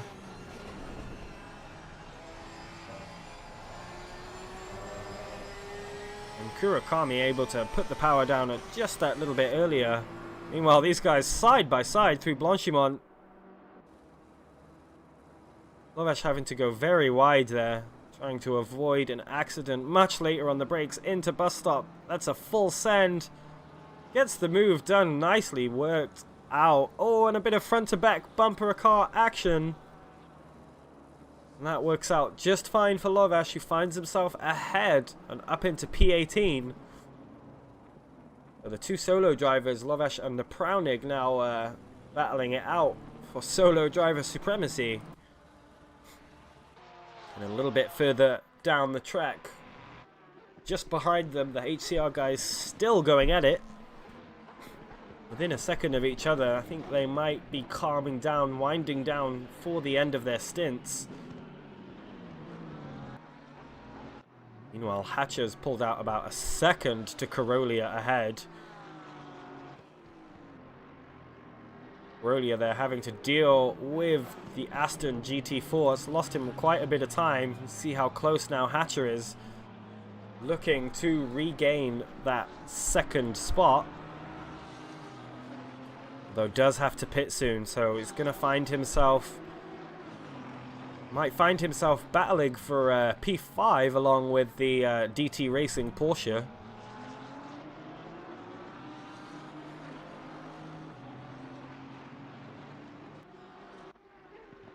These guys making their way up the Kemmel once again. And Kurakami's actually found about half a second or so. Oh, goes very wide there. And the mistake is gonna let Max Power through to the inside. Manages to keep hold of it though. Goes a little deep. Both of them not the optimal line through there. And somehow Kurakami holds on. Definitely feeling the pressure now. Looks like he defends there. Wants to cut off that inside line at Puon. We've seen how strong it can be.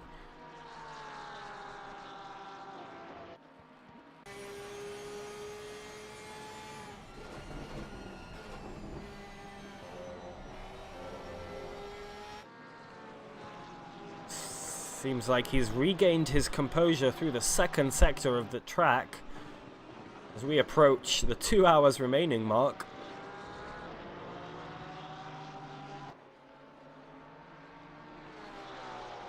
Max Power now having to think about where's he going to defend. Is it going to be into Blanchimont or is it going to be into bus stop?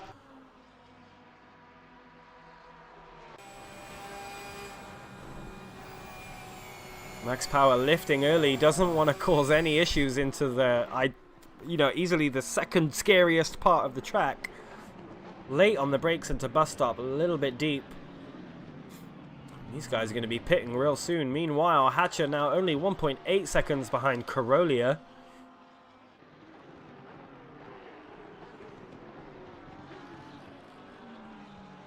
See about 3 or 4 more laps left in this stint for Hatcher. Same goes for McNeil.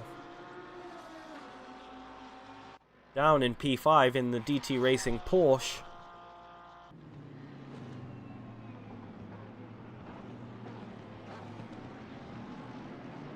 Seen a lot of change up in this top 10 and I bet there's a lot more to come.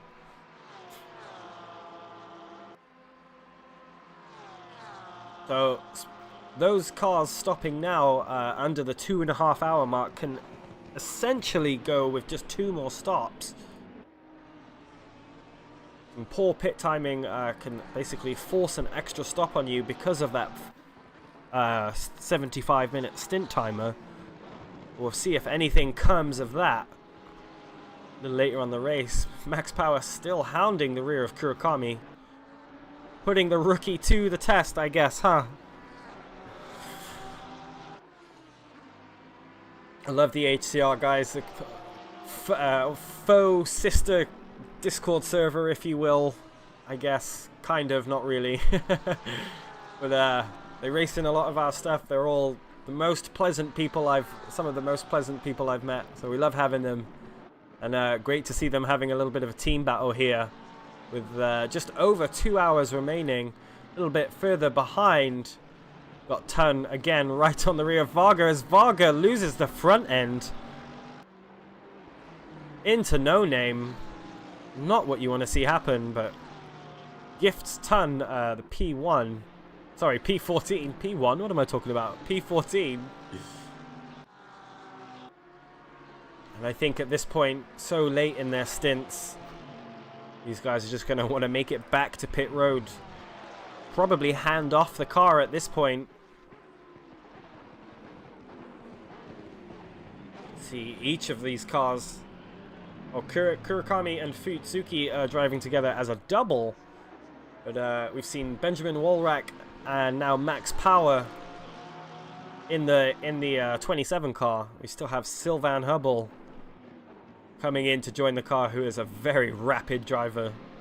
I believe winner of his class in RP series, which is our GT3 and GT4 sprint series.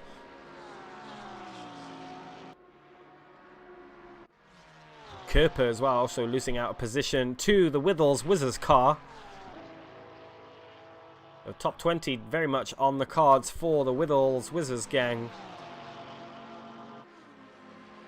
And that faster Mercedes behind might cause some issues here. Don't want to curse them. Everybody making it through Les Combes cleanly and a little bit further up the road. Hubble now, Hatcher now on the rear of Corolla. Though I would be willing to see Hatcher drive into pit road at the end of this lap. Barbai says Hubble is faster with a full tank than me in a quali tank. But yeah, it just goes to show you how cracked Hubble is at ACC. And that Mercedes actually splitting the two HCR cars right here.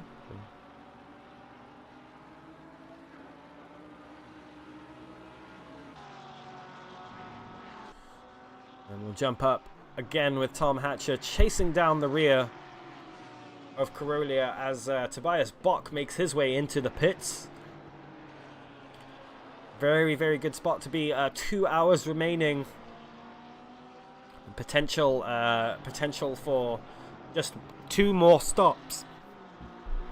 Or 1 more stop even after this one. So yeah, 2 stops.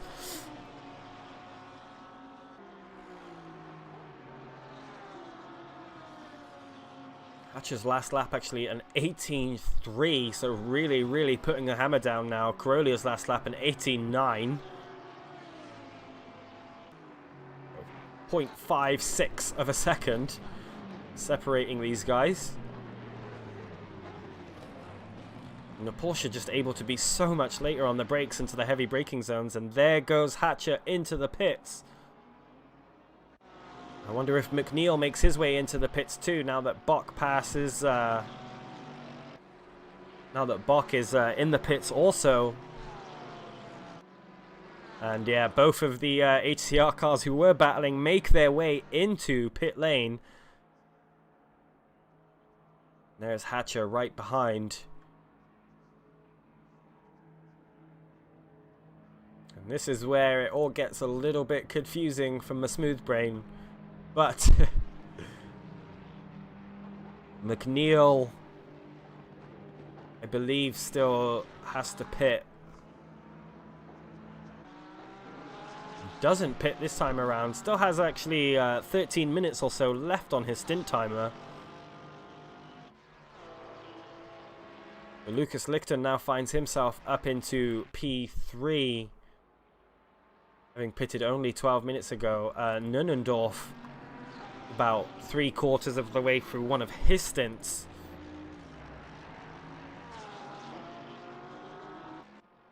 And Bock actually losing a position to Kaizan after running out of the pits. Quite happy to let that one go. Kaizan only been out for about 24 minutes or so, so the only person we're really looking at changing a lot of positions right now is actually Hatcher and McNeil whenever he decides to come into the pits. I will say McNeil does have a 2-minute and 20-second gap behind him. That's an entire lap. And remember, pit delta average being around 1 minute and 50 seconds or so, so I think he's quite safe for P5. But we'll have a lot of distance to make up to Marcus Ettrisch, now released from his pit box, back out on track. And the fastest time of the race, the 2:17.7, also set by Ettrisch. A very, very capable and fast driver retaking the wheel of the McLaren Evo.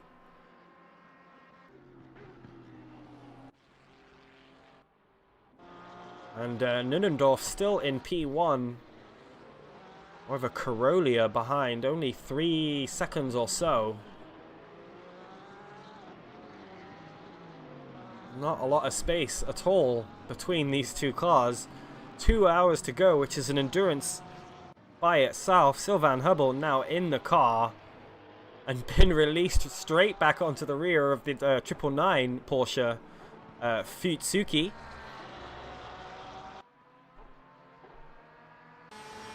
Oh, looks towards the inside at Puon. Doesn't want to force the move. They do have to be careful. They don't want to take each other out. On their way through to Pief Puff. And a little bit further back, Keith Wizzle.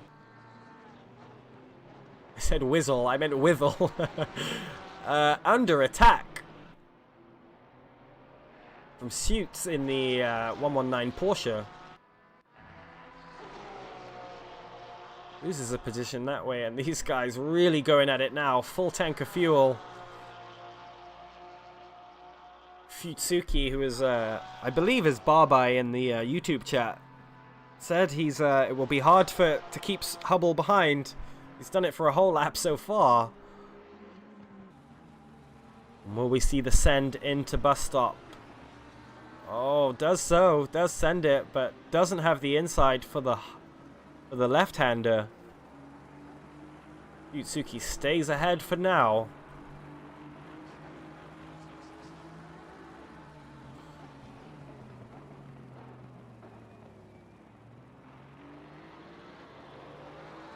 Futsuki getting a much better exit that time. Meanwhile, there's that 51 Ferrari off in the background, but Patrick Ramshire catching up to the DT Porsche.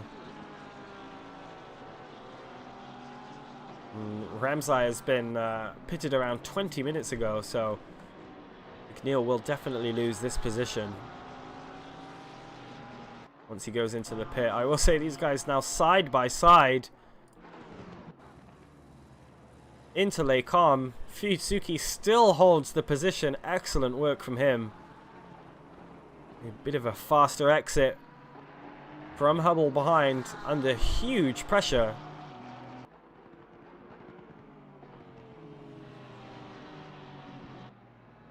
And a big well done to Kurakami, managing to keep the faster driver behind the majority of the race. Big wide line there for Futsuki.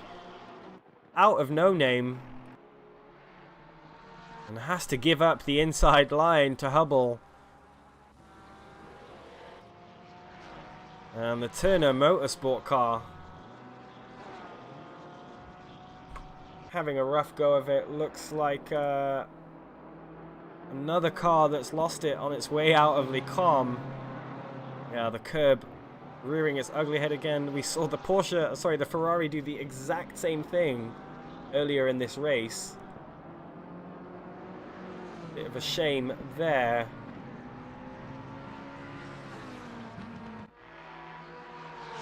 Futsuki continues to chase down the rear of Hubble.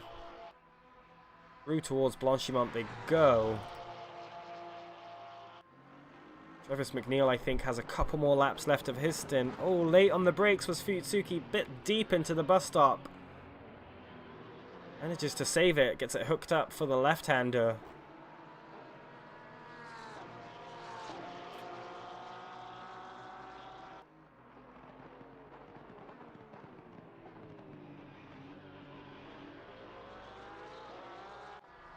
And Carolia actually now only 2.4 seconds behind Nunendorf for the lead of this race.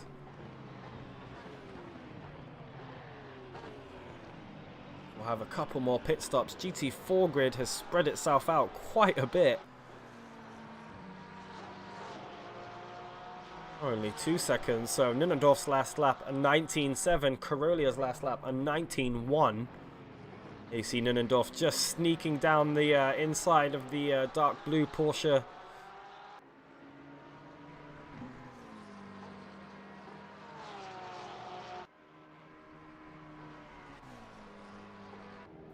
Brunch makes his way into the pits, presumably for repairs after the big off there on the exit.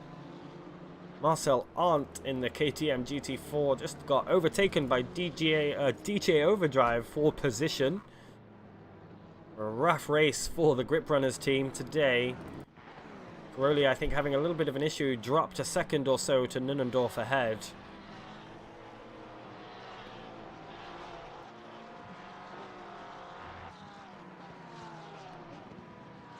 And with an hour and 51 minutes or so remaining.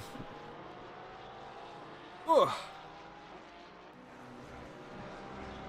I think the top 10 is really going to continue to keep changing up as much as we've seen it. Had basically the same 10 cars. So P6 down. Oh no, McNeil is off. I wonder what happened there. It's like coming into Les Combes. Doesn't expect the KTM. Oh, the BMW there loses it. He has nowhere to go.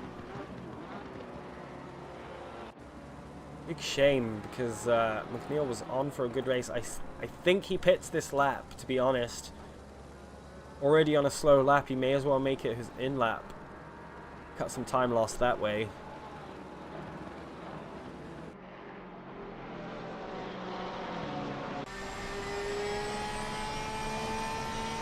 Not seeing any steering damage, so should be okay for the rest of this race. Still has roughly 2-minute gap, a lap or so. It is a lap to Ramsaya behind,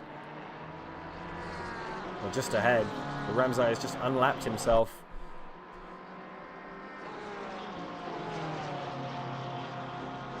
Ramsaya, yeah. So I think the DT car keeps its P5 after the pit stop.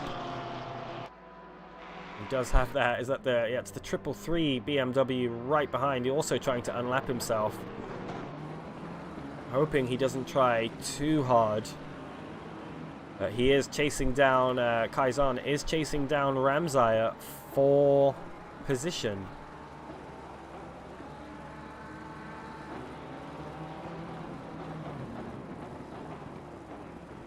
I'd like to see if we can...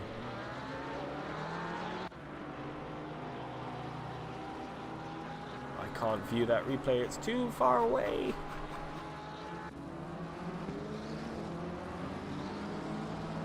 Just check this one out again. Yeah, he just loses it.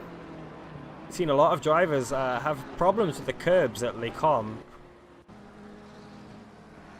Be interesting to try and talk to them after the race and figure out if that was a problem spot. I know I honestly haven't played ACC at all since the big physics update, so I'm not sure if people are still getting to grips with that, or if it's something else, maybe something with the track, or not sure. Oh, the rear camber on this BMW is insane.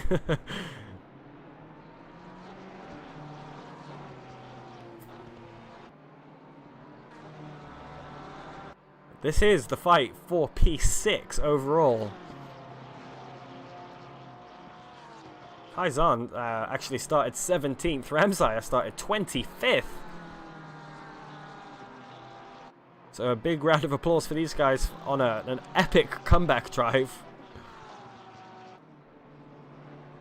I was hoping to see the Ferrari do a big comeback drive, but we're actually left with only 2 Ferraris. I believe we started with about 4 or 5. So 37 cars remain. I think we started with 43.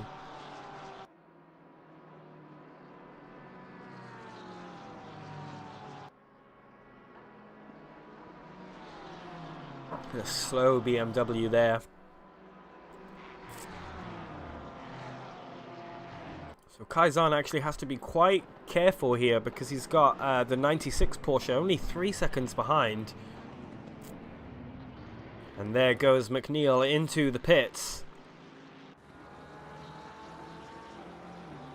And there is the 96 Porsche hunting down the rear of Kaizan, getting himself caught in a battle with the 977 Porsche of Ramsaya.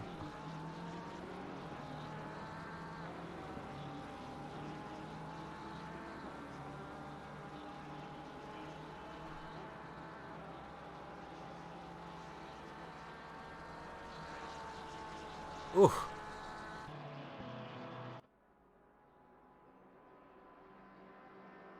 Looks like he's got a really good amount of tow up the Kemmel.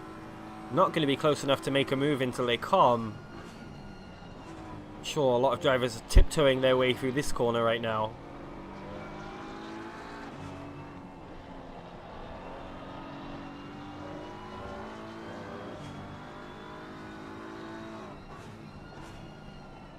Oh, he goes deep. Gonna have the inside for No Name.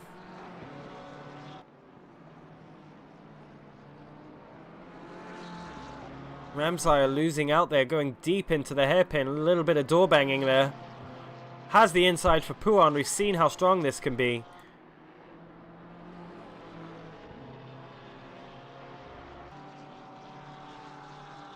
He'll have the racing line for Campus. BMW just sneaking its way through though. Ramsaya not able to keep the momentum up. And as I said, just as I said, here comes Captain Knuppers capitalizing on Ramsaya's mistakes. Ramsaya out 2 positions, moves himself down to P8 from P6 in the matter of 2 corners. I think the pressure got to him there. I think Zahn did a really good job of just staying right on the rear of Ramsaya for a good couple of laps there and just waiting for him to make a mistake.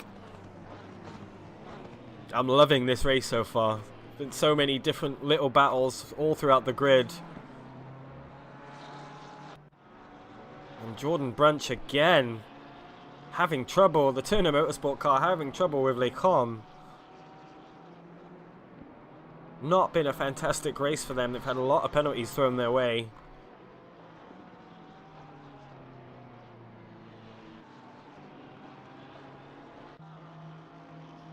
And the Unchained Esports car coming into the pits. I assume for its green flag pit stop. Yes. Then the 808 Mercedes. Takahashi actually on the rear of Molinet. The push-to-pass racing vanilla skin McLaren, old McLaren. Under a fair amount of pressure it seems from the Mercedes behind.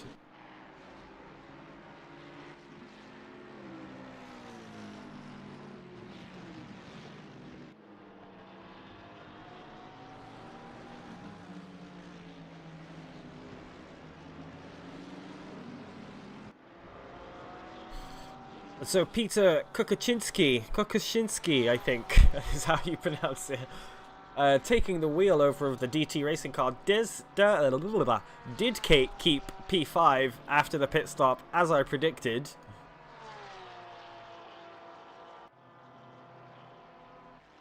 Takahashi actually dropping back from Molineux, as I think that's Lucas Lichten there in the mix. Oh, four-wheel drift there from, that's Tun behind him, I believe. Sliding all over the place through the fastest corner of the track, and Molineux goes round. And that will allow Takahashi through, thank you very much. Molineux having to go through bus stop twice, essentially, after losing the rear end. Just want to have a quick look at the stint timers. Nunendorf reaching about the hour mark. I do wonder if he would pit. Minute and 40 behind would see him pop down perhaps into P4. Oh, as Knuppers is round also at the bus stop, and that allows Ramsire back in up into P7. Have to chase again if he wants to try and fight for the P6 spot he originally was trying to go for with Zahn. Oh, now pulling away quite nicely. 198 AMG GT4 into the pits. This is the third placed car in GT3. Oh, it's actually got a drive-through.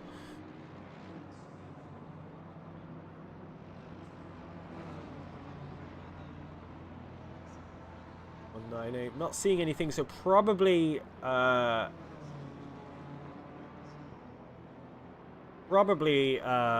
track cuts,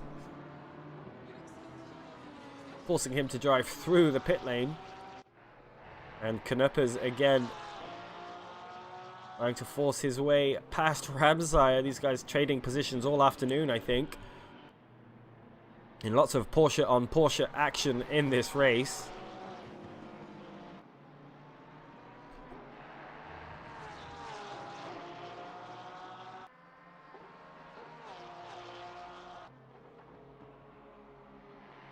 Oh, Etrish last lap was only 0.025 slower than his all-time best lap, so he's found his pace again despite the warmer conditions.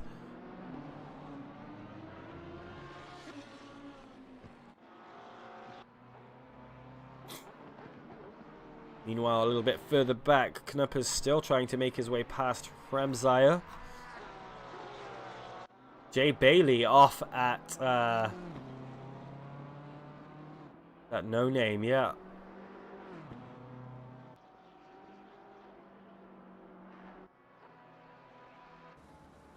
Back up with this battle as these guys scream down towards Blanchimont and the bus stop.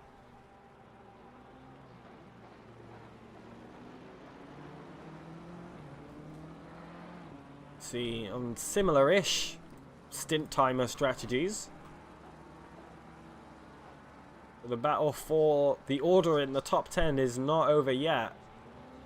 We'll say Patrick Starr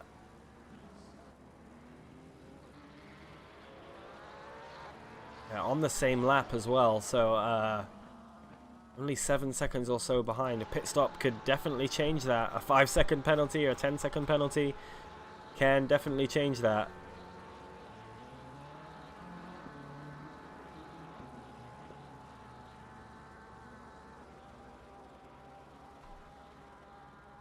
And a quick overall update on GT4 class. Paduano still in the lead. 200 AMG followed with a minute and 49 second lead over Kovacs in the Ginetta. Then the 198 Mercedes coming in for its another stop, or the non-drive-through, I guess.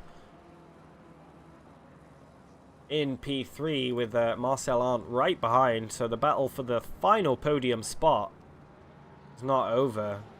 Oh, actually, it kind of is. Well, it's not. But Marcel Arndt actually a lap down from Richard Best.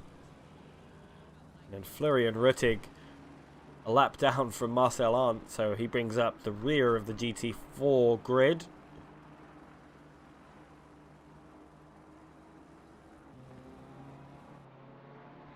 Knupp is still hanging on the rear of Ramsire, just ahead. I will leave you with this battle for a short moment, and I will return shortly.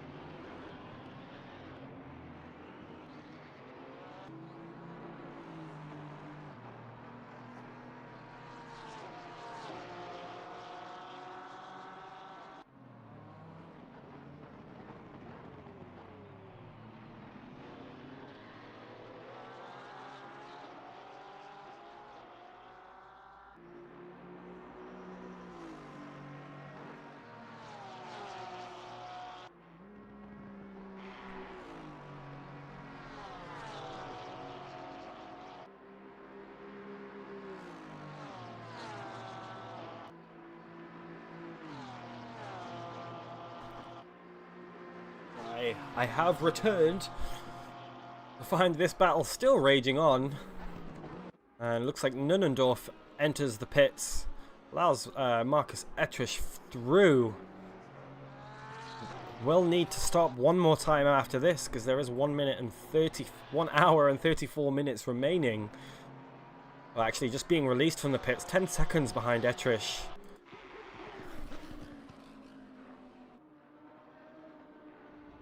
Everybody will probably need to stop one more time. Back to this Porsche on Porsche battle as they make their way down to Puon.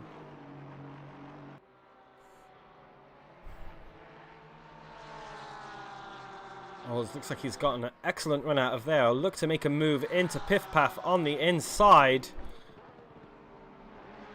Very dangerous place to make a move there. can't get it done. They move on their way through Paul Frere on the long run down to Blanchimont. Got a little train a little further behind as Nepraunig has both Steiner and Varga directly behind for position. The sponge car makes its way into the pits as well.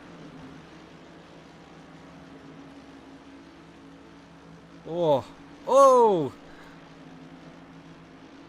That was Steiner there, taking a bit of grass up her rouge. Manages to keep it together quite nicely, but now has Varga right behind.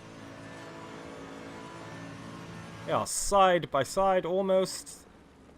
My timing screen's just acting up. And back up ahead. It's weird, this is actually ahead because they are laps down. But Knupp is still chasing down the rear of the 977 Porsche.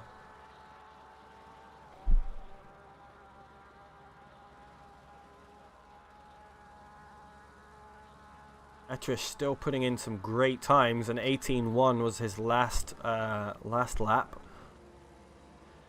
Let's have a good 30-second or so gap to Lucas Lichten though. Knuppers loses it.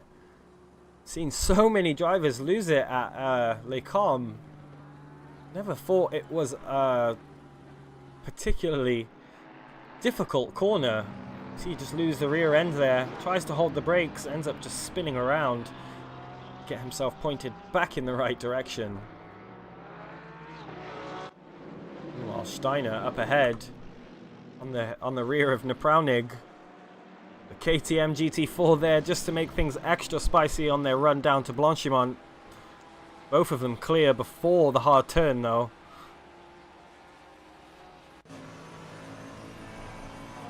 Oh, and Loash is off as well. Had a little off into bus stop, I believe. Guys are so close to each other through bus stop. This is the battle for P16.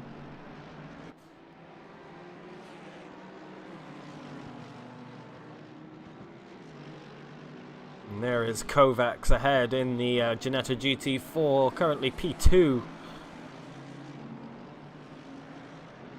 Only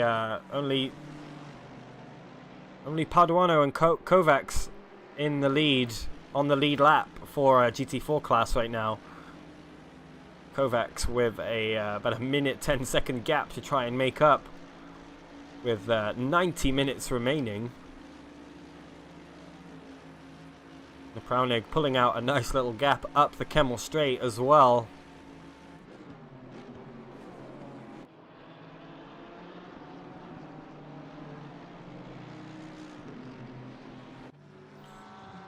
And then the Unchained Esports car into the pits. Not sure what their stint timer was. Let's have a look. Only 12 minutes, so maybe that off had some damage for them. We got another drive-through for the 33 BMW. More track cut warnings for them. I think this is their second or third drive-through here.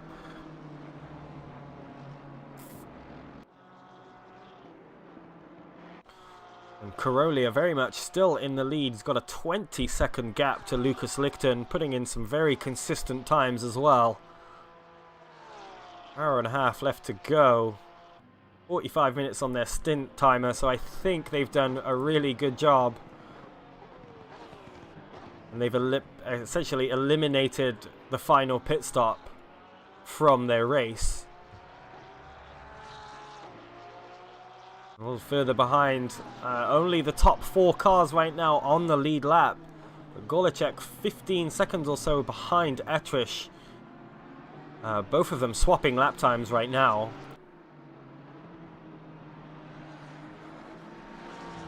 Steiner again has once again caught up to the rear of Nepraunig, who goes deep into bus stop, loses himself a lot of time there.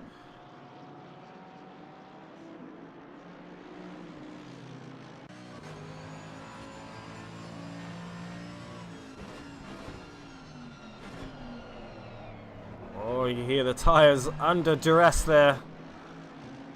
Scrubbing the tyres hard into La Source.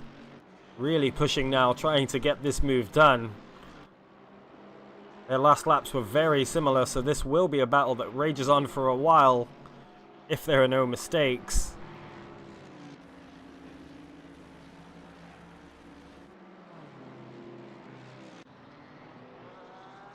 And that's a crash we've seen before. The ESRT car, oh, trying to force his way up the inside of the GT4 and paying the price dearly. Well, it's always better to wait, especially when you have that big long straight ahead of you. You should have just waited. Patience is a virtue when it comes to racing. I know it's anti-race to say that, but just cost himself about 10 seconds or so. Maybe more. 2:27 was his lap time, so a very, very slow lap that time around for the ESRT Porsche.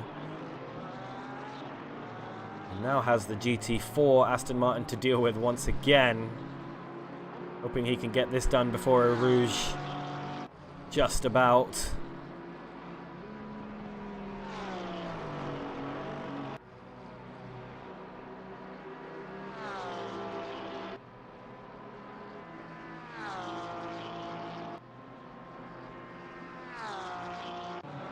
The Prownig actually has caught his way back up to the other solo driver, so this is it's a battle for P15th, but also for the fastest solo driver.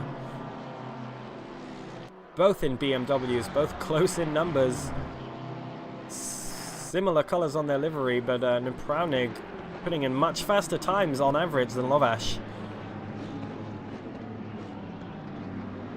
Oh, and they're side by side on the exit of bus stop. This might be a battle through a Rouge. Lovash holding a slightly more inside line. And the Prownig goes deep. Good defense there from Lovash. Lovash's time was actually 5 seconds slower last time round than the Prownig.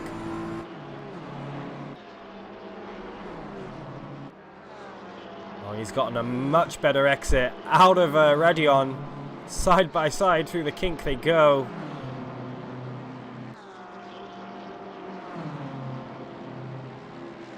Gets ahead before the braking zone.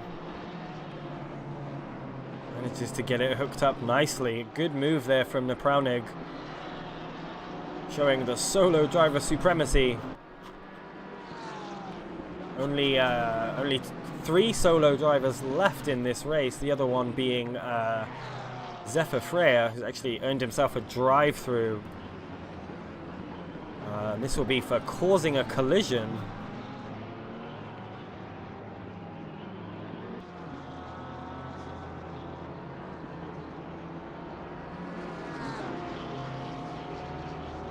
See if we can take a look at the collision.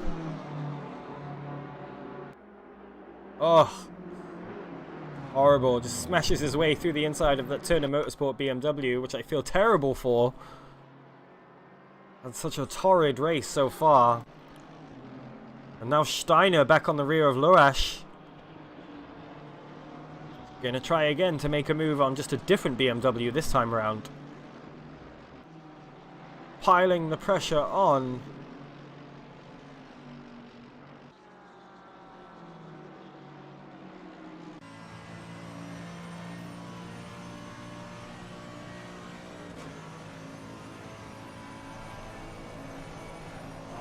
Nice and flat through Blanchimont, and he has a good run into bus stop. Looks up the inside. Thinks again, a little bit of movement there in the braking zone from Lovash. Loses out because he's gone far too deep. Manages to keep the position, but again they'll be side by side into La Source. And Varga also joining in on the party, just 9/10 behind, as these guys are side by side now into La Source. Steiner going a little bit deep. Oh, and Varga having to check up a little bit. The slower Lovash ahead. So all 3 of these cars fighting for position. This is the battle for P16 right now. all through Eau Rouge. Lovash cuts the track, gets the invalidation. That will be a track cut for him. Steiner up ahead trying to break the toe. Varga falling behind in the straightaway.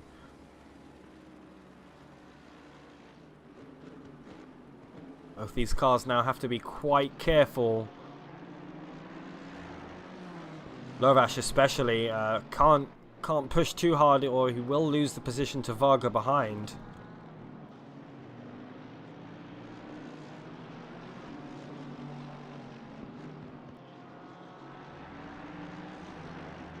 And already having to do a little bit of defense, which is letting Steiner run away a little bit. Pulled out 6/10 on this first sector alone.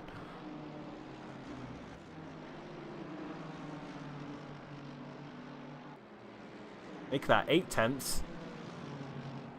Oh, and a darting move there from Varga.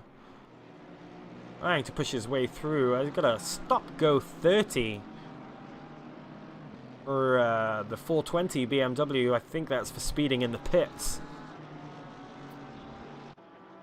Oh, and that's a big off there for Kieran Glynn. Oh, no. Let's have another look here. Up through Eau Rouge. Oh, takes the inside curb. Yeah, fairly standard Eau Rouge experience there. Varga now still on the rear of Lovash. Making their way up towards bus stop. Looking at the inside. Lovash moves over fairly late. Oh, and then Varga just taking the position. I'm not sure what the stewards will think of that.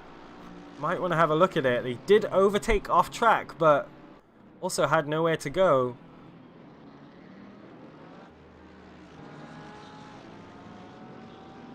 Now Neira back up into P20. Chasing down the rear of Richard Withall. As these guys are side by side into Eau Rouge, Lovash takes the position back. I wonder if Varga let him have it.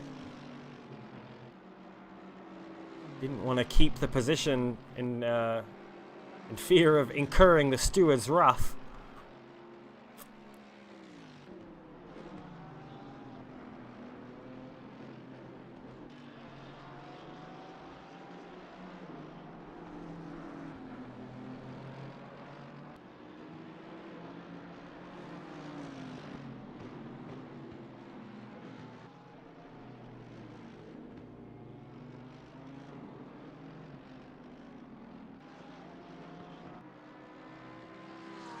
Point out Kokushinsky, well, the 419 entry did begin the race in 22nd position, now find themselves P5.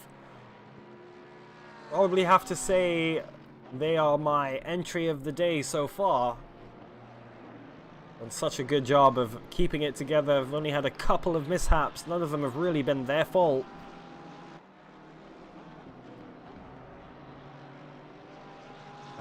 Being as they are a minute and a half down from Golitek, I think P5 might be best case scenario for them. They do have Kaizan chasing them down.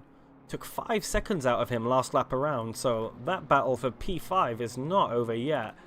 As the move was made on Lovash. Willing to bet that that was just outside of Paul Frere. Varga defending hard on the inside. Both of them managing to keep it on the track this time round. Varga trying to run away with it. Very similar lap times, a quarter of a tenth between them that last time around. Meanwhile, a little further back, got Andres Neira looking at the rear of the 957 Withall's Whizzer Ferrari. Looking like he had a pretty good run out of no name there. Made a tenth or so.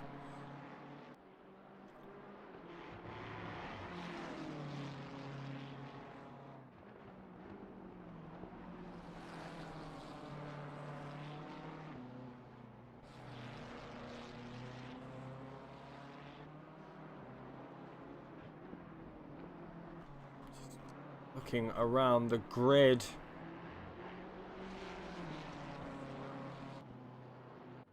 Oh, we've got the sponge car off. Looks like another another turnaround at the bus stop.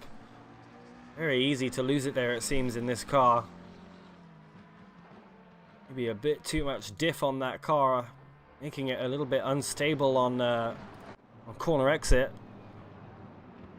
Meanwhile, back with Neira, this is the battle for P19.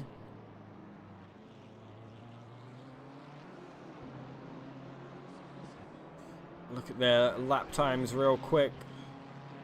About 0.6 faster was Neira that last lap around. Richard Withall looking like he went a little bit deep there into La Source.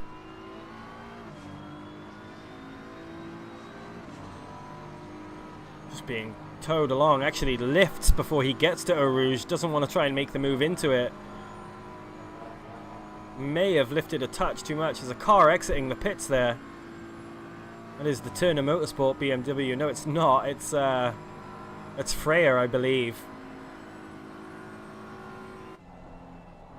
And Brunch off again.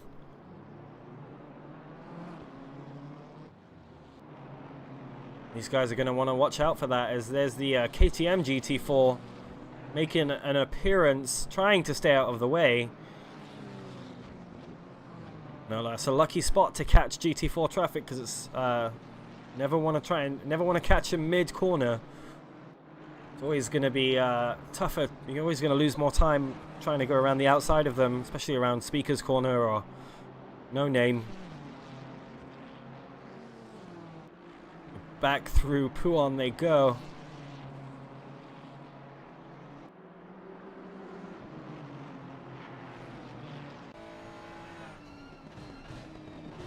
Oh, and the BMW just that much later on the brakes. Oh, he wants it. He wants it. There's a car off in the background there. Richard Withall defending for his life right now, doing an excellent job at keeping that BMW behind. And there's a lot of traffic in front we've got to deal with as well, including a GT4. Always messy when there's a GT4 on the run down to Blanchimont. GT3 as well.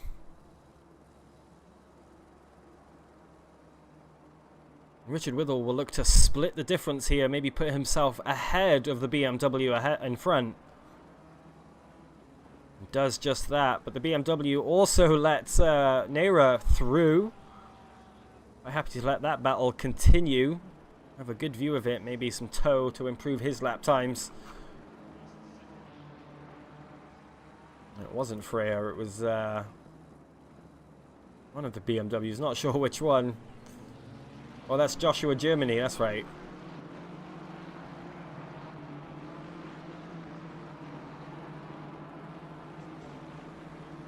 Neira about 0.7 behind, 0.6. He's much faster through Eau Rouge.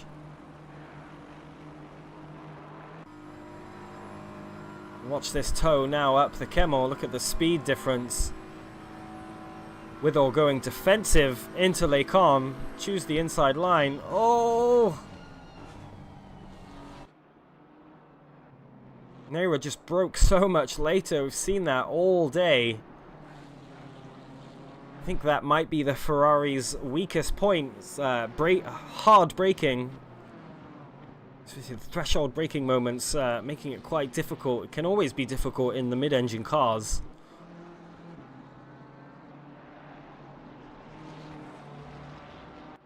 This battle's been going on for a good couple laps now.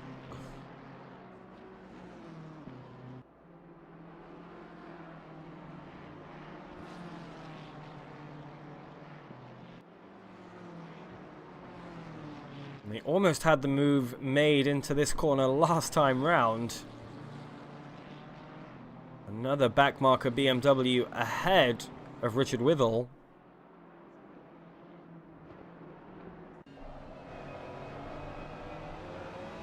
Excellent defense from the Ferrari driver.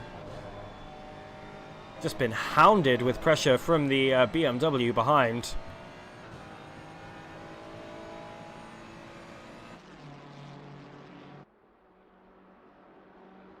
BMW with a massive toe here. It'd be really interesting into the bus stop. Withall again having to hard defend. Maybe a bit deep, very deep indeed. We've seen a lot of that, especially at bus stop.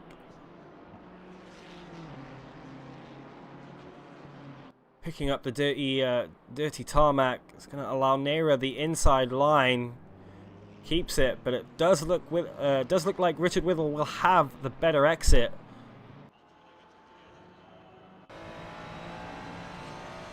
Let's see if it's full commit or if he lifts.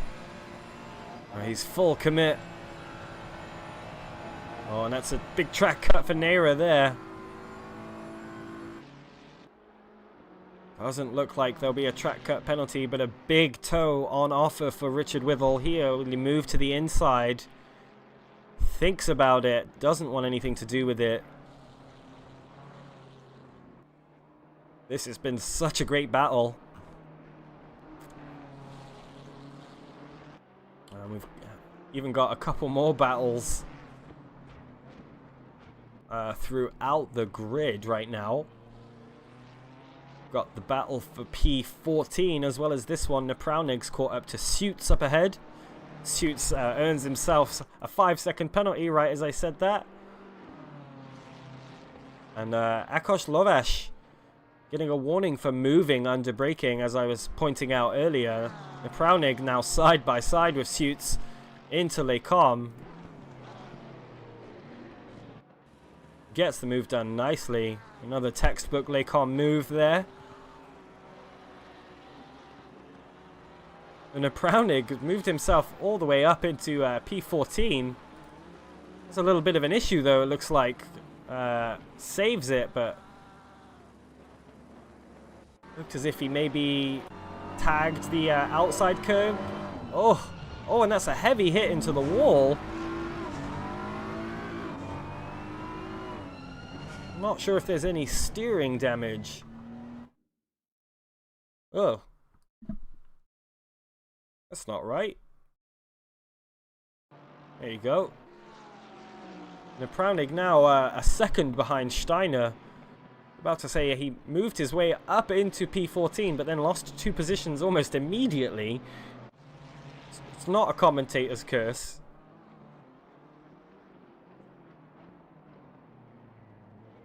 And Nera now having to defend.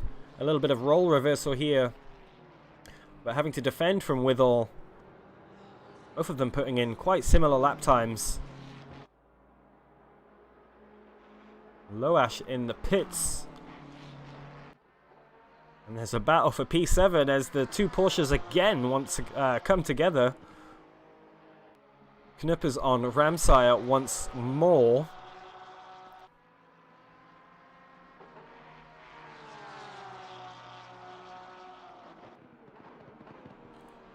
So with 1 minute and 10 seconds left to go.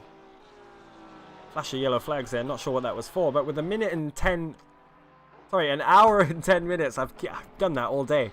1 hour and 10 minutes left to go. 1 more pit stop should do it.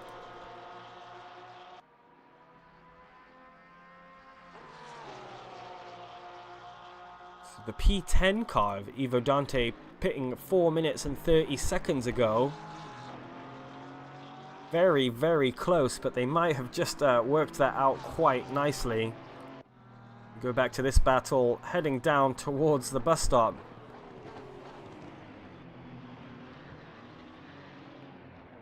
Two Porsches look very evenly matched. Lap time is nearly identical last time around. Let's see how it goes on this lap.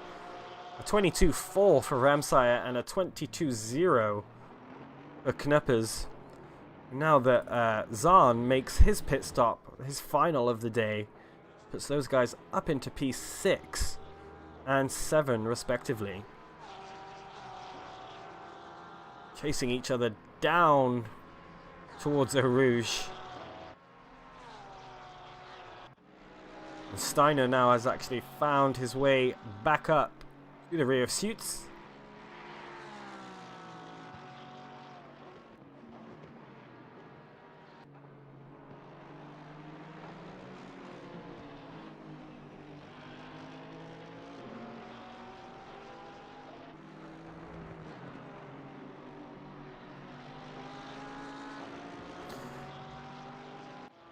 Lucas Lichten in P2, 22 seconds behind Carolia. Might want to change the strategy up.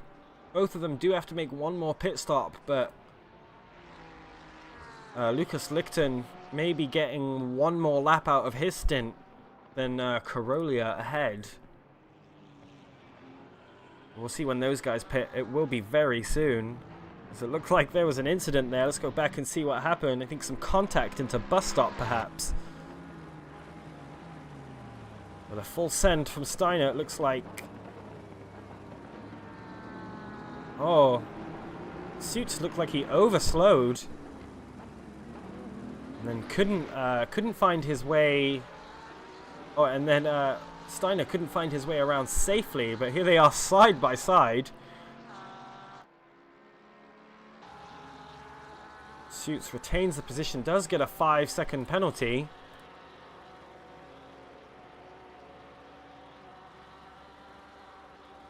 Not sure if he's had that.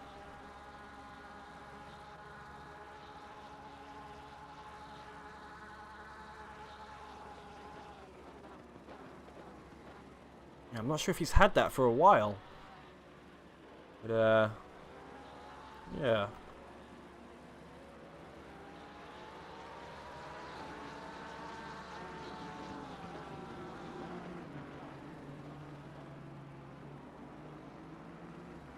Have a look at Ramsaya, who's about a second back from Captain Knuppers.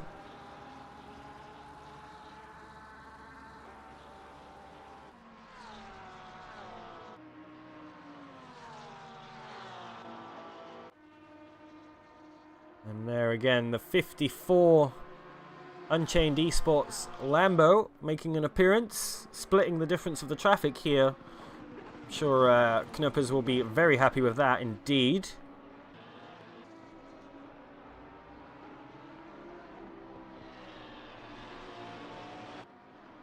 I'm really interested to see how these final pit stops play out. Etrish will be able to go for longer, have a lighter fuel load on his final stint. Only 40 seconds back now, so pit timing is quite crucial here.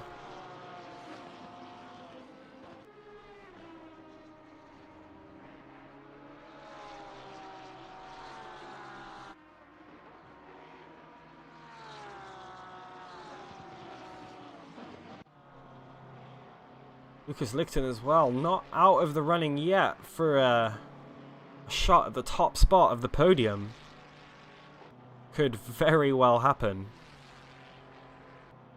Ramsaya again catching up to the rear of Captain Knuppers. He's been freed of the traffic.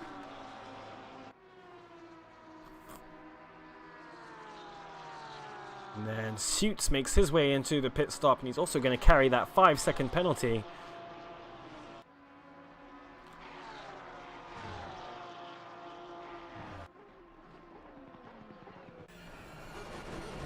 Oh, manages to get it stopped, but it seemed like he braked just a touch late there, went very deep into bus stop.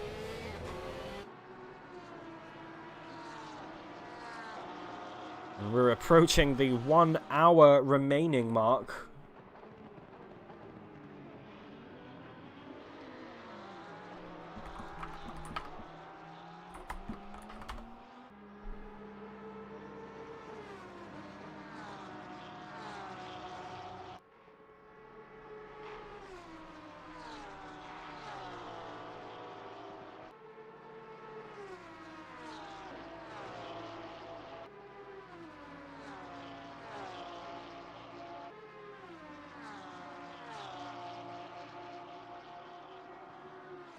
I have a feeling this battle's actually going to go on for quite a bit because they're just trading lap times, always within a tenth. And then a little bit further down the road, Kaizan been released from his final pit stop. Let me just confirm that. Yeah, that's his final pit stop. Is now bearing down on that yellow Porsche we've seen so much of. Torsten Venning currently at the wheel. Deep Dive Racing 3-2-1 entry. been doing a cracking job also. Starting the race in 29th, currently sitting 8th. So a cracking job from this Porsche entry. But now he does have Kaizan behind, who we know is quite rapid. Gotta try and keep him behind for at least another hour.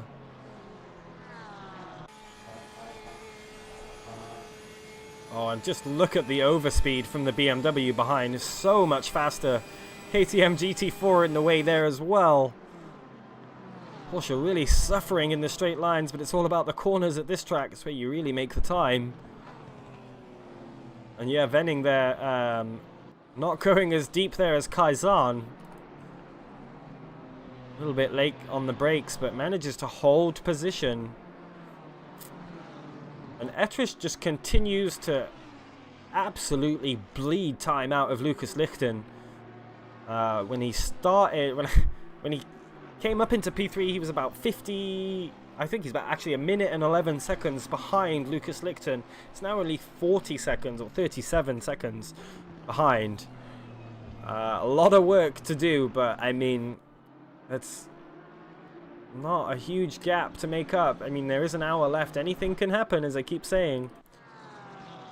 Venning now just bleeding time to Kaizan ahead. Kai on much fresher tyres.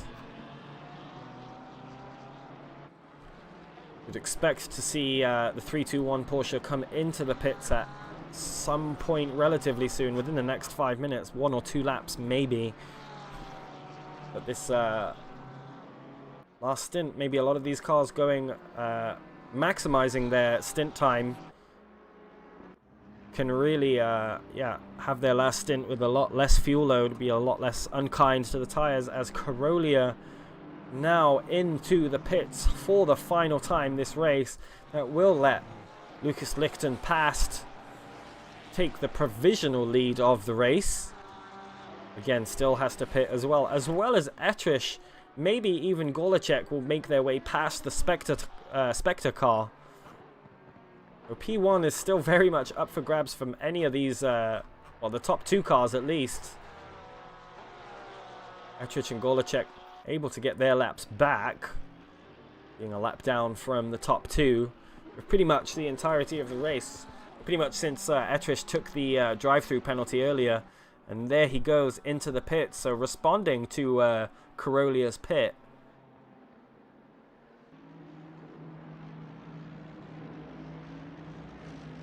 Putting himself on the lead lap as well, so Golacek will find himself up into P2.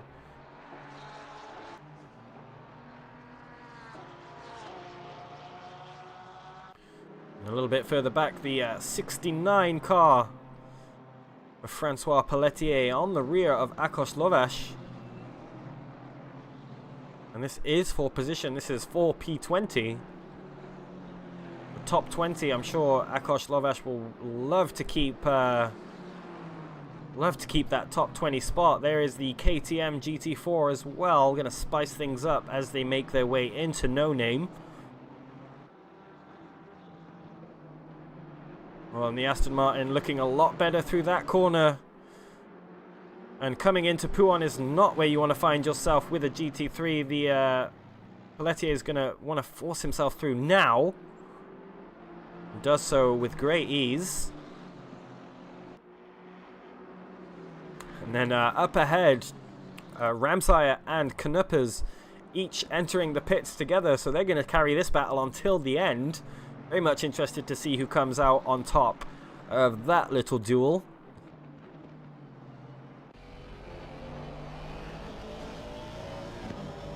Pelletier thought he could get a better exit. Has to lift as a result and losing a little bit of time to Lovash ahead.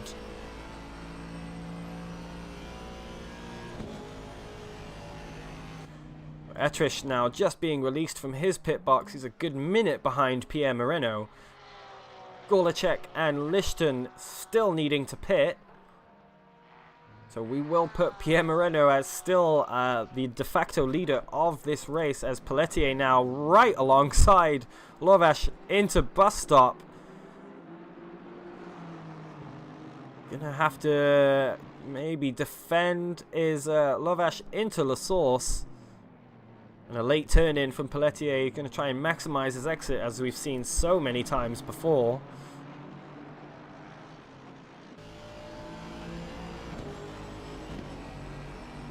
Short shifting there, slowing down just enough. Nice little tactic there, but now he's wide over Radion. Gets the track cut. And I think big lifted there. Trying to avoid giving himself the drive-through. That makes me think he's on 3 warnings. These guys have been released from pit lane within a second of each other, so this battle will definitely continue. Top 6 spot still up for grabs.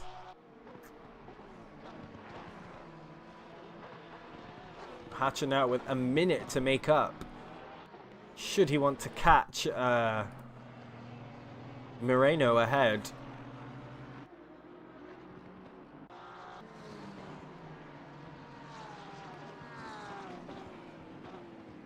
Did I miss something?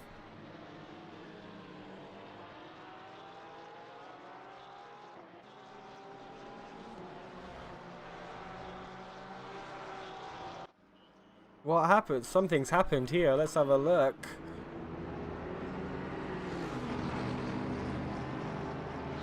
Is that just their pit stop, or?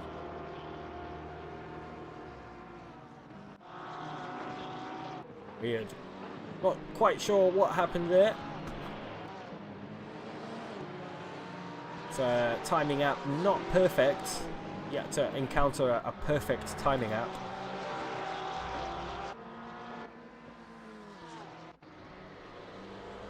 Anyway, Knupper's now pushing down on Tanner.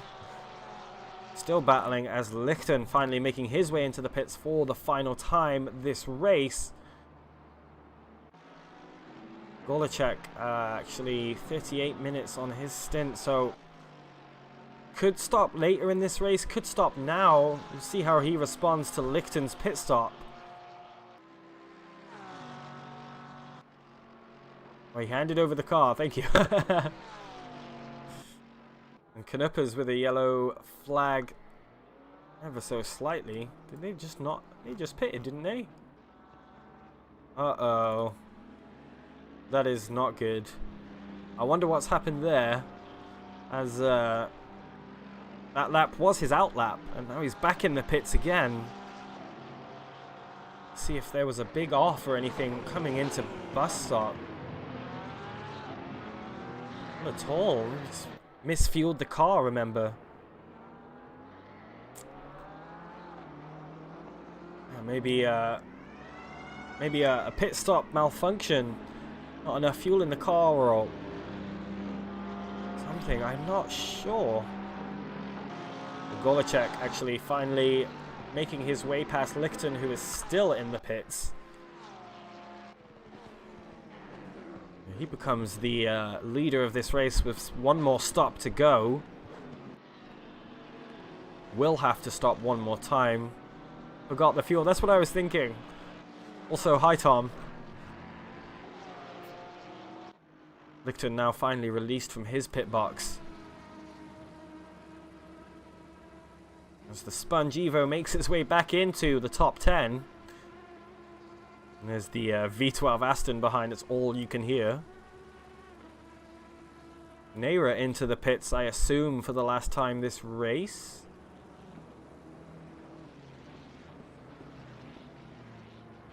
Ends up having to give that spot back to Withall that he worked so hard to have to get. But I assume Richard Withall's going to have to make another stop. Yes, more stops for that team as well.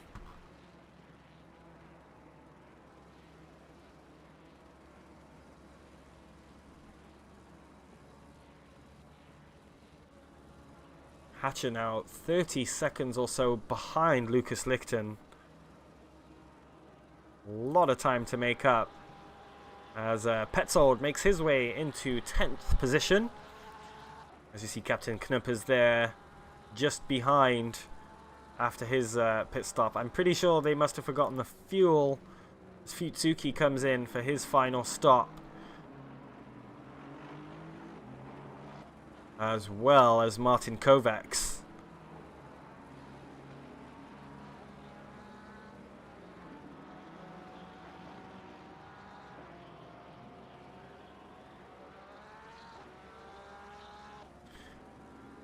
Expected to see Golacek come in. He's only got 40 minutes on his current stint, so has a lot of time left. Might be quite rapid on the final stint, with probably half a stint's worth of fuel, or about a third of a stint's worth of fuel maybe.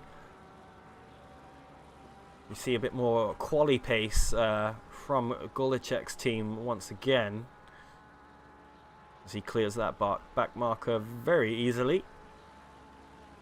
It's looking like it's going to be a fairly smooth final hour for a lot of these drivers. Still very interested to see the order of our top 10.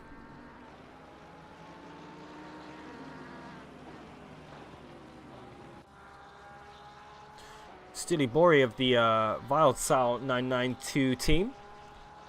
Only 3 seconds behind Petzold, so could round out the last 10. There might be a battle going on there. Both of them pitted last lap, so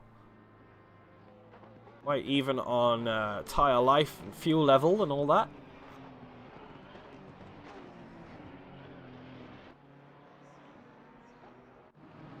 As Zephyr Frey is trying to make his way past the 200 AMG GT4. And that was for position.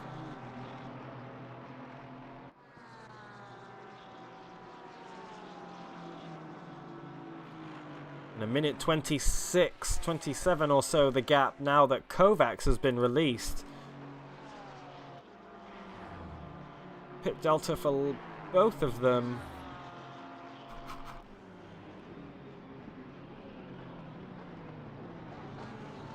Out of 159, but Heaven has already stopped, so if Heaven doesn't stop again, which he shouldn't need to, then he's got the GT4 win sewn up. Steiner now into the pits. I think maybe some of these drivers might have timed their final pit stop a little too late. Steiner now standing to lose out. Is probably going to come out behind Richard Withall. Down in P16 currently, so we'll see how that plays out in roughly 2 minutes.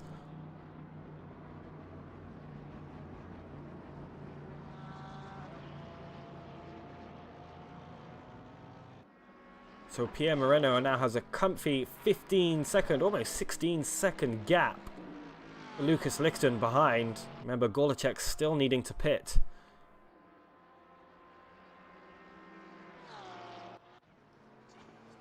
Lucas Lichten now just making his way through La Source, so it gives you an idea there of just how big the gap is.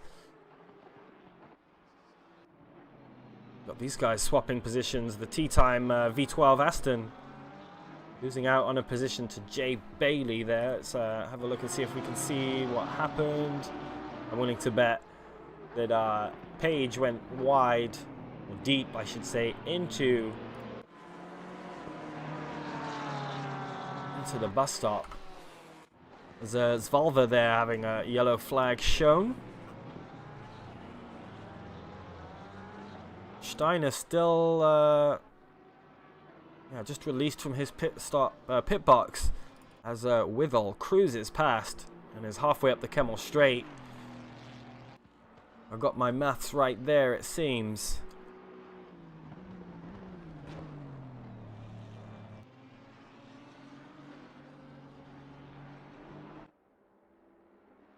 A little bit of a wiggle, I think, from Nepraunig out of Radion as Steiner, sorry, a bit of a... Oh, what am I saying? Steve Schneider, sorry, now is now in the 71 car. Just came out the pits. This is his outlap, so Nepraunig able to take a position just from a pit stop. Does appear that the Withall's Wizards car is still going to need to pit as well. as well as the Ram Racing car.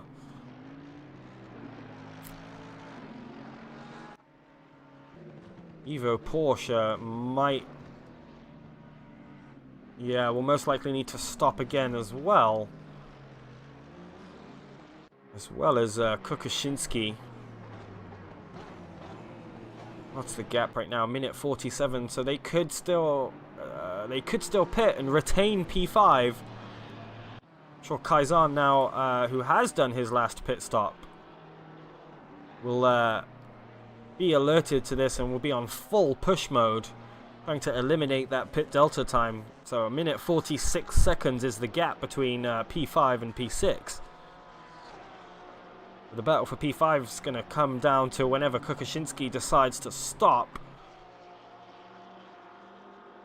Meanwhile, Hatcher taking seconds out of Lichten ahead, but I don't think there's enough time. However, Lucas Lichten with a 10-second penalty. Got the stewards currently typing in the stewarding channel on the Discord. And there it is, 77, 10-second penalty for causing a collision. Let's see if we can find that. Not seeing it in my race control. So a really inopportune time. So I'm sure Hatcher now be aching to get a podium. So he now only needs to make up 20 seconds instead of 30. A real shame for Lucas Lichten because the team has been very clean throughout the course of this race. Meanwhile, Niels back in the car, coming up on the rear of Kleeman. Seen this white McLaren kind of all over the grid as well this race.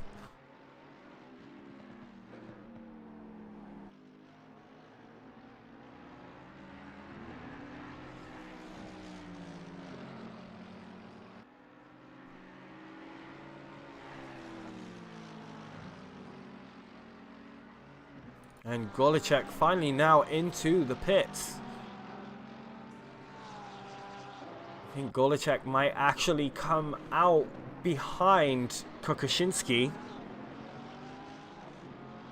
Maybe just ahead of it. It's going to be close as they come out of the pits. Even Blige still on the rear of that white McLaren. Got a good run down to La Source. Not close enough to make a move, but does move to the inside. Thinks again. Oh, and a bit faster mid-corner was the Mercedes. A little peek there of the bikini bottom McLaren Evo.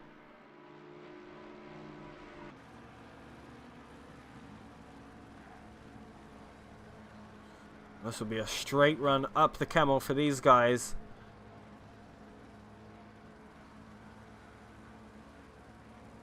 Perhaps the Mercedes not quite able to keep up with Kleeman up the camel straight. And Golicek still in his pit box with Hatcher behind. I think Golicek may have left his pit stop just released from his pit box there, so he'll be about 13, 14 seconds or so behind Hatcher once it's all said and done. Hatcher able to retain a podium spot. Was the de facto leader of this race, remember, until he had that drive-through for exceeding track limits 4 times.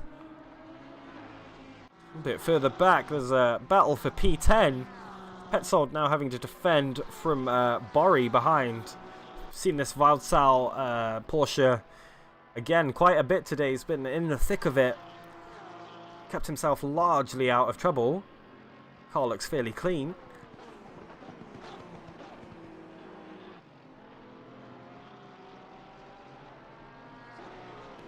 Dave Petzold's really going to have to try and keep it together. Final 45 minutes of this race.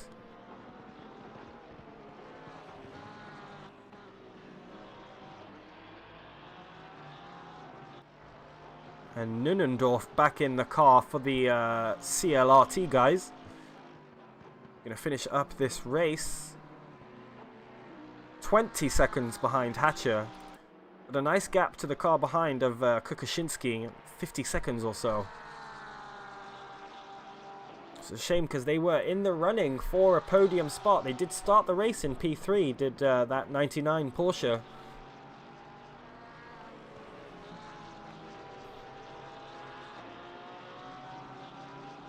Putting a lot of pressure now here into Stavolo and Paul Frere.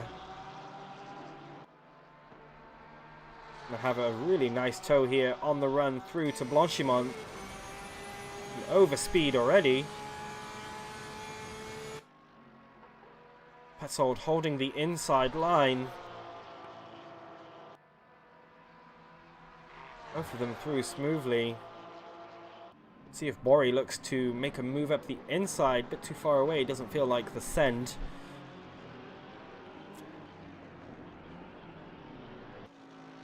This battle will go again. Varga in the pits for their final pit stop, I'm sure.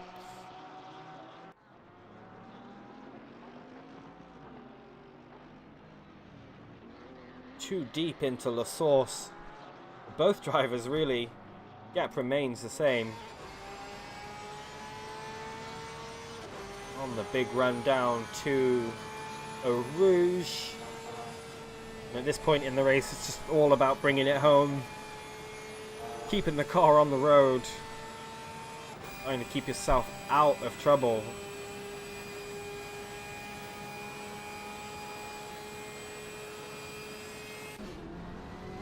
The Ein Bandit hops in the car for the KTM's final stint. Back up a little ways up the road. Two Porsches still duking it out. Hatcher now only 25 seconds behind Lichten.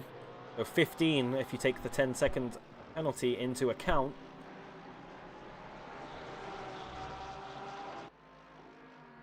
And Hatcher finding himself down net P5 after the drive-through, so has made up a huge amount of time. Got lucky a bit on the strategy, I think, to find himself back to the podium. Had such a commanding lead at the beginning of this race as the Sponge Evo makes its way into the pits for a late pit stop. Campus, they go on their way down to Stavolo. Petzold under huge amounts of pressure here, so hats off to him for keeping the pink Porsche behind.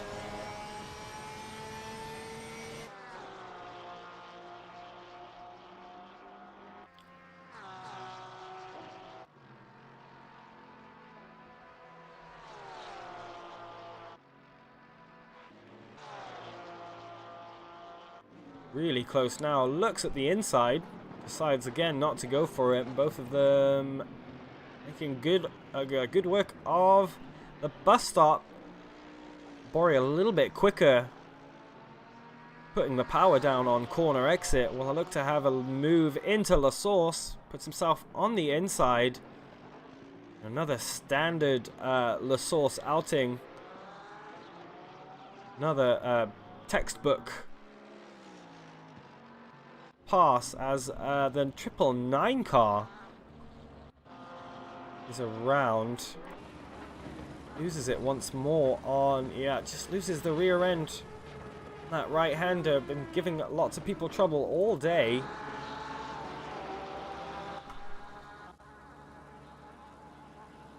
And these guys will be almost side by side into the same corner.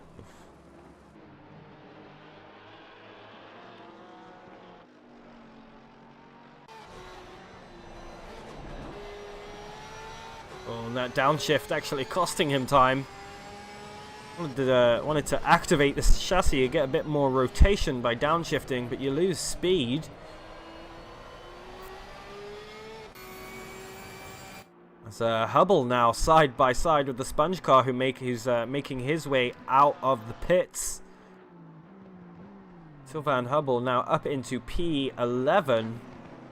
Got a big gap to this man, Dave Petzold, but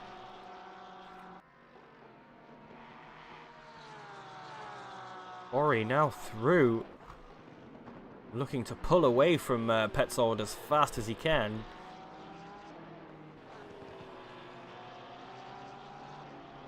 Have a look and see if anybody else is going to need to pit. Oh yeah, the DT Racing Porsche still requiring a pit stop. Their stint timer currently at 1 hour and 7 minutes. They've got about 7 minutes left on their stint timer. And then the Withall's Whizzers car also needing a pit stop too. And I think everybody else is going to be able to make it to the end of the race without having to stop. Let's go back to Kleeman once again. Caught the rear of the 808 AMG car of Takamichi Rana.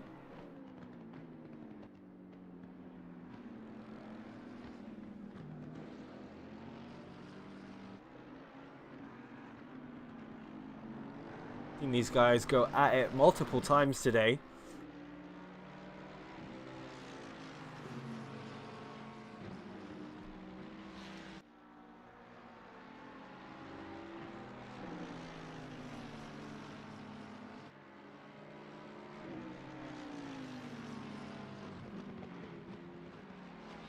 Oof.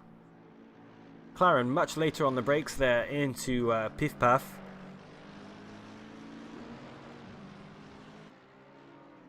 Oh, goes for the move, flashes the lights, warns him early. A bit of a send, but a clean move in the end. That'll see Kleeman make his way up to 22nd.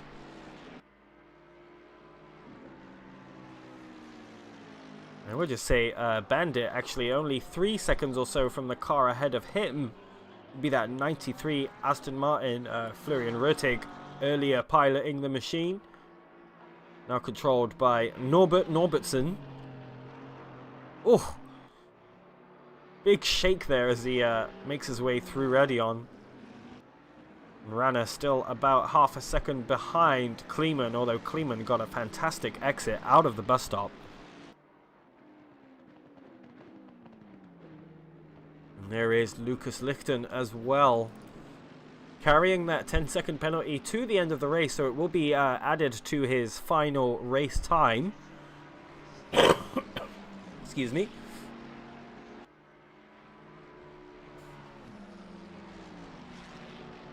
And we might have a little battle here actually for P11 as Patrick Starr regains control of the Bikini Bottom Racing Team car. And is now 3 seconds behind Sylvain Hubble. Sylvain Hubble, although as we've seen, absolutely rapid today in the HCR Porsche. And I've noticed as well, the gap from this man, Tom Hatcher, to Lucas Lichten has remained a solid 25 seconds. So, in about 25 seconds for the last couple of laps. Be very interested to see if he can make up another 10 seconds, sorry, another 15 seconds as that GT4 goes a little bit deep into Les Carmes. But as I said, if Hatcher can make up another 15 seconds, he will take P2 once Lucas Lichten's time penalty has been taken into account.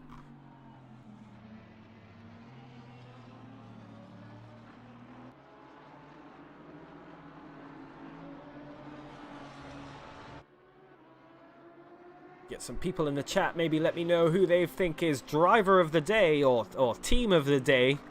So many team entries, a lot of them running 3 different cars.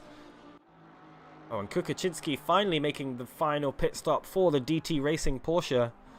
But as I was saying, guys, let me know in the chat who you think the car of the day should be. For me, this guy is the DT Racing Porsche is a very close contender for that pick for me personally.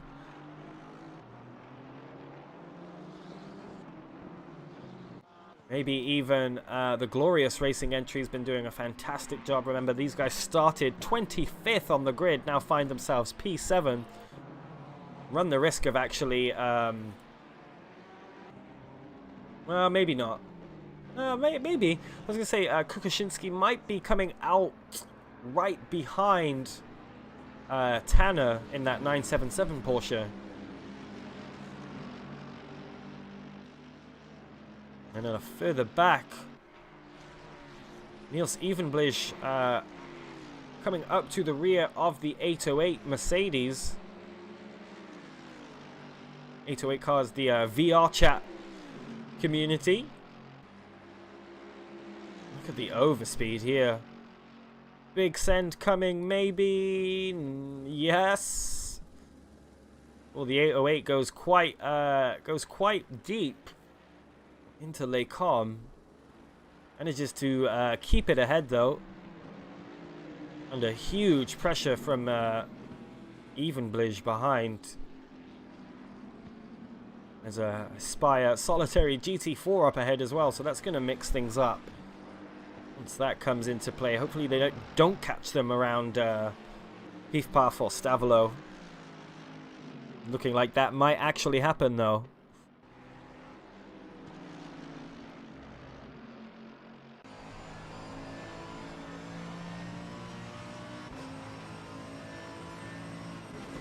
Oh, big send, and they send each other around. Stewards will take a look at that. To me, that looked like a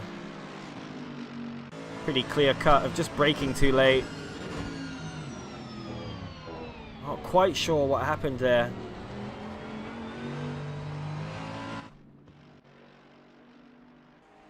The gap now between the 808, the 20 car actually keeps position. Oh yeah, and I'm sure the stewards are poring over that as we speak. Let's have a look at the chat. Barbai saying 999 for Kurakami for great defense against power 2 hours ago for a rookie driver. Yeah, I'll give him that. Andreas rooting on the number 96 car who's inside the top 10 now. Yeah, the 999 car has been doing excellent, especially for this man, a rookie driver, as Barbai was saying. Or Fuyutsuki, for those who are not in the know. But yeah, Kurakami with the rookie drive today, first time out, and doing a fantastic job earlier against his against the sister car in the team.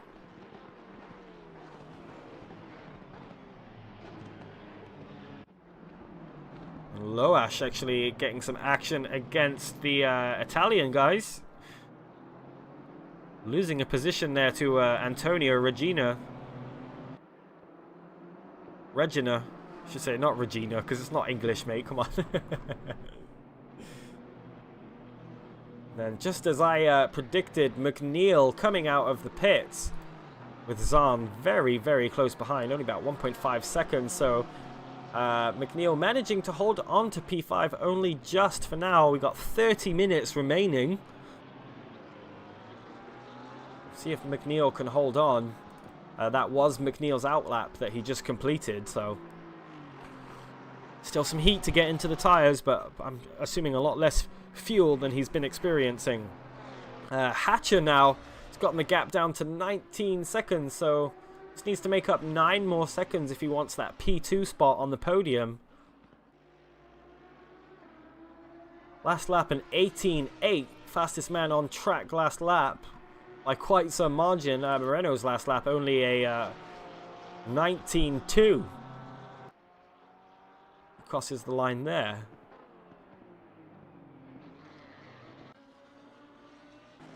Still not over. I thought an hour might be too long to try and make up a 15-second gap, but I might be being proved wrong. Live on air.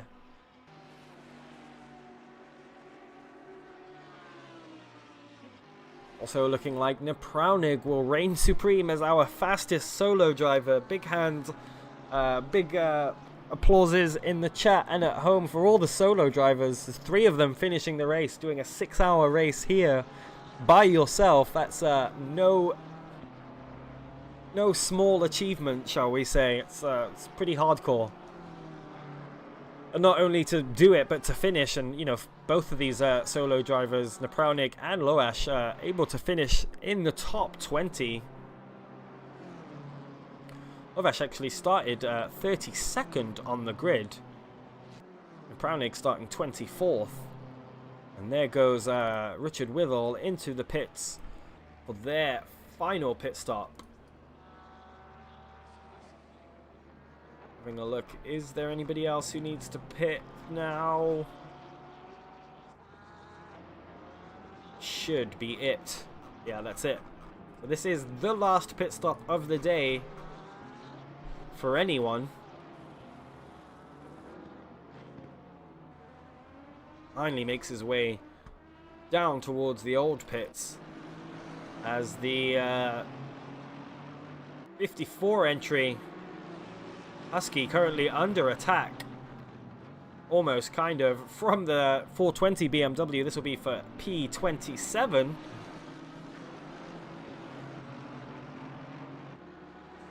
So the event's not over for those guys.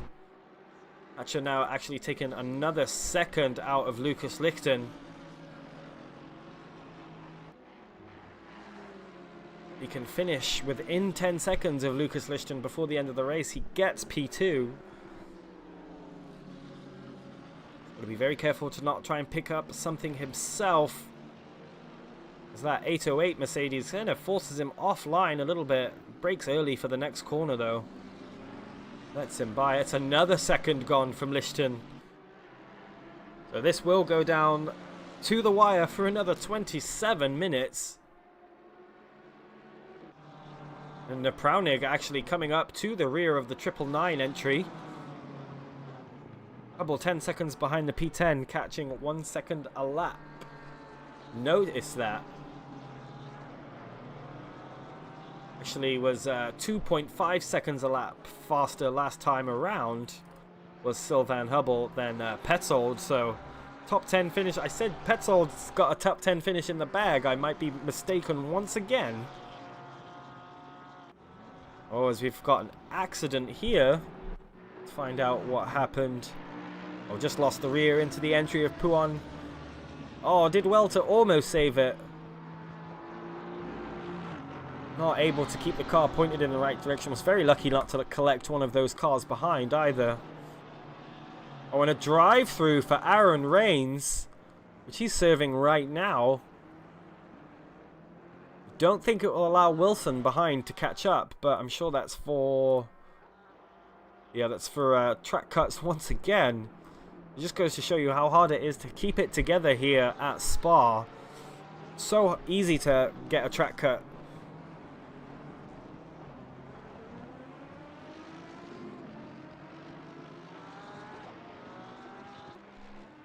So indeed, M Heaven, as I said earlier, has got P1 sewn up. Sergio in the chat says, Regina, new driver in the OM team. So, yeah, good for him. But bunch of rookie drivers out today, it seems. All doing really well.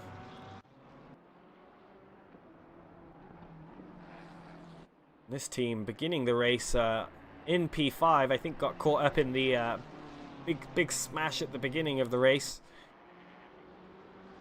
Now find themselves P19. I believe they were like 28th at some point during the race too, so they've had a bit of a recovery drive. Napraunig once again catching up to the rear of Kurakami.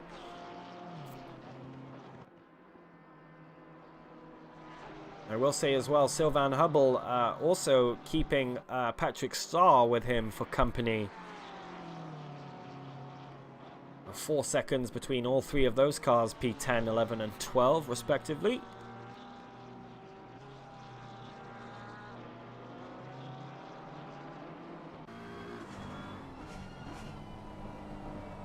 And Kurakami with more defending to do soon, it seems, and Hatcher now only 16 seconds behind Lichten. If my maths are correct, I think 24 minutes is definitely enough time for him to make up 6 seconds. Jump back with Napraunig through Blanchimont. The 456 BMW, been all over the grid today. Started in 24th, so they've made up 10 positions over the course of the race. Fought hard for it. They've kind of been, like I said, kind of been everywhere. And even Blaise, yeah, picking up a 10-second penalty for that earlier contact that we saw in Pif Paf with the 808 car. I think if he had given the position back, I think it might have been just a warning, but he kept the position. And that's interesting too. So Rana is 11 seconds behind him. So only needs to make up a couple seconds to make up a position. Does that 808 Mercedes. As the 999 car getting all sorts of out of shape. He's on the grass through the kink. Huge commit there. Pulls over into the racing line. Oh! Okay, we're going to have to watch all of that again.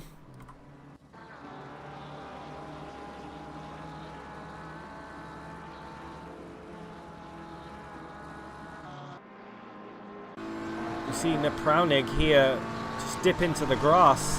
Oh, did keep two wheels on the track. I'm not sure if the stewards would be looking at that. And then Kurakami. Oh, I think just braked a little bit too late. Panic braked. Oh, and he's got some steering damage as well. Or maybe not. Doesn't look too bad at all. But Hubble now made his way back up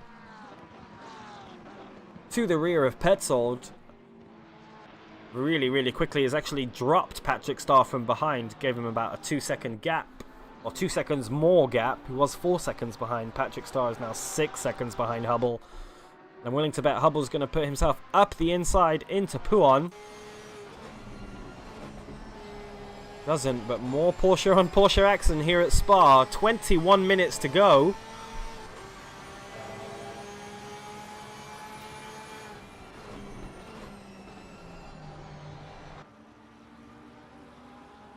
This is the battle for the final spot in the top 10. Hatcher now still 16 seconds behind Lichten up ahead. Time running out for him. And Hubble now really pressuring the back of Petzold as they make their way down to Blanchimont. Going to put himself up on the inside. And they are side by side through Blanchimont. Who's coming out of this cleanly? Oh, both of them. A little bit of contact, but we both keep it together. I think that's just a racing incident. I don't think there was any malicious intent there from Hubble. It makes the move stick into bus stop, and he'll look to run away with things. So top 10 spot for Sylvain Hubble. Started the race 28th, is now 10th. And then Petzold started 29th, is now 11th. So both of them making up 18 positions as Hubble goes a little bit deep. Oh, the sausage curb almost throwing the car around. Manages to save it, but he has to let Petzold go up down the old start finish straight. This is really exciting. The last spot for the top 10 has come down to the last 20 minutes. Hubble again. Oh, Walrack telling me that Hubble let him by for the small contact. So very courteous of him. Now looking to retake the position maybe a little bit more cleanly. In a situation where he feels like he deserves to keep it. Maybe a move up the inside into the hairpin here.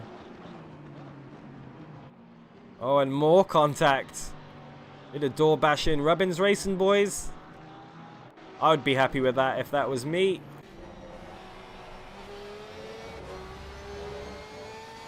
Petzold having to settle for P11 for now. Essentially a sprint race left for both of these drivers. Oh, he goes deep into Puon though.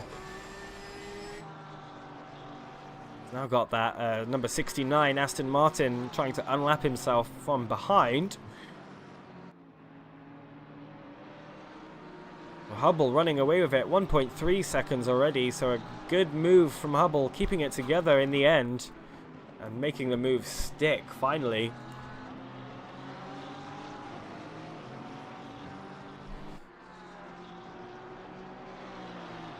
Seems like Hubble will be losing some RT from Project A. No, that doesn't count. As far as Project A is concerned, this race doesn't exist. So, but Patrick Starr now catching up to the rear of Petzold, only 0.9 seconds behind.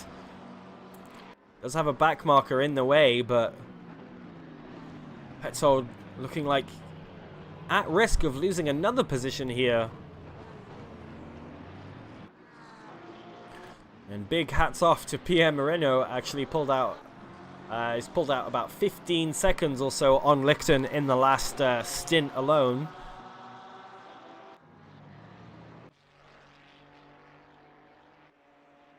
That just gives you an idea of a gap there. Pierre Moreno just crossing the finish line, and Lichten on his way out of Paul Frere. Only 15 seconds the gap now between Hatcher and Lichten.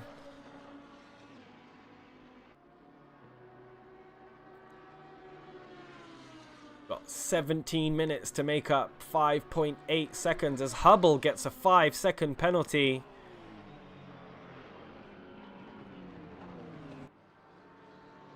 And that will be for... oh, the stewards are typing as we speak. Most likely be for causing that collision.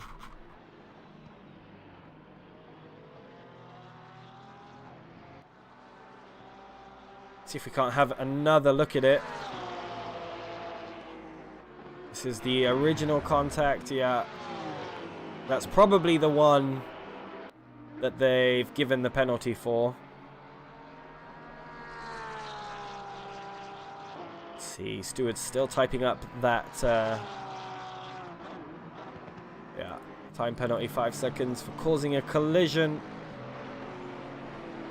So we've got 2 battles, essentially, that are coming down to penalties at the end. Or I should say 3 battles. And Petzold now right on the rear. Oh, sorry, Patrick Starr right on the rear of Petzold. Has made his way back up. So Petzold looking like he may lose P11. This McLaren Evo 2 entry being quite rapid all day. Started P9. Will end up P12. Did have some difficulties earlier, but they are so close together now as they go through Blanchimont. Neither of them willing to let off the throttle for just a second, and that 69 Aston Martin right behind is threatening to catch up too. Is looking very quick as well. Patrick Starr looking maybe for the cutback at the bus stop. Doesn't get it.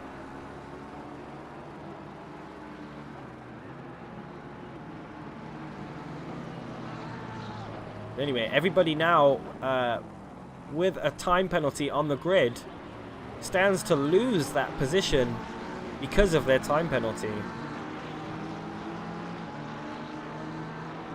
So if Petzold now can get in within 5 seconds of Sylvain Hubble, then we're going to see Sylvain Hubble move down out of the top 10. I'm sure this is why Patrick Starr wants to get past as soon as possible, wants to be released, so he can try and get onto the rear of Petzold. Oh, and Petzold deep into Les Combes. Off track, has to be careful rejoining. That curb can be quite vicious. Patrick Starr getting the move done on the way down to the hairpin. Hatcher's taken another second out of Lichten, so 14 seconds the gap.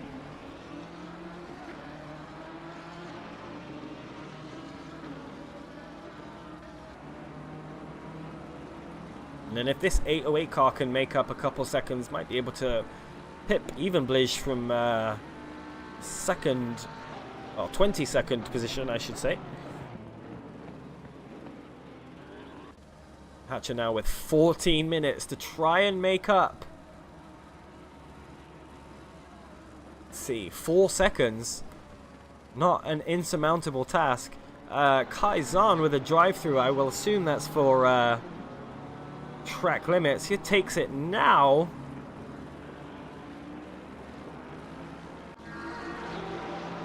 Which means Pascal Tanner with the glorious car probably take P6. Ivo Dante might also take P7.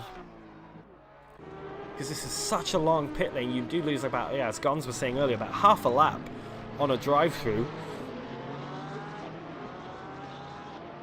Which means McNeil pretty much has 5th place all but sewn up. Doesn't have to worry about the car behind him anymore. Got a good, or have a good 30-odd second gap. Big shame for Kaizan. Top 6 was definitely on the books for him. Meanwhile, we've got Husky under attack once again from the 420 BMW. Let's see if the 420 BMW can actually make a move stick. And that just ahead of them is Pascal Tanner. A much better exit out of Radion does the BMW get.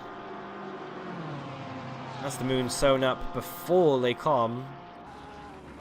Oh, and Husky late on the brakes there, goes deep into Les Combes and is going to have to try and find his way back on track safely. Does so. And that will put the 54 machine back down into P28. Kaizan actually finding himself only 7 seconds off of P7. Look at this, man. Top 10. Top 10 and 7 of them are Porsches. Crazy.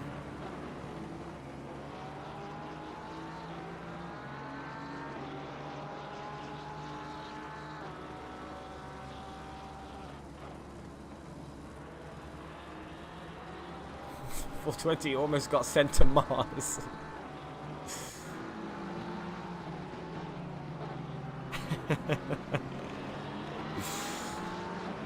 Yeah, there's been some interesting incidents in today's race. The one at the beginning of the race was very interesting. I think maybe at the end of the race we'll go take maybe an in-depth look at that if we can.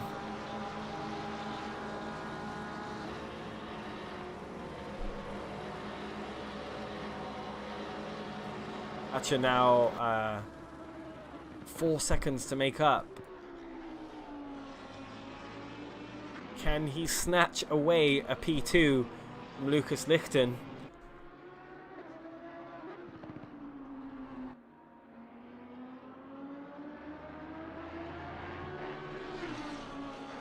Remains to be seen. Was again the fastest man out on track, but only by 8/1000ths of a second. Hatcher's last lap, a 19.412.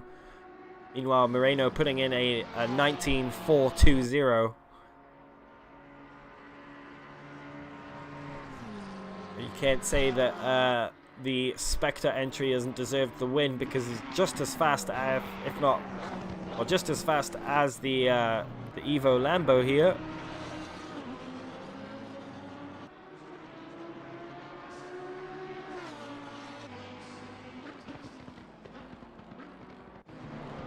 Looks like Husky's made his way back to the rear of the 420 Porsche. What is Fox Hub? I probably don't want to know what that is.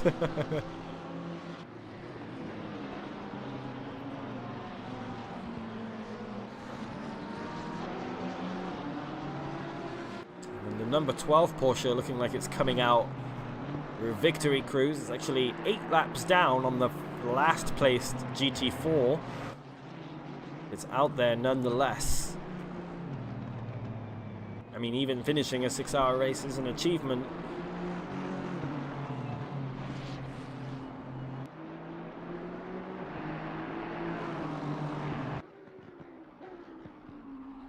Hatcher still trying to carve down the time difference. Only has 3.5 seconds to make up if he wants that second place spot. That may have been the yellow flag for Ivo Dante there, probably wide at Pouon, be my guess. Does now have Kaizan right behind him. Only 3 seconds or so.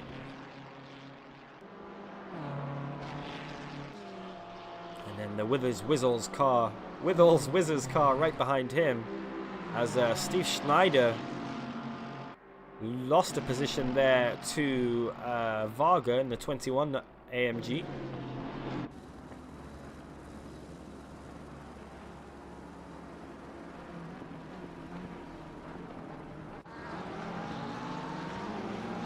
The push to pass McLaren under attack from the FPRL guys. Makes the move before Rouge. Oh, and the McLaren's turned very late there. Oh, there's already a car off the track. Oh my goodness, that could have been a little bit scary there. Let's see what happened here to the 404 entry. It's another solo driver. See over the curb. Yep. Smack. I think that's the HCR car there having to take evasive maneuvers. Maybe some big damage there for the BMW. Takes a second to get rolling again.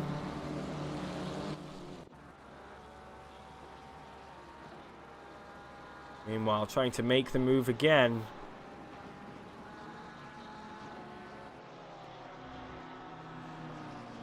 .420 BMW, who we've seen around quite a fair bit. Trying to make his way up into P26.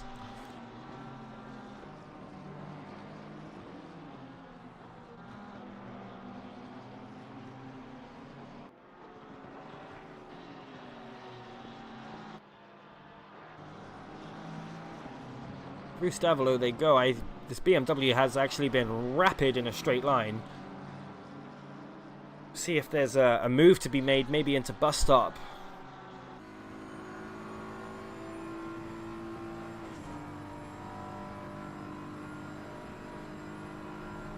F indeed, crime.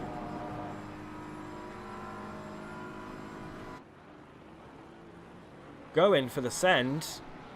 Not quite able to make it happen. And the McLaren getting a slightly better exit than the BMW out of that corner.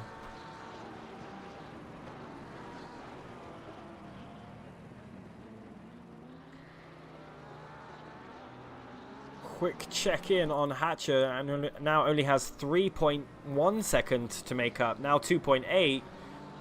Last lap was an 18.9, so he's on it pace-wise. See what this lap ends up being. It's a 19.5 as opposed to Lichten's last lap of a 19.9. So this is going to be really close. 5.5 minutes remaining. This is going to be really, really close. Another accident there. Looks like... Oh, terrible rejoin. Oh. Big F there. That is... Oh, that's Ivo Dante. So he loses a position to Kaizan at about a 4-second gap.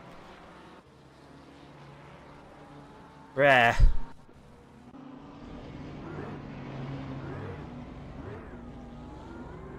And there he sees his opponent just drive past. Awful stuff. Terrible rejoin. I'm sure, actually, can't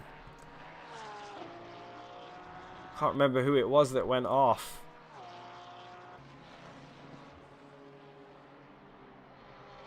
Or it was Molineux. But yeah, Molineux ended up going off the track and collecting Ivo Dante. Big shame. Ivo Dante has had a really, really strong showing today, actually, the whole team.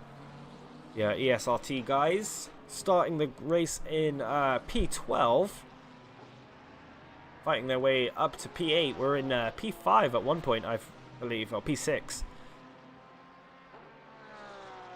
4 minutes to go. Let's just have a quick look. Pierre Moreno. Oh no, Hatcher's gotten himself a drive-through. Well, that's it then. It's done. Nunnendorf now looking to maybe poach the final podium spot. I'm willing to bet again. Track limits rearing their ugly head. That's a second drive-through of the day for Hatcher. I can't remember if you have to take it or if you can leave it till the end of the race and get like a 30-second added on. He's not taking it this tournament around. But yeah, giant F for Hatcher, just thrown away his podium. Not quite sure where that happened, but it's a real shame. I think, yeah, podium probably gone for the Invictus guys. It's been such a dominant race from them for the most part. The first drive-through took them out of contention for the lead. They fought their way back up to a podium position. And now might even would be very, very lucky to keep their podium position at this rate. It happens. Only 2.5 minutes remaining as well.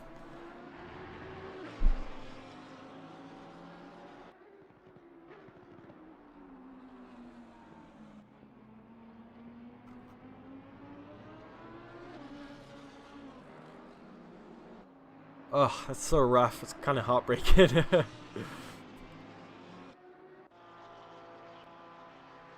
Meanwhile, Pierre Moreno looking like next time by will be the white flag. 2 minutes left. And a 2:19 lap time. So yeah, about to begin his final lap of the race. Got a 33-second cushion to Lichten behind.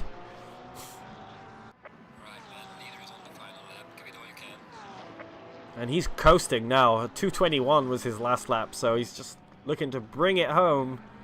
Make this as easy as possible.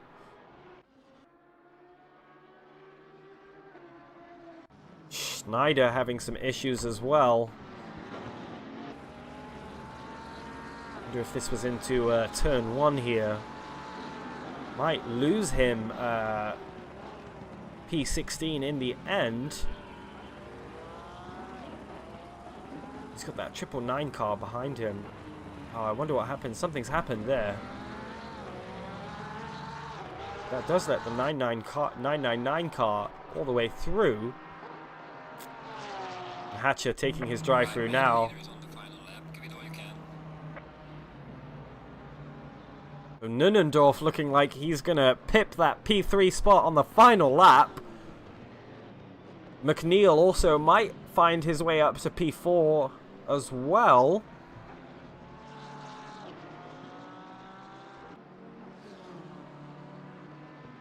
And Withall making his way past Schneider as well, moving up into P17.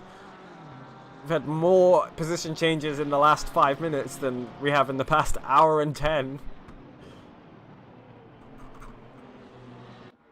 Pierre Moreno now almost, yeah, about halfway through his final lap of the race. And then the GT4 winner coming up towards, he'll have one more lap after this. But M Heaven, RXE Motorsport in the AMG machine, comfortably taking the win in GT4. Let's see, will McNeil is going to pass Hatcher, it seems. Oh, this is going to be so close. This is the last lap. McNeil now has a chance at P4. He's going to have it. He's going to take it. Got the overspeed comfortably. Hatcher might not let it go down so easily, but still. And there we have it. Wiggles of the wheel for Pierre Moreno and the Spectre Racing team as they take the win of the Spa 6 hours. Huge congrats to them. Massive effort. And celebratory donuts as they float along the ground. Thank you, Kunos, for the brilliant track meshes. Excellent, excellent race from Pierre Moreno. Evan moving his way through the course and will be the winner of GT4 Class 4 today. Oh my goodness, 6 hours just goes like that. They say time flies when you're having fun. Well, it certainly did today. And we'll definitely get boys in the pits. Lucas Lichten with the P2 sewn up. And Nunendorf coming across the line to clinch the final spot of the podium. Excellent work from these guys. First time out, I believe, with their RP Endurance, smashing it, sitting on the bottom rung of the podium. Handed to them by this man's misfortune. Hatcher just getting that final drive-through. That's the second of the day, remember. I think if it wasn't for the drive-throughs, these guys would probably be on top right now. Big shame, but P4 is definitely no small achievement. Evan here coming through Blanchimont. On his way up to bus stop for the final time. Thomas Jack getting completely baited in the stream chat. Love it. And there we go. Evan coming across the line to take the win in GT4 class. It was looking like Kovacs and Reigns had the win sewn up early on in this event, but 6 hours racing, anything can happen. Couple drive-throughs, big wiggle across the line. And your overall winner, Spectre Racing, Pierre Moreno and Usama Karolia in the 992 GT3R. We'll see if we can't get some interviews going here. Gotta find the correct Discord channel.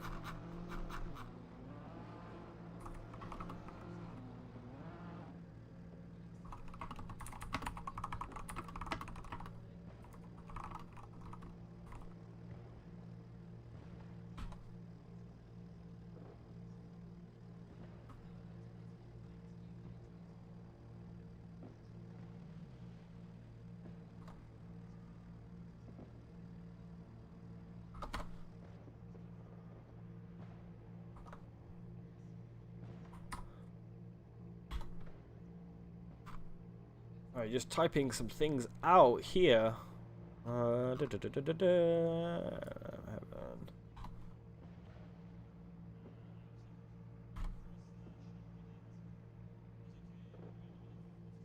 GG to everybody.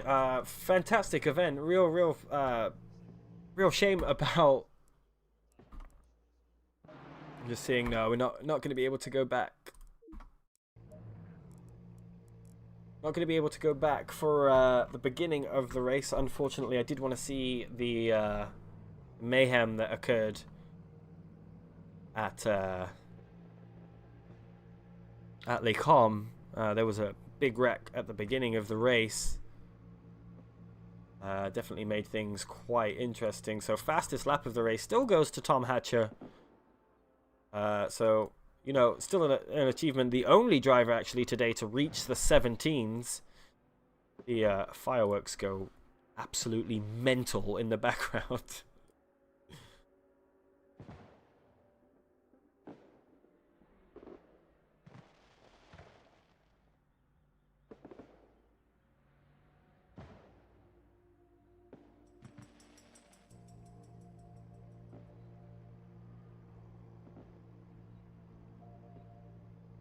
Yeah, great job from Darkius and Karolia. It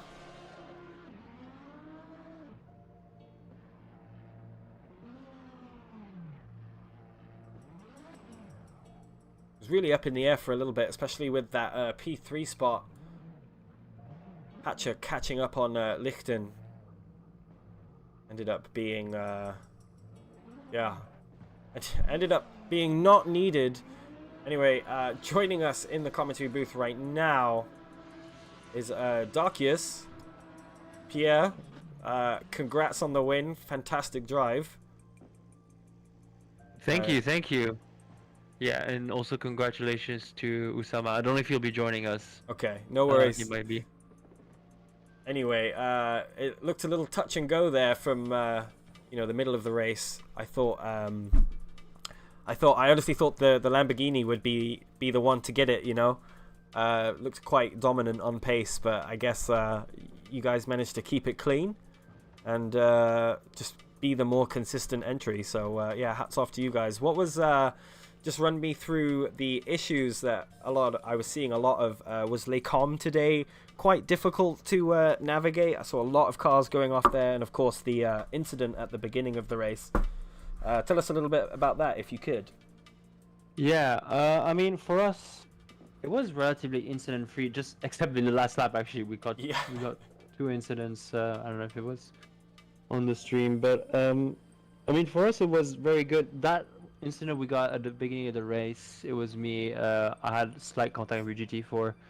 I don't think there was any damage for the GT4. There was definitely no any damage for me, so it was relatively minor. It didn't spin or lose any time, so I think we got away from that one cleanly. But I think the real story behind why we won is actually strategy, which might not have come through, you know, looking at the times and all that stuff. But yeah, definitely. There was a lot of cars that left it quite late to pit, especially for the last stint, and I kind of saw you guys right off the bat pushing that 75-minute stint timer. So it looks like you, it looks like you, not only did you win, but you pitted one less stop than everybody else. So it looked like you were the only team to eliminate that final stop from your race. So a 6-hour race on 4 stops is quite impressive, man. Yeah, that was the key, really. When we looked at the strategy, we saw that if you do 72-minute stints, yeah, you get 1 hour. Yeah. So we're surprised that nobody noticed that, you know, we could do that. And when we saw that Lamborghini pass us, yeah, we were pretty sure at that point that they were, you know, they were gunning for it and that they were going on the 1 hour strategy. So it paid off. We were not too worried about anything. We kind of knew how much time we could lose per stint. It was about 20 seconds. Yeah. And we never came close to that because the Lambo got a drive-through.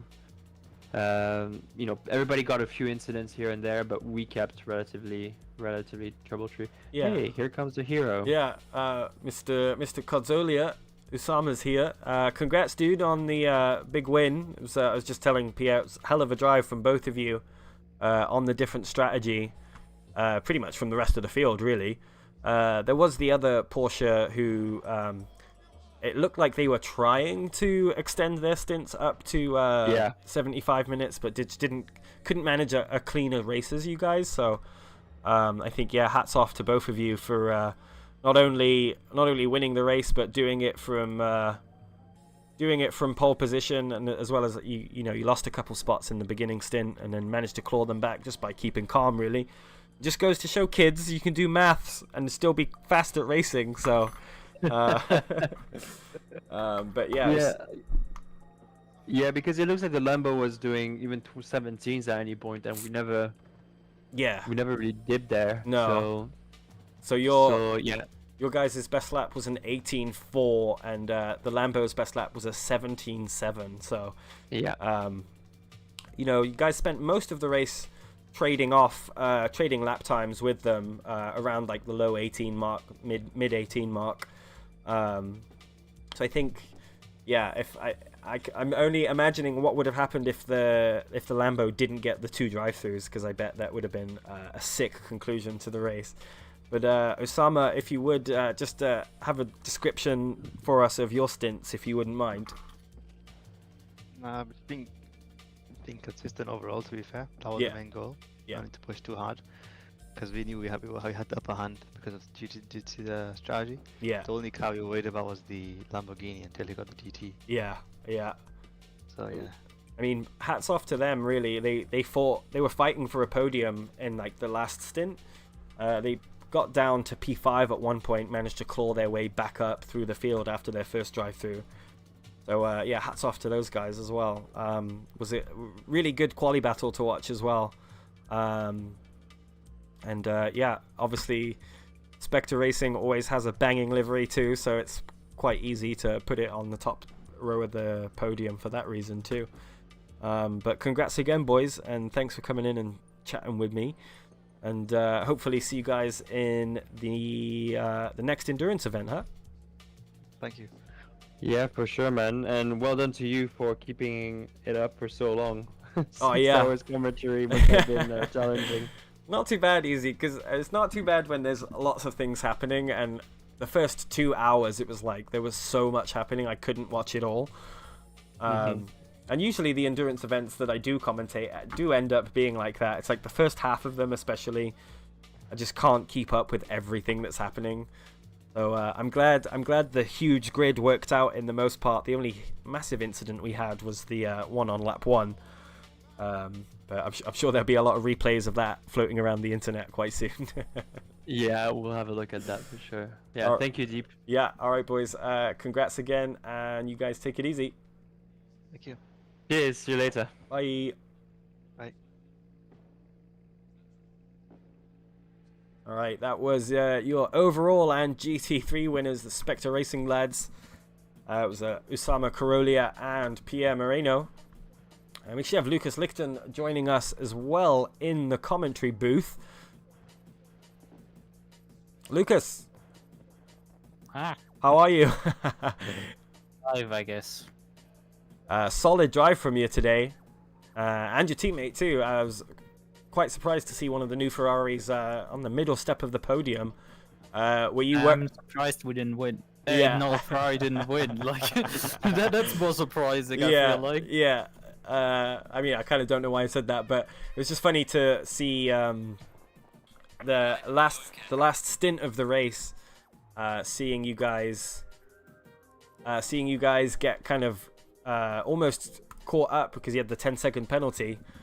Were you worried about the Lambo at all before they got their drive-through? Yes. I was worried for the last 90 minutes of the race about the Lambo. I saw it like being 90 minutes ago. It was like 60 seconds behind me. It has the same number of pit stops like me to go at that point, and it's like shit. And they gained like 10 seconds within the first 10 minutes of those 90 minutes. So it's like, this is not good. This is not looking good. We headed into the final stint for 30 seconds, and I was like, this is not looking good. Yeah. And then it's like I complete my first flying lap of the final stint. I'm like 4/10 up on my personal best. Heading into the final chicane, the V12 in front of me, about a second or so in front of me. Yeah.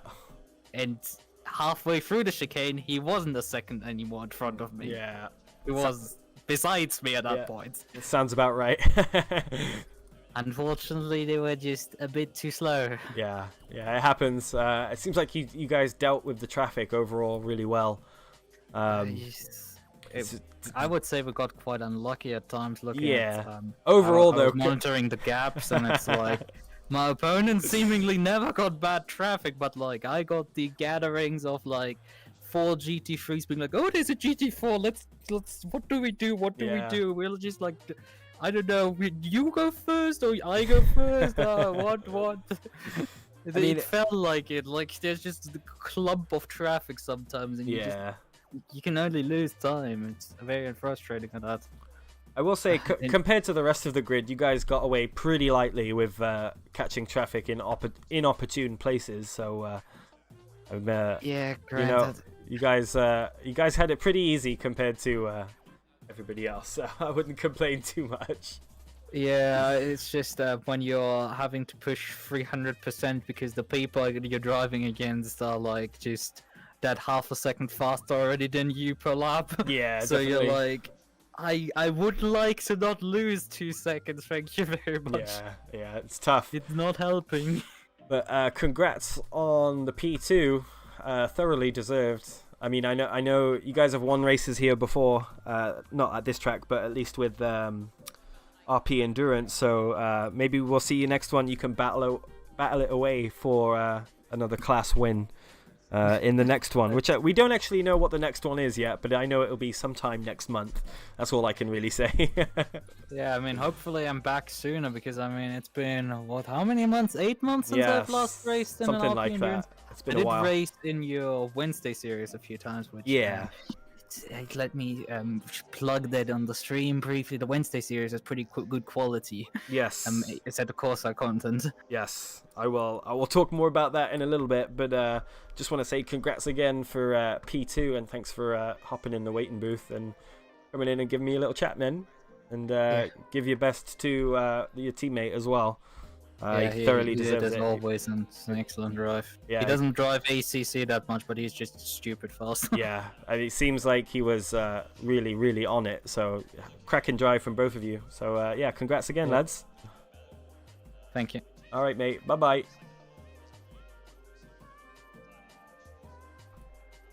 And there was a P2 finisher in Lucas Lichten. They said maybe really, really wanted to be on that top rung of the podium. Very hard to keep up with the likes of the Spectre crew, though. He was actually talking about Wednesday series, Assetto Corsa Race and Chill. A nice, nice casual, semi-casual series. Happens weekly. It's not point scoring or anything, but combos, track and car combos that you wouldn't necessarily normally drive. I think last one was, what was it? I think the Citroen C1s at like Donington or something. So yeah, if you're a little bored of F2004s at Spa or Monza, then definitely sign up at the Discord, which is in the description of the stream. Sign up, grab the AC roll, and check out Race and Chill. It's definitely worth doing. We are actually on a little bit of a summer break right now. We are kind of off season in between our normal scheduled league racing, but there'll be a pretty big announcement soon regarding the off-season activities, as well as the next series coming up. So we've got Project A, which is brand new. Just finished our first actual season of it, but imagine F1 career mode, but with worse cars, but you still get to upgrade the cars and get like research points for finishing position for each race. If you're subscribed to the Racing Pals channel, you will have seen that by now. If you're not subscribed, hurry up and smash that subscribe button. We want to get as many subscribers as possible. This is the center of our media efforts, if you will, for Racing Pals. So a big thumbs up if you manage to like the stream, share the stream during today's event, or if you can sub, big thumbs up, and I'll give you a big virtual high five to go along with it. Big thanks to the event's organizers. That's basically all of the directors at Racing Pals, Darkius included. And then massive thanks to the stewards today too, who were probably insanely busy running around with fire consuming all of their peripheral. But without those guys, these events simply wouldn't be possible. We couldn't run these events without stewards, because live stewarding's pretty much a must for these endurance events, and you can't have a race without any organizers. So big thanks to all of those fine people for making sure that these events run smoothly and happily. And again, my name is Deep Cuts. I was briefly joined by Jack. I'm not sure where he went, but maybe had more pressing matters to attend to. It's all good. As I said, 6 hours goes by pretty quickly when you're having fun. Anyway, until the next time, join the Discord if you do need an announcement regarding the last race. Or sorry, the next race, I should say. As I said, not sure what it is yet, but it will be next month sometime. Probably around the 28th or so. And yeah, as always, good morning, good evening, good night, wherever you are, from everybody here at Racing Pals, and thanks again for tuning in. And you all take it easy now.